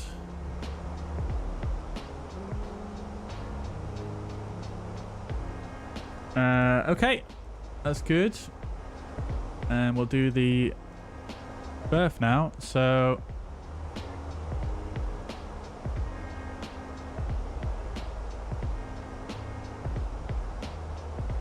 calm winds. 1016 is the QNH, and the temperature 14 degrees. The minimum is 471 baro, and we've got NADP 2 departure procedures. Sorry, 1. I said that every time today. NADP 1, so 3310 there. Oopsie daisies. 1810 3310. There we go. Okay, so that's fine. We'll put that all in and we'll do a flaps full. That's fine with me. We'll do our landing performance calculation, which is going to be 3 right. Low auto brake. I'll do max reverse again because obviously sound. And then, yeah, look at that landing roll. Very, very short. Because we are quite light, aren't we, really? I mean, we haven't... Sorry, I'm getting one step ahead of myself here. 54.6 plus 3. 57.6. Yeah, so no issue. The water brake. Good. Okie dokes. So, let's just do a briefing real quick.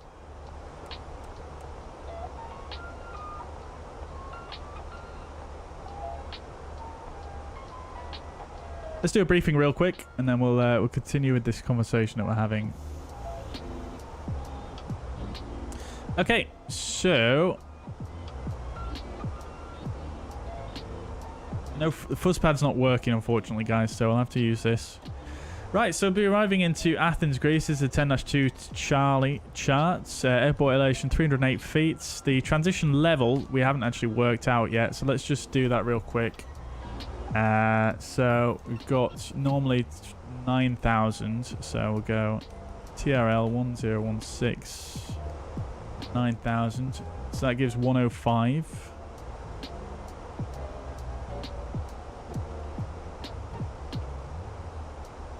As a transition level. So transition level, as we said, works out at 105.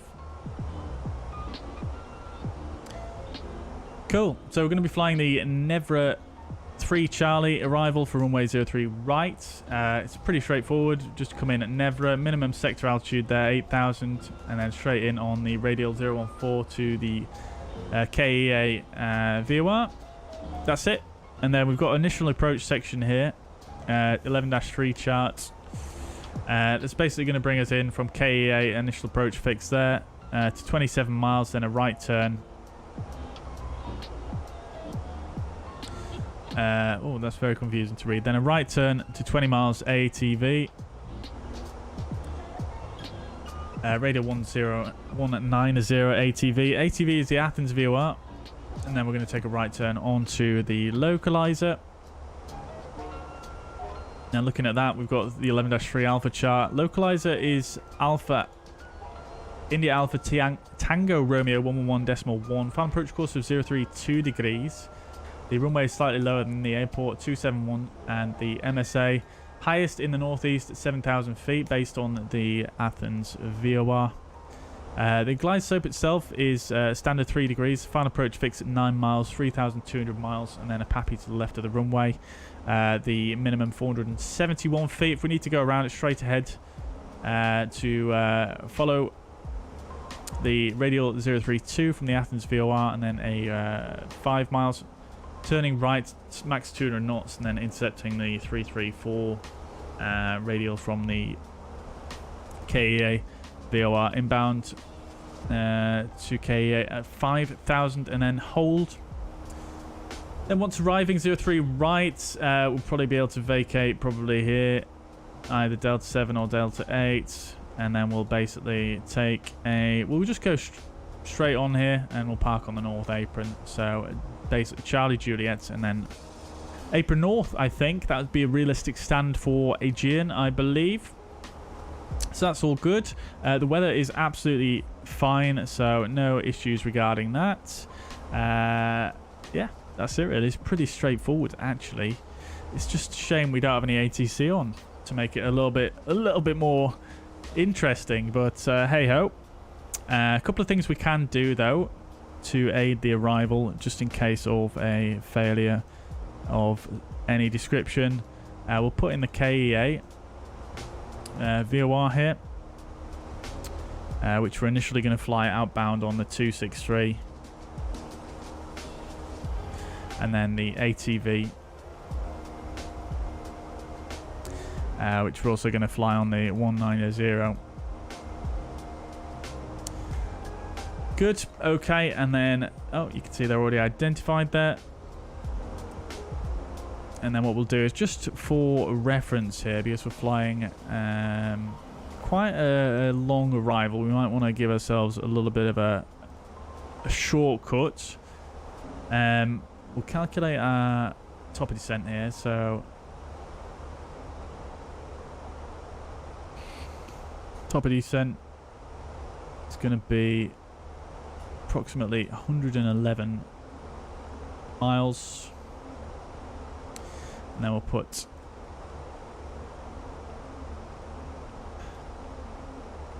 a 30-mile ring as well to indicate flight level 100. And then we'll do a 3,000-mile ring at 10 miles, roughly speaking.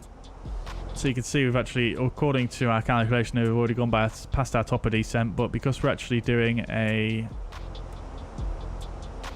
like I say, we're actually, rather than, this is the runway threshold here in a straight line, that's the mileage there, but we're actually going around the back of the airport and in like that.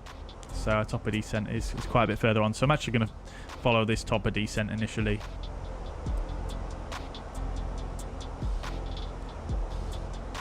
Which is fine.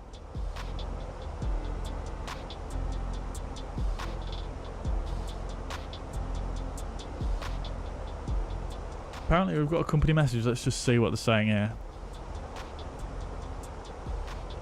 Okay, fine. No worries. Right. Let's see. I missed some messages here.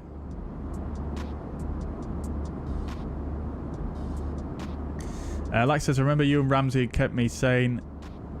Yeah. So right, Barra Airport beach landings. Yeah, crikey. Yeah, I would love to fly into Barra though. Remember, I managed a Ryanair flight to Copenhagen with your words. Oh, I remember that. I remember that. Yes. Amazing, dude. Amazing.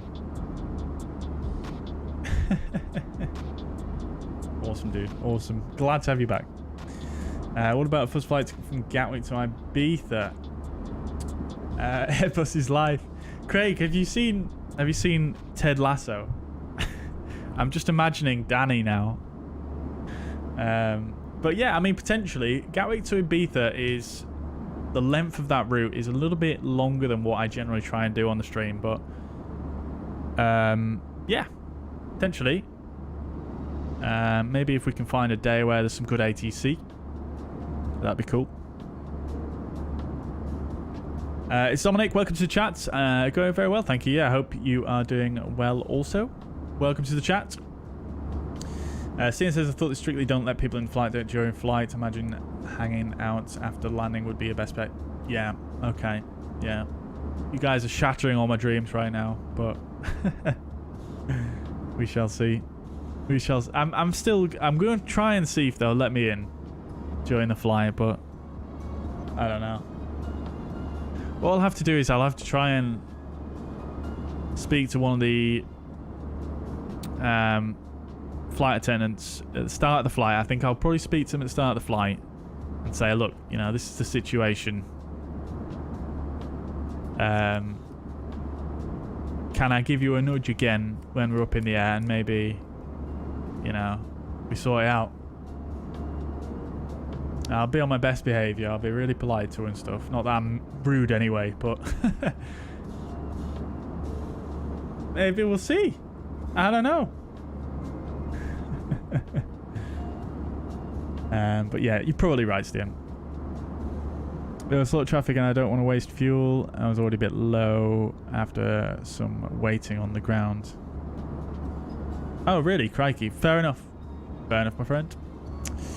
My sister's 30 plus years flight attendant KLM, so it's a lot easier to get into the flight deck. The last visit for me was a 789, so happy with that. Oh, very good. That's amazing, my friends. Very, very good.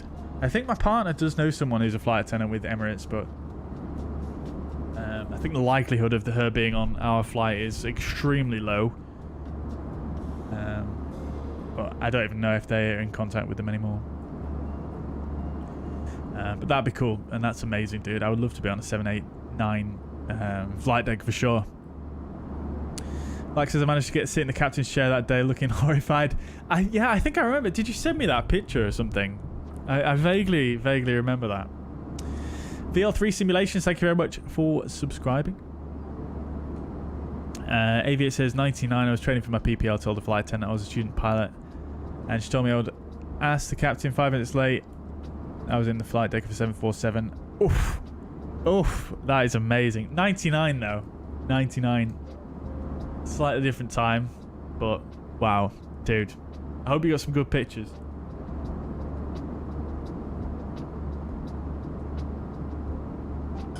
About 2 AM in Greece. Good question. I don't actually know. Shall we have a look?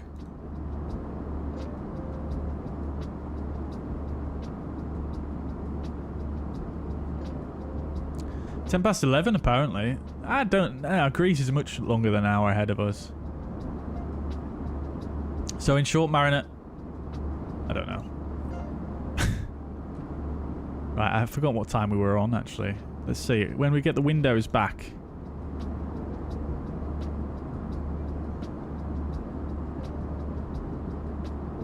There we go. We were about there, weren't we?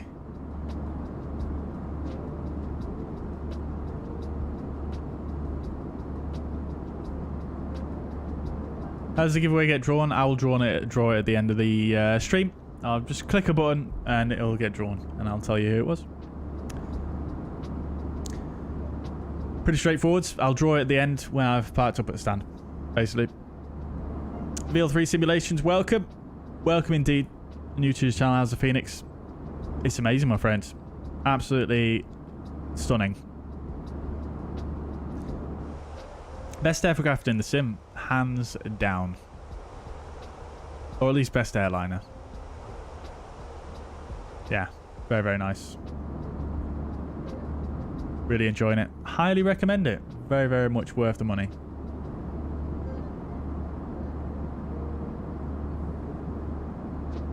Flight deck almost seemed like a fictional place to me. I've only seen them in the virtual world. Yeah, I mean, I can understand how that would... yeah, how it would get that way. I mean, admittedly, I've not been on an airliner flight deck since I was a child. But yeah, it does just sort of feel like... I think it is going to be quite surreal if I manage to get on this A380 flight deck.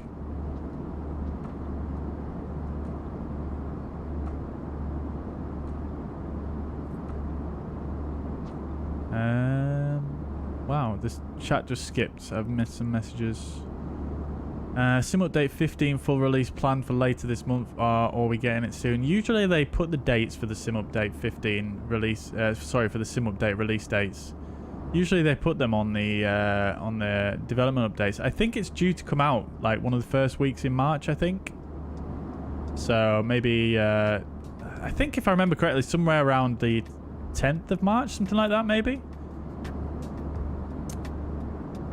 So yeah, it should be fairly soon, yeah. Did I also know there's a QRH on the EFB? Yes, I did know that was there. I've not actually looked at it myself though. Let's have a quick browse. I say that. How do we get to it? Is it through here? Yeah, there we go.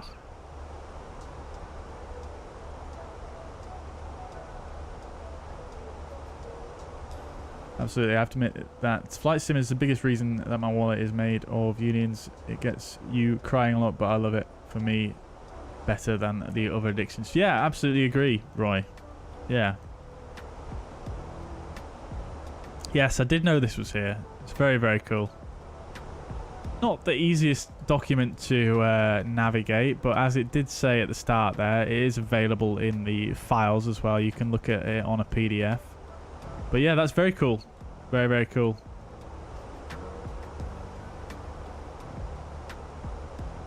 Yeah, super, super cool. I'm glad they've included documentation like that now, which is, yeah, it's just fantastic. Again, for the price point, it's absolutely insane. Almost time to descend indeed, Ramsey.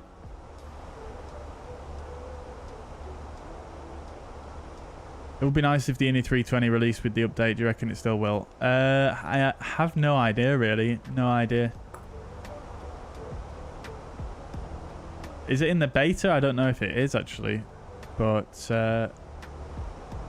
yeah, I couldn't really say, to be honest. It all depends on whatever they had wrong with it. As for the purse roll, maybe send an email to Emirates. That's actually a good idea, Roy. I actually might be tempted to send them an email. Very interesting. Or maybe I could speak to like one of the customer service in the airport, maybe, and just ask them, see if they've got any recommendations. That could be a shout.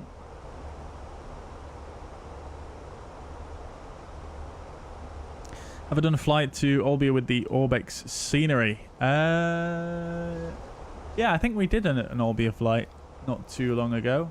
I think we departed though. I'm not sure if we returned there. Can't remember. Let's go down. Flight level 160 Blue Des. Alt Blue.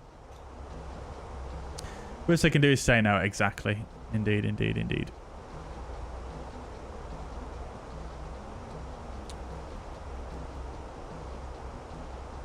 I am descending now, Ramsey. Sorry, I'm a bit late responding to your message. Flight Diver says, I'm sorry to say it's impossible to get into the flight deck no matter how nice. The UK has some of the strictest rules regarding jump seating or going in during a flight. Your best bet is going during boarding or once you land, but mention you can visit the cockpit after you land. Yeah, I mean, absolutely fair point. Yep. We shall see. I mean, maybe when I get to Dubai, it might be a bit different. We'll see.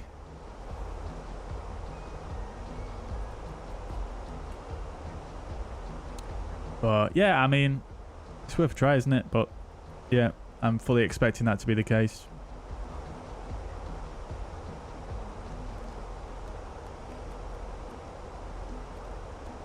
No pictures. Oh, that's a shame. Didn't own a camera. That's fair enough, yeah.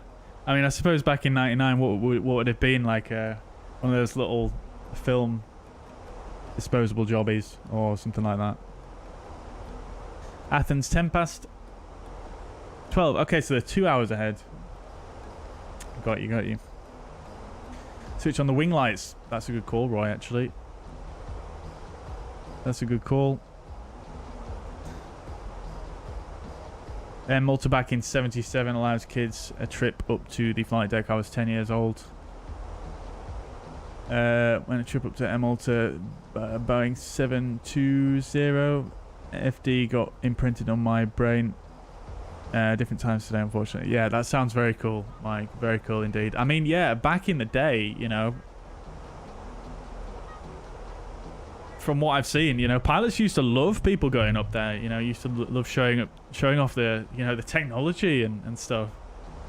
But yeah, different time.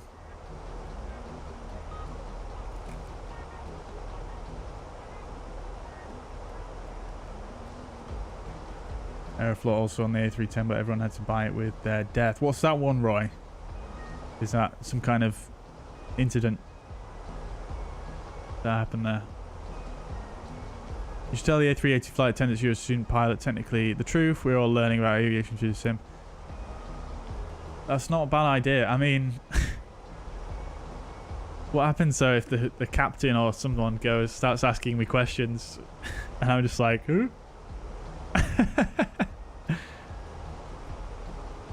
I guess he would. They might understand even though, like, you know, obviously pilots are aviation enthusiasts themselves most of the time.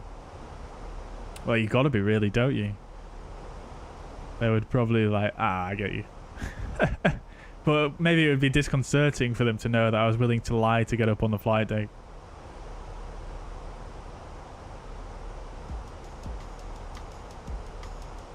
Would be a nice birthday present on 10th March. Indeed, Roy. Indeed. Yeah, I mean, don't quote me on that date, but I'm sure I saw that floating around somewhere. If you check the Flight Simulator forums, which I'm going to do now actually, I'm fairly certain they usually put the date on the development updates for the big updates. Let's see.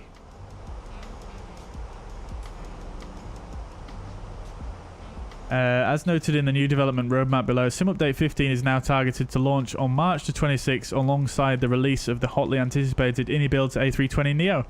There you go. So it's going to be the 26th of March and the IndyBuilds A320neo is going to be in there as well. I'll put that link in the chat so you guys can see it.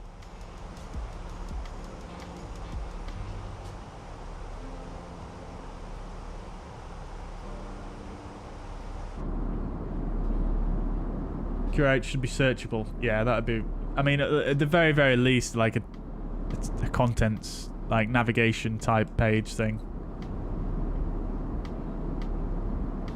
Just say, do you know who I am? Oh dear. I mean, do you know who I am? I'm Bobby Fuzzy. Imagine if they turn around and say, oh, actually, I've seen you on YouTube before.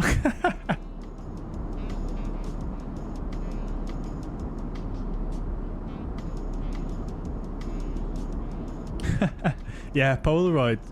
Could have been. I know. Maybe you can get some sort of media pass to get onto Flight Dig like Sam Chewy or Flight Radar 24. If Emirates looks into your channel and they say you're serious. That is... Stian, that is gold right there. That is gold. That is... Yeah.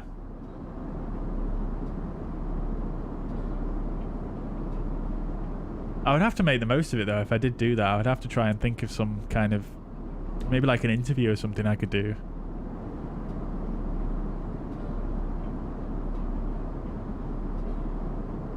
That's not a bad idea, you know?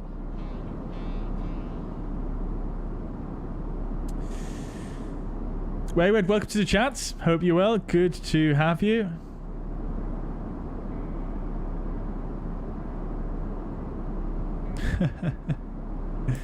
Dear oh dear, guys. Well, I'm so glad that you're all still here in the chat and enjoying the stream. I think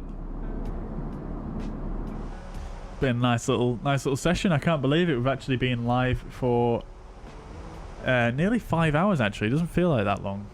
Considering we're doing 2 flights that are about an hour long each. Don't know how we've managed to stretch that out so far.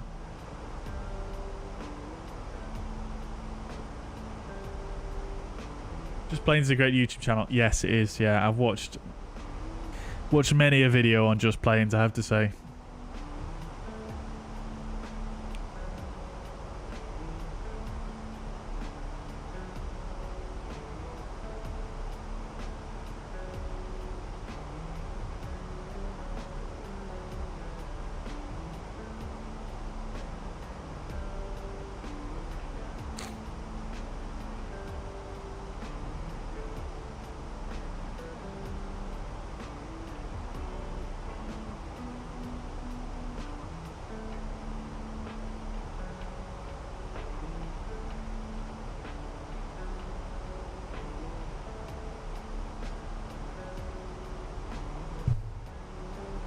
Yeah, I love Just Planes. Very nice. Right, okay, here we go then. We've done the briefing. We're coming inbound KEA. I feel like we're quite high here. Let's see what the track mileage is. 66 miles to go. So that should equate to about flight level 180. So I kind of feel like we're a little bit high here.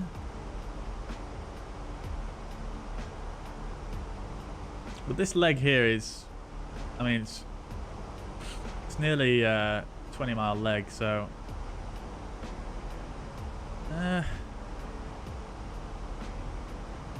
Why are we so high here? Let's see if we can work this out. So 63.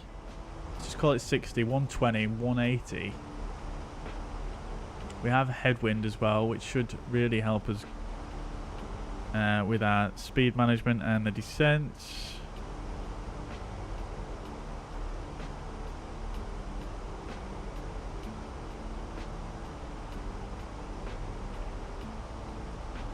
Let's go open descent. Thrust saddle open descent.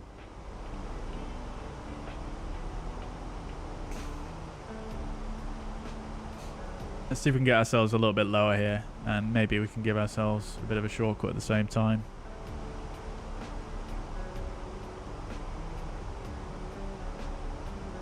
Let's check the latest weather. Variable winds at 3 knots.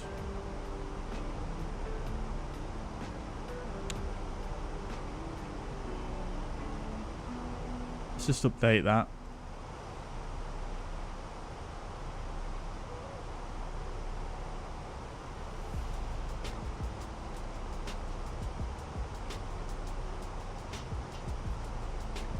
Everything else is the same. 1016.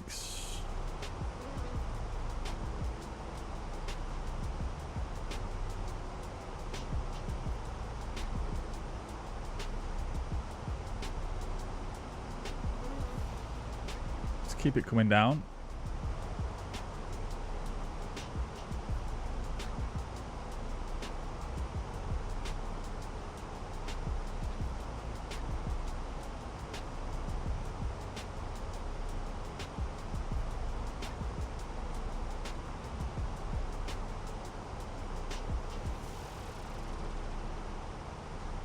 Really quite cloudy now.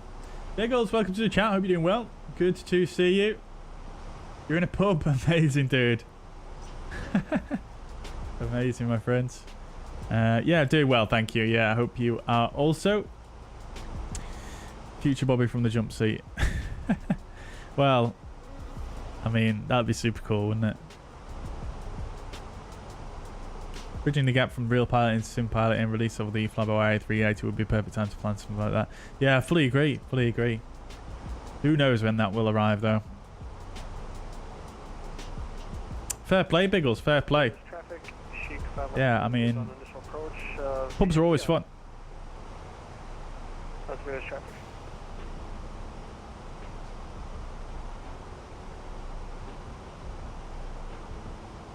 Let's see how far ahead we are here.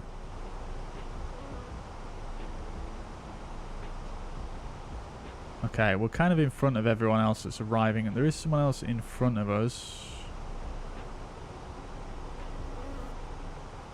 Oh, they're on final. Athens traffic, Aegean 1 Bravo Sierra, passing flight level 135 for altitude 8,000 feet. We're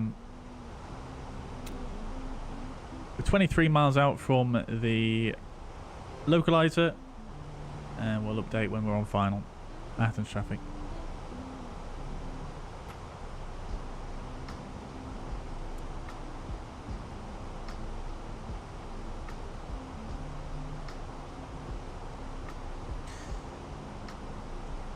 Yeah, probably not going to be able to give ourselves a shortcut here, chats. 41 miles to go. 4, 8, 12. So we're pretty much on profile now. I think we're about where we want to be, which is nice.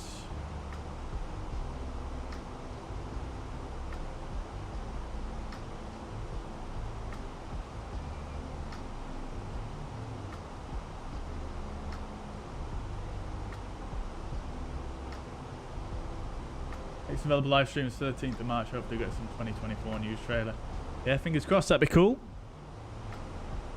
Yeah, I thought I saw there must be something happening around that 10th date. Maybe that's what I saw.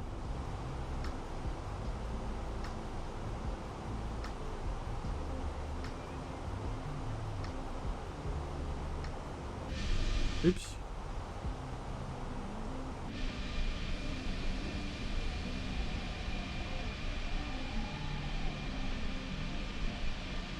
Lovely stuff, chats.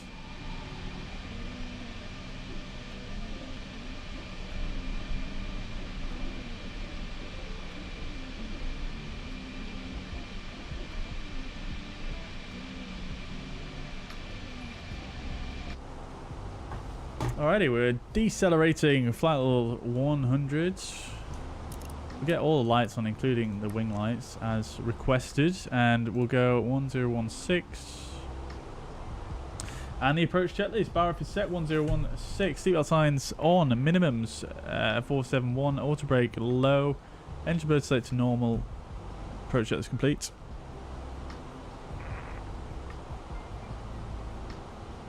I'll set this 4000, so 4000 blue.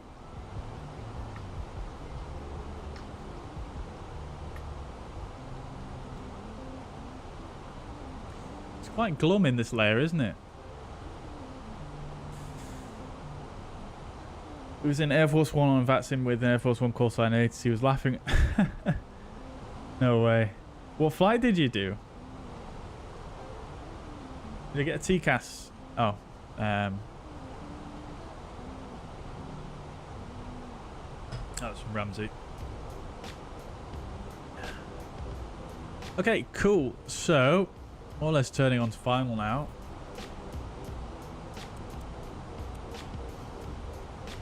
Gonna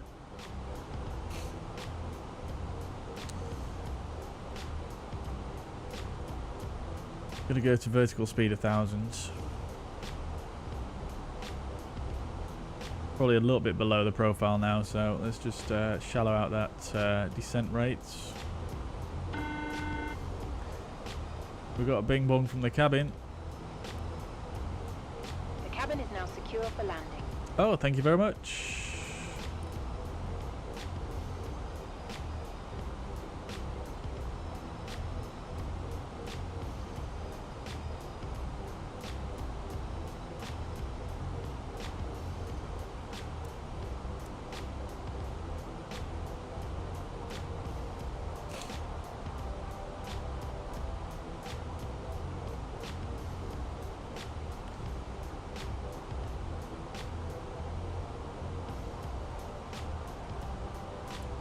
Probably could have cut that corner, to be honest. Oh shit, looks like someone else there as well.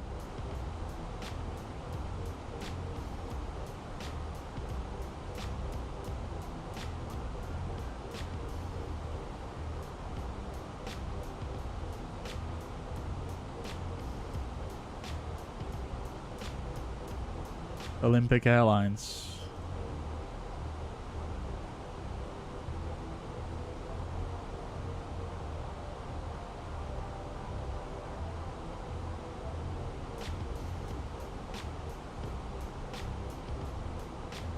Athens traffic, Aegean 1 Bravo Sierra, turning on to final, 20 miles to go, runway 03 right.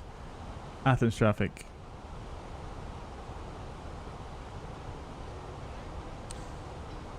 Okie dokies, let's arm localizer anyway. Lock blue. There's the runways.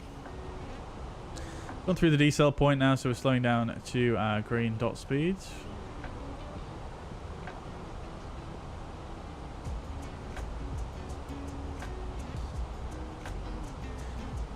I have to say the aircraft is somewhat struggling with. Let's just go to thrust idle open descent.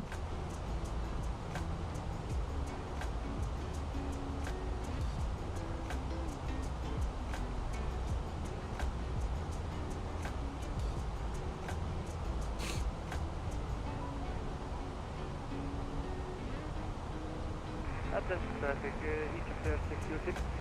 Clock start. Lining up runway 03 right for immediate departure. Due Julius departure, Athens traffic. Right, I'm going to go flaps 1, speed checked.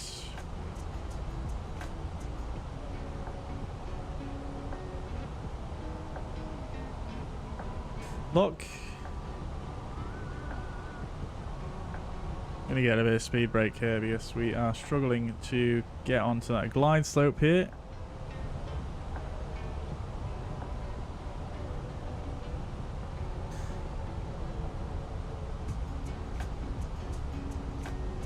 Pull the speed 190 and we're going to go flaps 2. Speed brake still out. Athens traffic, Chic 512 is at 20 miles off runway 03 right, Athens traffic.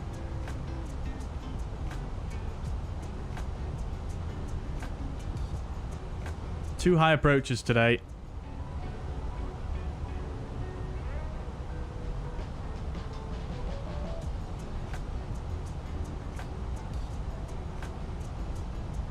Get the gear down as well to help control that speed.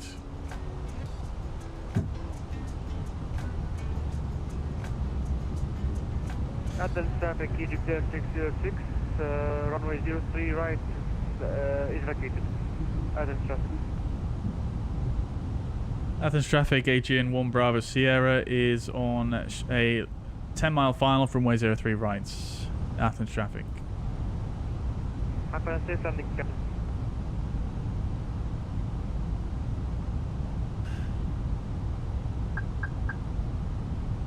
Right, we'll get the speed brake stowed now as we're catching that glide slope. Little arm approach. Cat 3 single.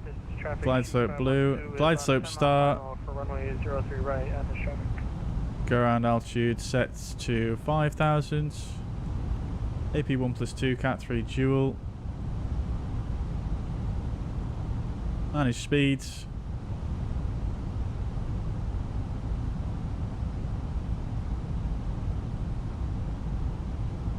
There we go, chat. Intercepting the glide slope from above. Love to see it. Now, I should start to slow down now as it's mellowing out the descent rate a bit. There we go, that's good. Right, flaps 3, speed checked. FPS is about 40 at the moment. Presimo Gaming, welcome to the chat though, hope you're doing well.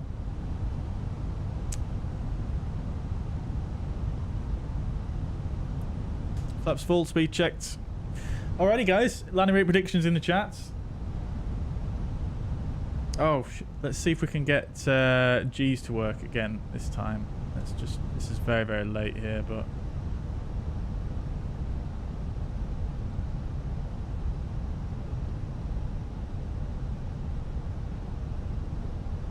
Let's see...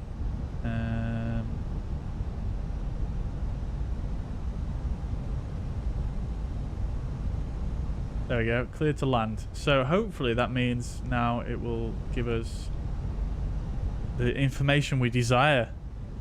Right, a little bit of turbulence there. Crosswind from the right, 14 knots. A little bit spicy. The wind should more or less disappear though as we get in a bit closer here. Let's do this thing, shall we?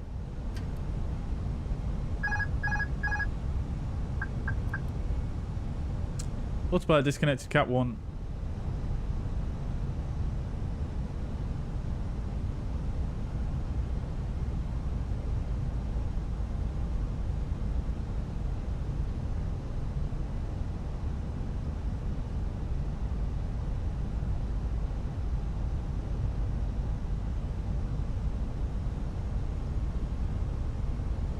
Wow, straight crosswind now, 10 knots. 9 knots. Dropping.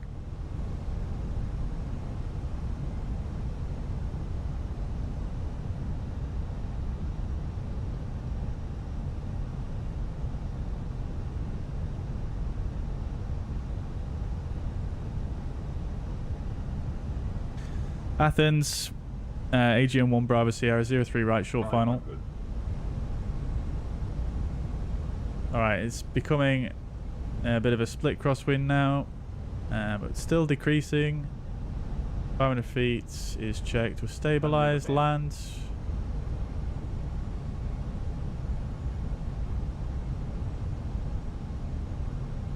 Minimum. Continue. Oh, not looking what I'm doing here. 100.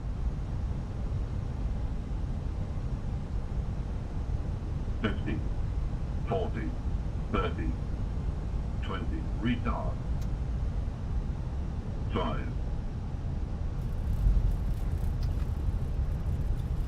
Spoilers. D-cell reverse green.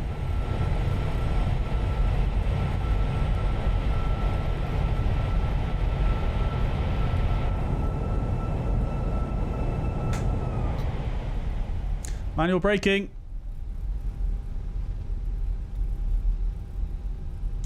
Alrighty. Not bad again. Not bad again. A little bit skewy whiff on the centre line, but I think we did better on the touchdown zone that time.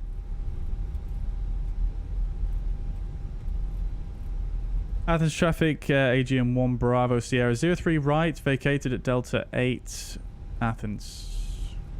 Okay, I need to slow down a bit here. Crikey.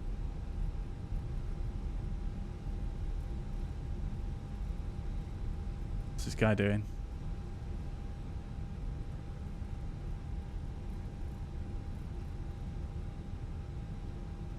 Get the landing lights off. Taxi lights on. Strobe lights off. APU master. Let me give this guy a bit of a flash, see what he's doing.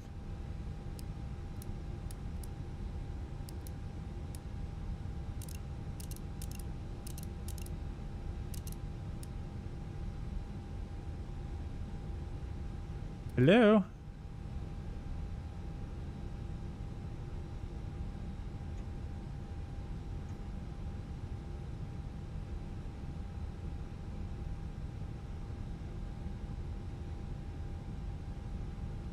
Blocking right where I want to go.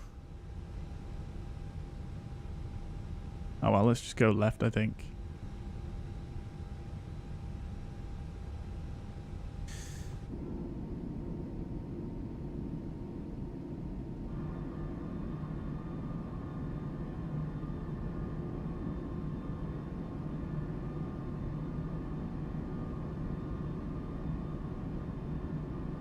Oh, some very optimistic guesses in the chat there, guys. Leaving their seats to perform safety-related duties. However, we ask that Owls, welcome to the chat. Flightline, welcome to the chats. switched off. Portable. Oh, look at that. Ramsey snuck in. Love to see it. Very, very nice.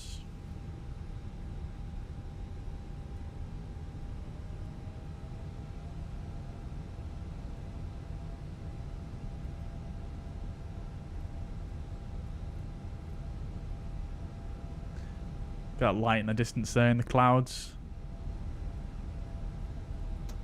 What stand are we going for? We didn't actually choose a stand, did we? We just said North Apron on Juliet. We'll go for Bravo 3, 4.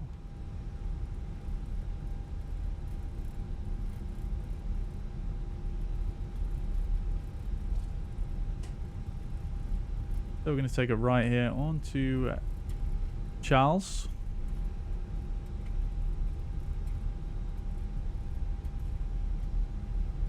Well, Delta 7 actually, apparently, and then Charlie in front.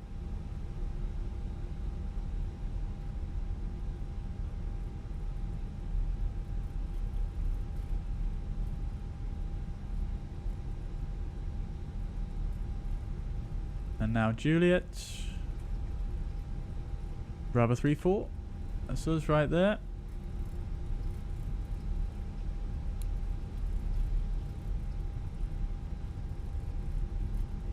Cool. Predictive wind chill and weather radar off. That's the after landing check is complete. TCAS and transponder off. 3-4. Bravo 3-2. It's very glum now in Athens, isn't it? It was rather bright when we arrived here. Sorry, when we departed here earlier. Taxi lights off.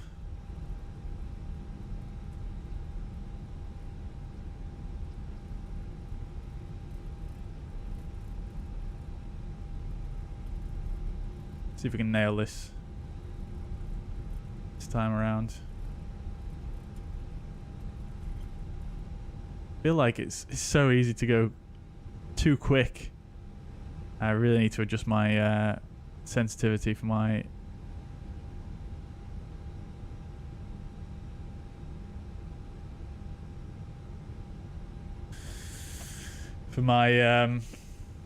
rudder pedals. I think we're too far there. I think that's what she's trying to tell us. Right.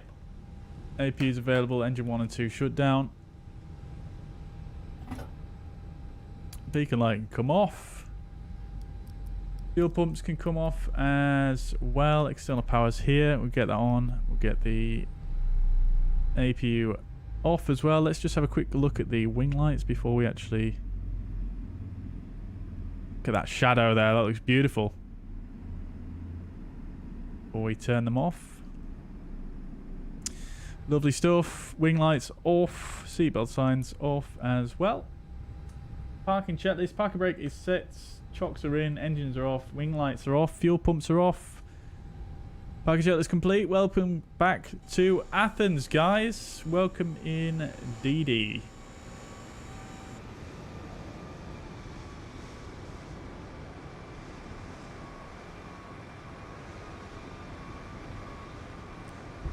Lovely stuff. And it's deboarding itself. I'd love to see it. In fact, no, it's not. We need to do this guy. Oh my god, that's so difficult to see. Lovely stuff. Alrighty. Fantastic. Last chance to enter the giveaway, guys. Exclamation point giveaway if you don't know how to do that yet. But yeah, I'll give you about 1 minute before we roll it, and we'll yeah, then we'll have a look at the replay and stuff. But let's have a look at that landing report before we do so.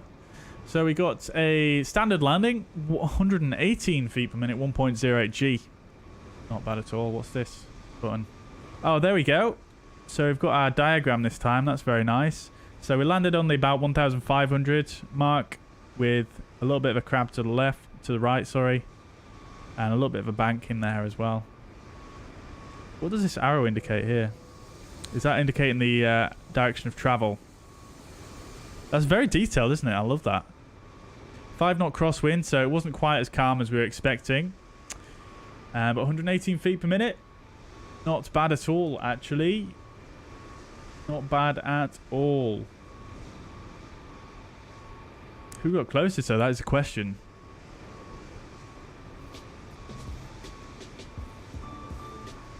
It's got to be... It's Lior with the 125 guess. Congratulations, my friend.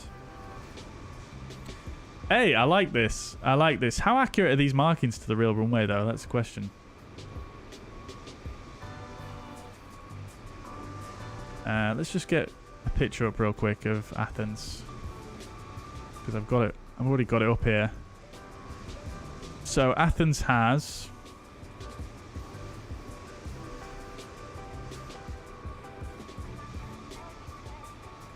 Yeah, not quite the same, really. These markings. Athens has 1,000 footers. I don't know. Is this condensed? I'm not quite sure. But anyway. Athens has one set of double dashes here, and then the single, and then the single, and then nothing here. So, I mean, nevertheless, we were still, you know, very much within the touchdown zone. So I'll take that for my second landing in the Phoenix. Very, very nice indeed. Third even. We do have a replay to watch as well, which we'll watch in just a moment.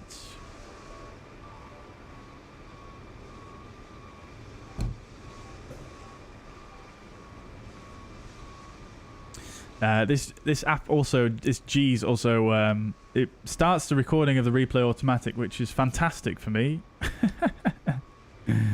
Lovely stuff. Something about the A320 GPWS callouts. Lovely to hear. Yeah, I do like them. I do like them. It must be the voice. It's got to be the voice, right? I love the V1 call out in the bigger aircraft. V1. It's really nice animation of the spoilers projecting out. There is indeed, isn't there, Monka? Yeah. I mean, everything on this aircraft is just stunning.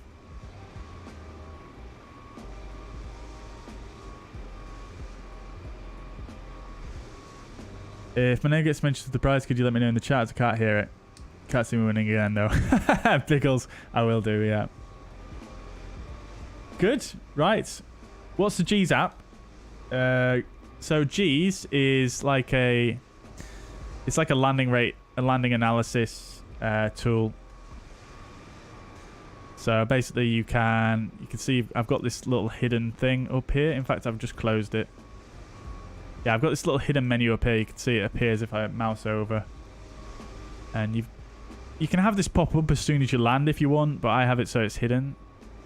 But yeah, it'll basically analyze your landing. And then you can see here you've got all this detail about it, including where you landed on the runway, etc. So pretty good. You've also got a few settings. You could just see the opacity of this little thing, this little icon here. You can have it start automatically recording a replay using the inbuilt replay function in Microsoft Flight Simulator, which I think is a really, really nice feature. And then you've got a nice little history as well.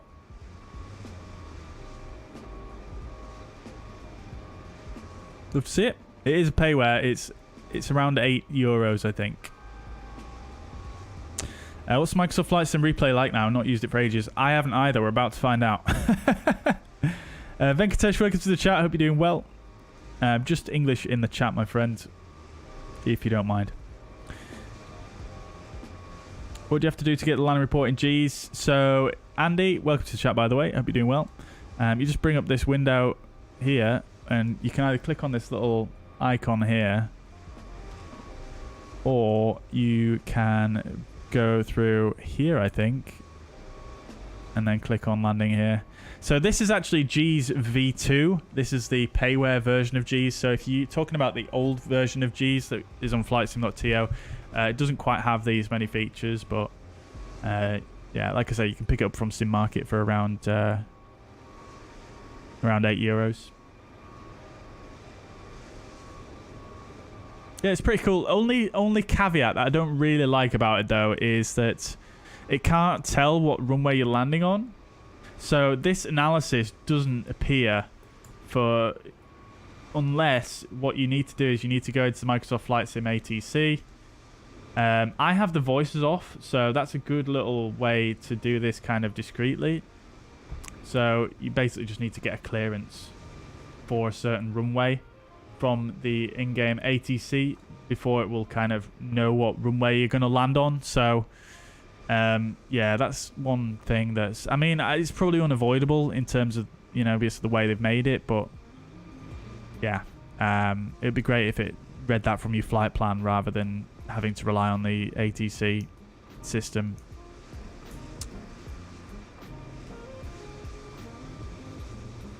Right, okay.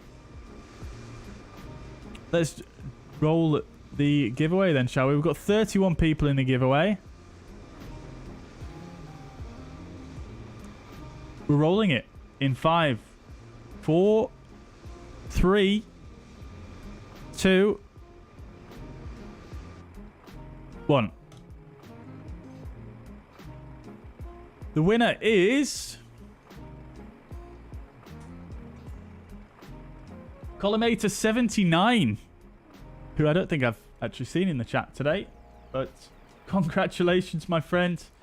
You've won yourself a TCA Captain Pack X Airbus Edition, courtesy of Thrustmaster. Thank you very much, Thrustmaster, partnering with me for this giveaway. And congratulations, Collimator.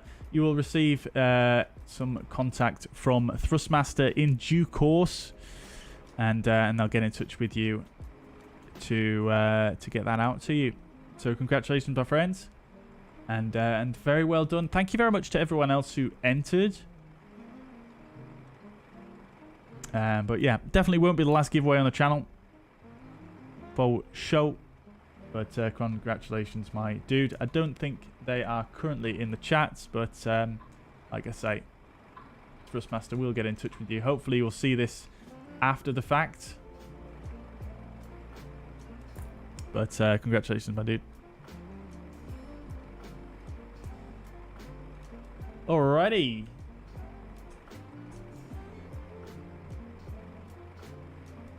So let's watch that replay then, shall we?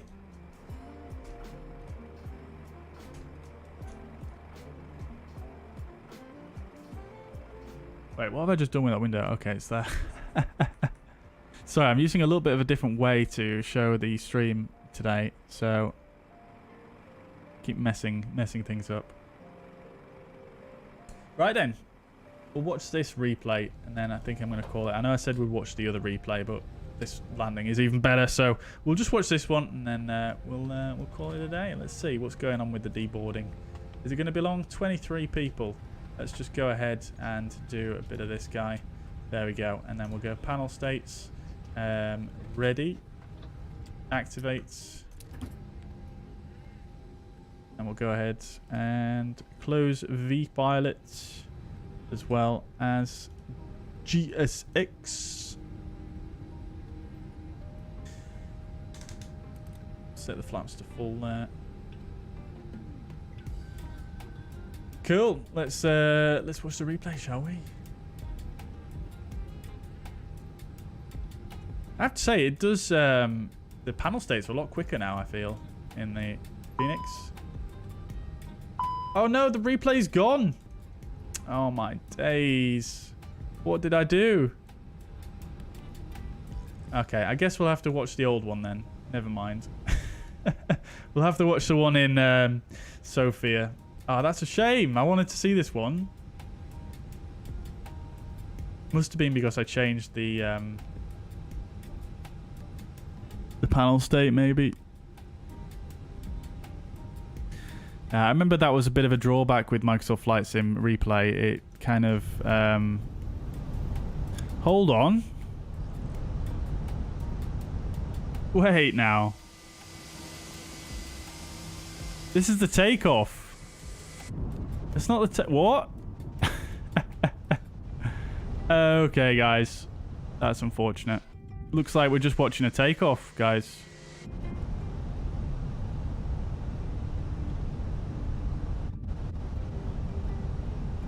That's sad. That is sad. I'm so sorry, guys. I think the recording thing in G's, it's still experimental. It does say it's experimental, so I guess it's a lot more experimental than I thought it was going to be. But nevertheless, we can watch a bit of a takeoff. Why the heck not? We never watch takeoffs, so this should be kind of nice, actually.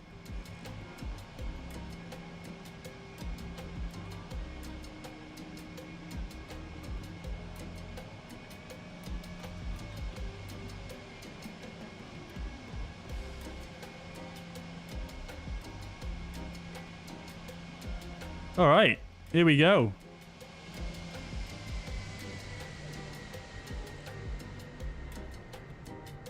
That's it. Oh, the gear. The gear works as well. You love to see that. Very nice. And it's a very, very short recording as well. That's such a letdown. God damn. Might have to go back to Sky Dolly already. Oh dear.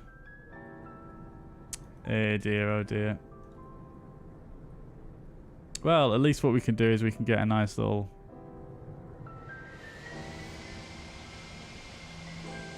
Nice little screenshot to end the stream, I suppose.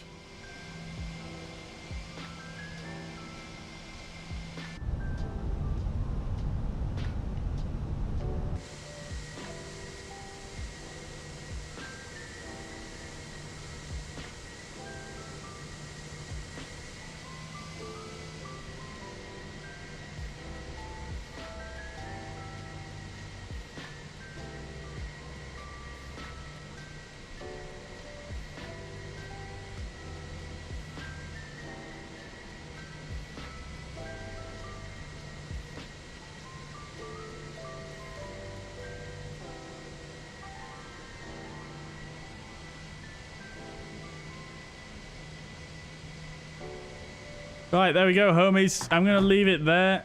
Sorry about that replay situation. We'll fix it for next time. Congratulations, Collimator. If you have any troubles claiming the prize, if you don't hear from Thrustmaster, please do feel free to reach out to me on either Discord or Instagram. The details are in the video description. Yeah, thank you very much for everybody who participated in the giveaway. Thank you very much for everybody for tuning in.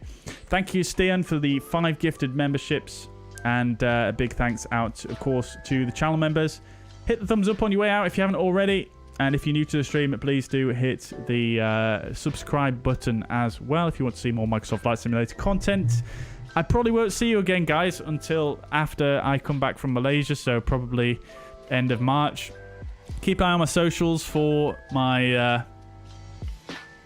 for some updates on that and A380 pictures and whatnot. hope you guys have a fantastic next few weeks. And I'll see you in the next one. Bye for now.